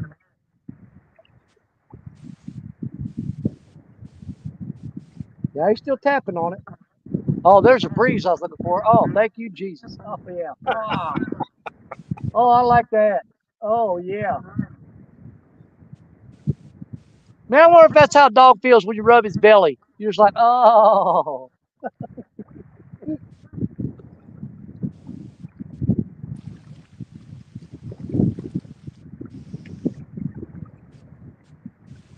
Yeah, it's like every time the sun goes behind a cloud, it brings a gentle breeze with it.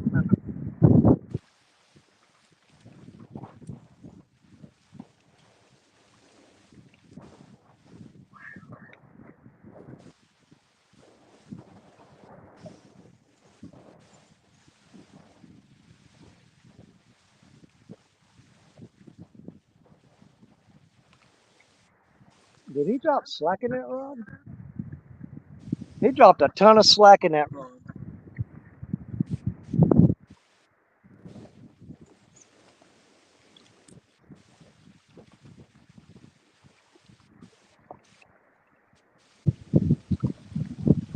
Hey Heath, what's going on, buddy?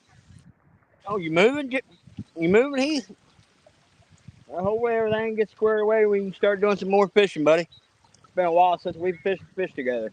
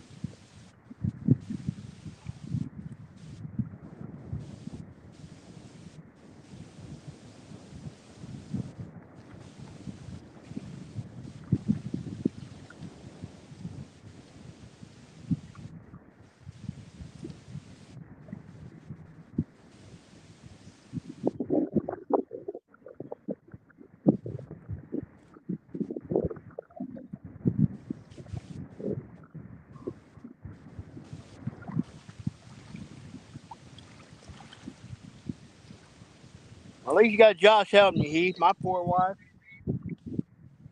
Last house when we got the house we're living in now. When we bought it, oh my gosh, it's been about 7-8 years ago. I was working out of town about several hours away. I closed in the house. We closed in the house. I literally had to drive back home. But drive back to job, and the wife started moving. She moved her, my sister-in-law, and some friends of ours. They moved all the small stuff in the house, while I was gone. And then I came home for a weekend, and I had 2, 3 of my buddies bring their big old trailer, and we moved all the big stuff in one day.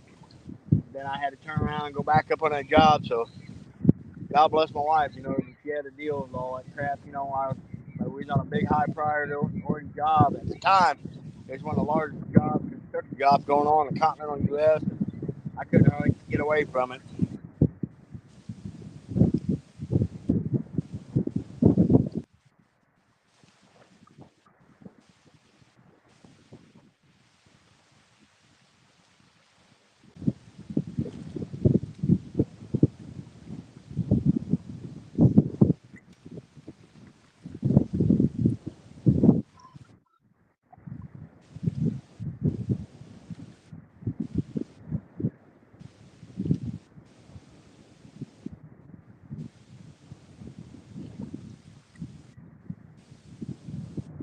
Oh, we're getting down to the wire.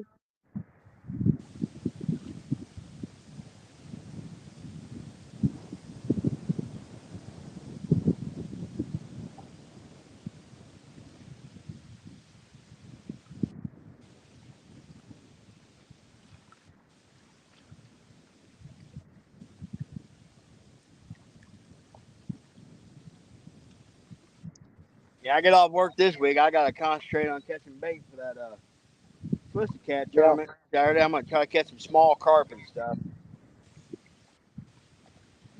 Yeah, I keep forgetting about that. I got a honey hole right there close to the house that I keep forgetting about that I need to go throw the net on and get some carp. Oh man, here comes that you know that cruise ship that costs a Yeah. fortune to ride on the Mississippi? Yeah. Here it comes. I think it's like $4,000 a person or something like that. Minutely. Yeah, he's coming up the river right now. He's making the bend down there by the hole. You know where the hole is, by the wing Yeah. dam? Yep. Yeah, that's where he's at.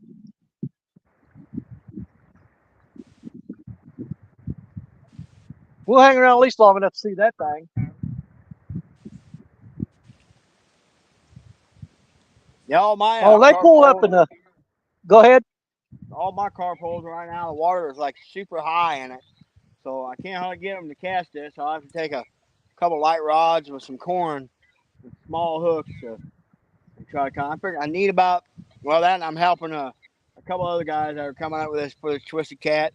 One of them, Micah Burkhart and Spencer, River Certified. They're fishing together on this thing, and I told Micah rather I'd help him out with some bait. So I'm gonna try to catch at least. I'm thinking about a dozen to 15 of them. I'm thinking I should do the trick. Well, dude, I got 3 spots where I can throw the net and catch all the carp you want. The common carp that run anywhere from 8 to 15 inches long. Oh, that's perfect. But now my tournament partner, he has a spot where he can get a buffalo, the big size buffalo pretty easily. So that's gonna be something else this week. We might have to get together on me and him and try to knock out some buffalo.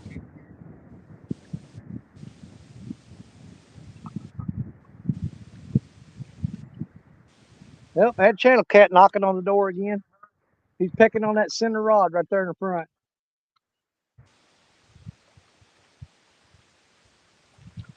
Yeah, that's what I need to do tomorrow. I need to go around to those spots and throw the net and get me about a dozen or so of them little carp and bring them out tomorrow night and throw frozen skipjack, fresh shad, and fresh cut carp and You see got what happens.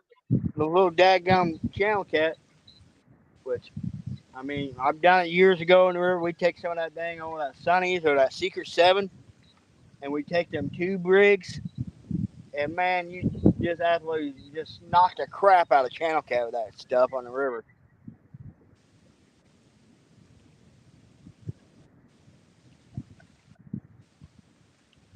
Well, I'm wanting to get back into some blues and some flatheads, man, because I got man, we got channel cat trips coming up out the yin yang, you know, which I know we're going to just like, it's going to be like mass murder on those things. Well, Mark and Betty and Brandon Cross are up in Sandusky right now, absolutely wearing the crap out of channel cat right now. Yeah. And I think Brandon, he caught a 21 pounder so far, so that's a big fish. Well, when we go to Crab Orchard in September, man, my goal, my target fish is going to be a 20-pound 20-pound channel cat, and I'm hoping I get on a 40 or 50-pound flat. September's a good month to get on them flatheads there.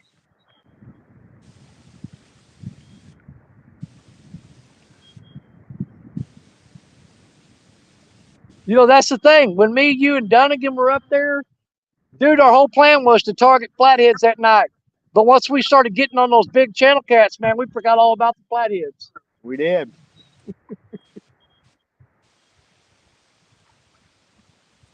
Well, I had one rod I had completely dedicated to flathead. I had a big live bluegill on that thing the entire night. Never Yeah. messed with it.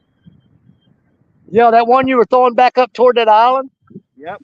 And I figured one of them big channel cat would have whacked that thing.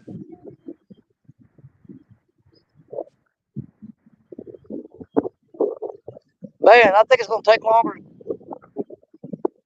I said I got 5 minutes to go, but man, we're gonna wait on that. We're gonna wait on that cruise ship to come up here and try and get a look at it.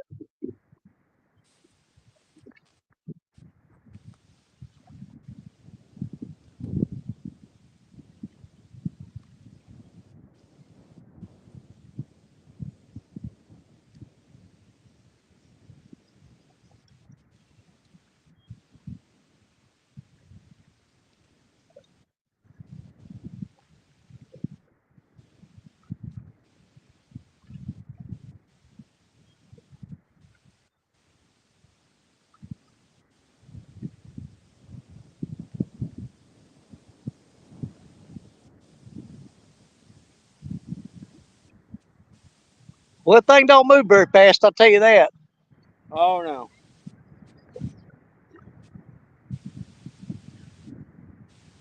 Yeah, you can definitely get your money's worth on if you take a Mississippi River cruise on that boat, because they don't get in no hurry.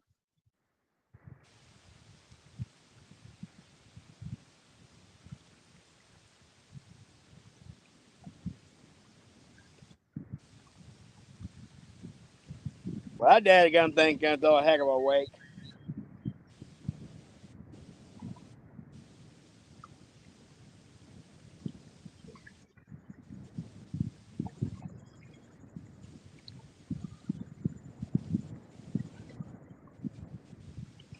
Now I wonder how long it's gonna take him to get from where he's at right here by me to up there by you. Ooh. I better be late tonight sometime. Yeah, sometime between midnight and 4 o'clock in the morning. The way he's moving.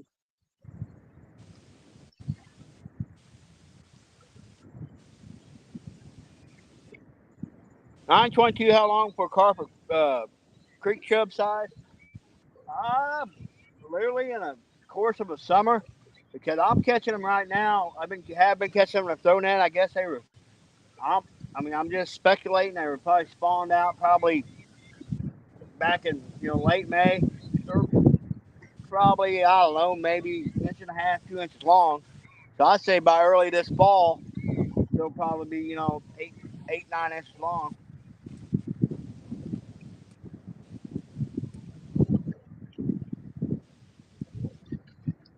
Let's see where that ship's at.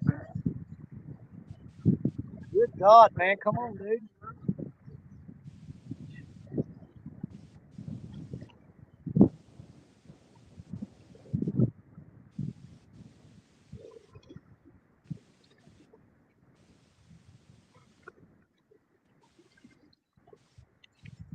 Dang, we may have to pack up and drive down the river to see that thing.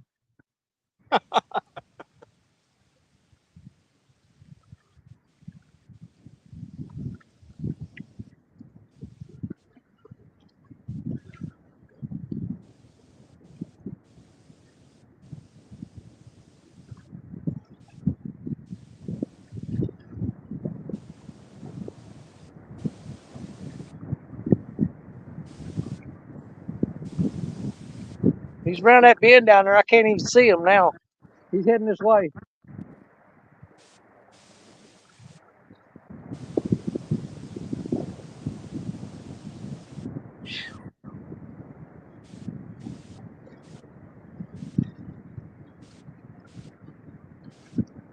Yeah, I think it's going to be the last daytime trip for me for a while.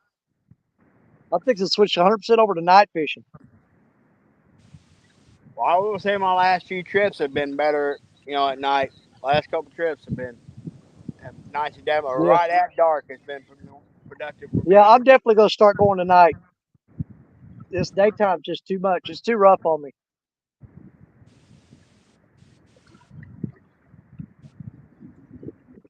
I mean, it's not even about the fish not biting at this point. It's about sitting out here just suffering.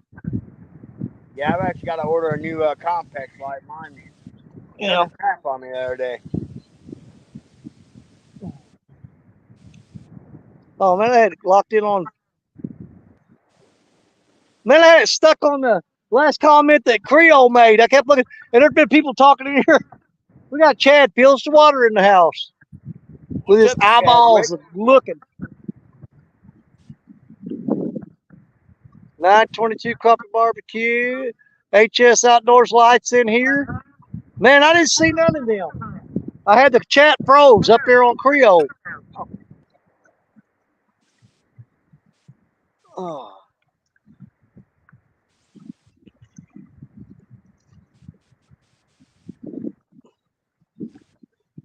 Oh, Jesus.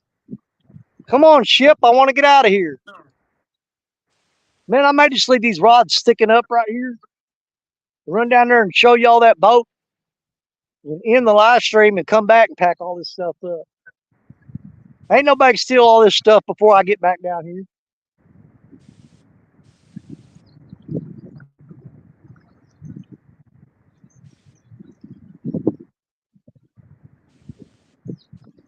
Probably leave and come back and all the rods be bent over double, stuck in the rocks. Yeah, you never know.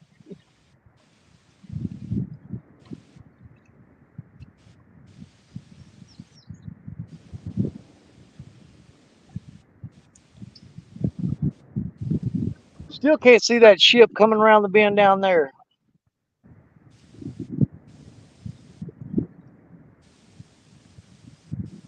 We got some current right there, so he's probably having, if he's having to cut. Yeah, he's in that horseshoe, up at the top northeast corner of the horseshoe. You know what I'm talking about? Yeah, so he's having to go wide and goose it up through there. It's gonna take him a little bit to get through that bend. Well, he had a barge coming right at him too, so he pulled off to the side.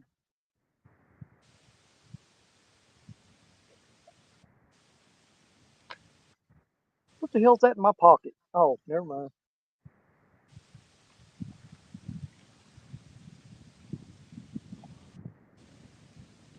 Mike Shaw. Yeah, somebody lost a crap ton of a 6 and 8 ounce coin sinkers on the bank down through here I picked up today. Mike Chavez says, "Start packing, Danny." Let me see if I can. Still can't freaking see it.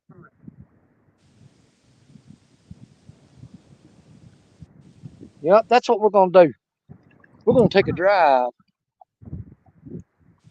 I'm gonna leave these rods out. We're gonna drive down the river and go look at that ship. And while we're looking at that ship, I'm gonna tell everybody bye, and I'll come back and pack all this crap up. No, I probably want to leave the camera on when I come back too, because we come back and rods will all be bent over and snagged up in the rocks.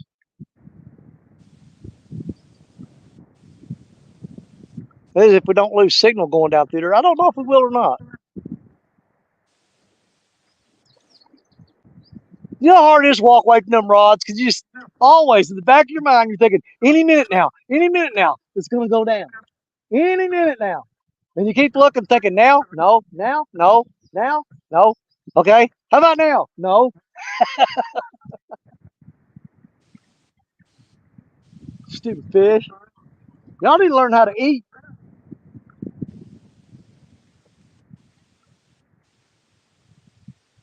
Man, he ain't come around that bend yet. Ah, screw it. We're gonna wait him out. Yeah, give him freaking. I think I had a gar hitting the crap out of me. We'll wait him out. He'll be down here eventually. I ain't gonna get no deader, I don't guess. He'll be here sooner or later. It just buys us more time to fish. I do got 2 rods I need to check that got hit though. Make sure they still got bait on them.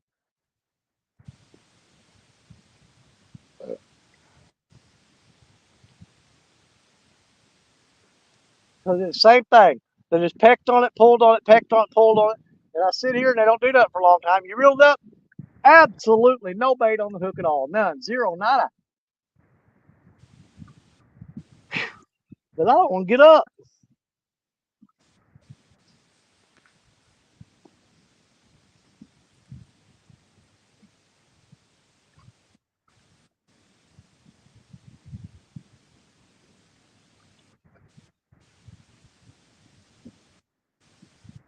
No, that one still got bait on it because he's pecking on it.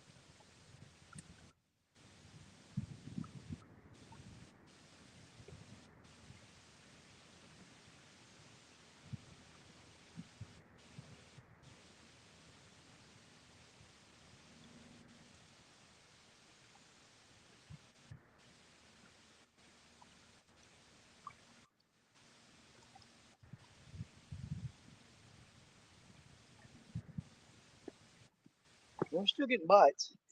But on the bright side, I'm gonna flip this camera around because here comes that cruise ship finally. I can see him now. He's still got a little ways to go. I got 2 rods getting tapped on, but they're acting all channel catty, man. Yeah, that's what I got going on. I'm getting some tap, nothing, nothing to get excited Yeah. about. Dude, and I've tried reeling down on them and you just don't hook them.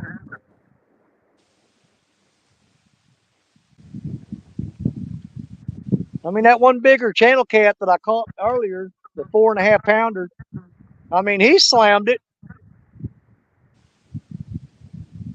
He took it like he's supposed to.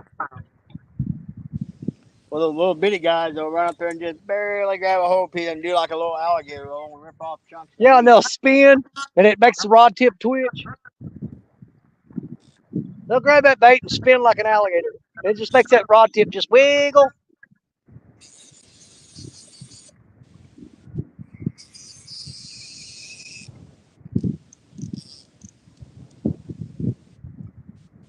Well, he's going after it again.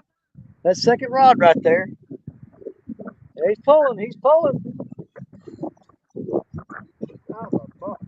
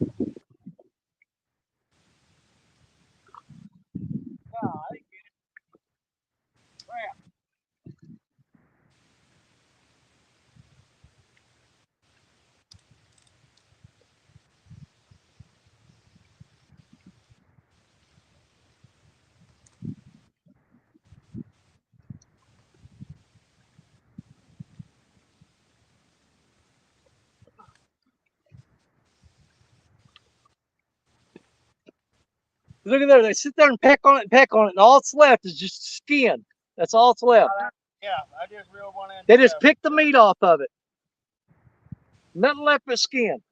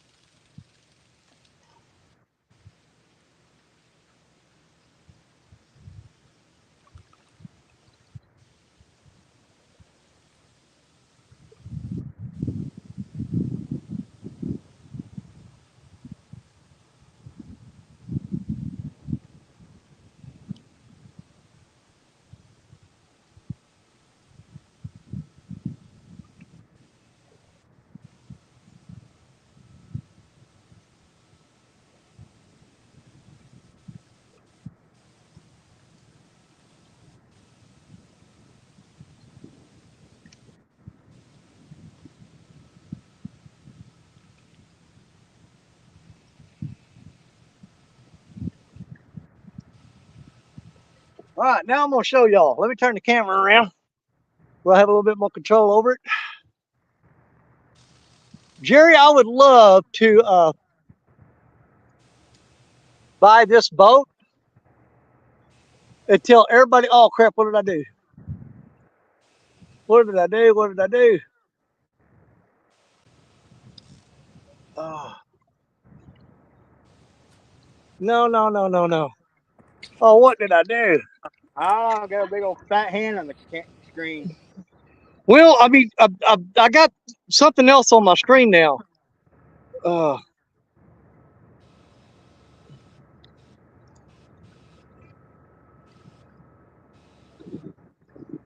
I have no idea what I did here. Oh, there. Thank God. I got it back. All right, well, hang on. I want to buy this boat, invite everybody to come fishing with us right there, and say, don't worry about it. You got a place to stay. Yeah. Because there's a crap load of rooms on there.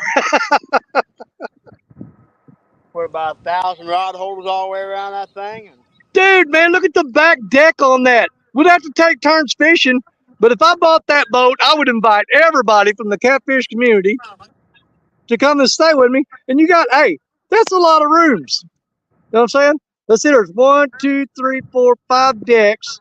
1, 2, 3, 4, 5, 6, 7, 8, 9, 10, 11, 12, 13, 14, 15, 16, 17, 18, 19, 20. 20 times 5. That's just on this side of the boat. There's 100 rooms. So there's at least 200 rooms on that boat. 200, probably more. And we can fish off that back deck. Hey, we'll spot lock that big son bitch.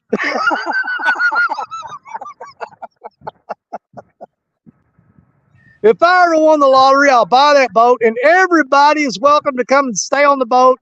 You'll have to take turns fishing off the back deck. We can do like 20 people at a time. But I'm telling you, if Danny Stone had that, all you guys would be on there for free. I promise you would. Because I would love to have you hang out on my boat. You know what I'm saying? Now you tell me who's going to give you. Y'all just better hope I win the lottery, because I'll make that dream come true. I have no idea what that is on the camera back there now. Will I get mud on it or what?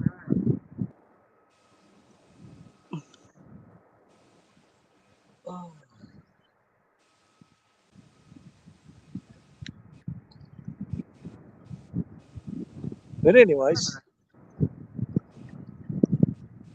there you go. I got to show you the cruise ship. Now, this is the part where I gotta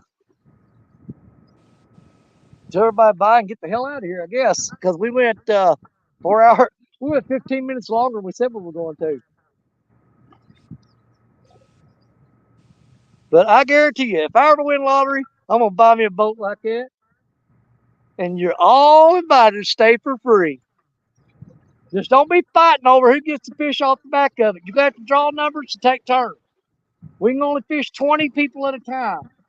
That's all the room we got on the back of the boat. Get over it. You know, you have to learn to cooperate. Jerry, you got anything you want to say to him before we get out of here? no, just Or had did a he already leave? takedown. Huh? Just had a heck of a takedown. They let it go. But no, I'm gonna fish for about another half hour. We got a family dinner. But man, it's always great hanging out with Danny and everybody. And well, let's see. Probably next time we see y'all live, we'll probably be. Well, I will. We'll probably be on the finesse tournament. So. Well, I've had enough of this daytime crap. I will be back here. That's the plan. I'm going to be back here tomorrow night, and we'll bring fresh bait, set up in the same spot. We'll fire up the generator, fire up the lights, and we're going to see. Everybody that watched today knows that today pretty much sucked. Daytime fishing. Now, the question is that we all want to know the answer to now. If we come back tomorrow night, will it be a different ball game? Will it be a different story? Will be, well, that 14 footer's getting a bite. Let's piss on him. But that's what we're going to do. I mean, unless something comes up that I can't make it, I'm going to go home and get set up, and I'll go tomorrow during the day. I'm going to catch some live carp, because I want to throw some live carp on these cotton pickers and see what they'll do with that. But I'm going to chop it up. I'm going to use some live carp, bring it out here, cut it up fresh while it's still alive, get it out there, see if that makes a difference.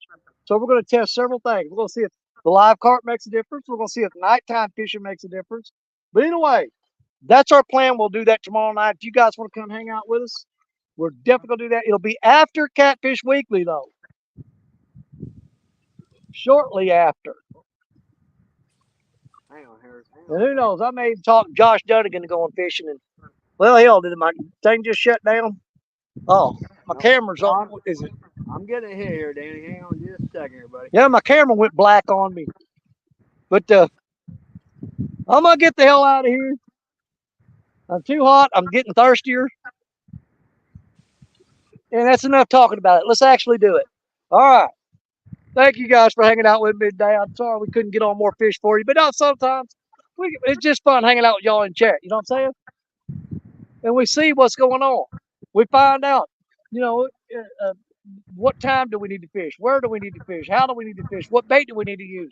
We're figuring all that out. You know what I'm saying? We're figuring all that out. But thank you guys for hanging out with me today.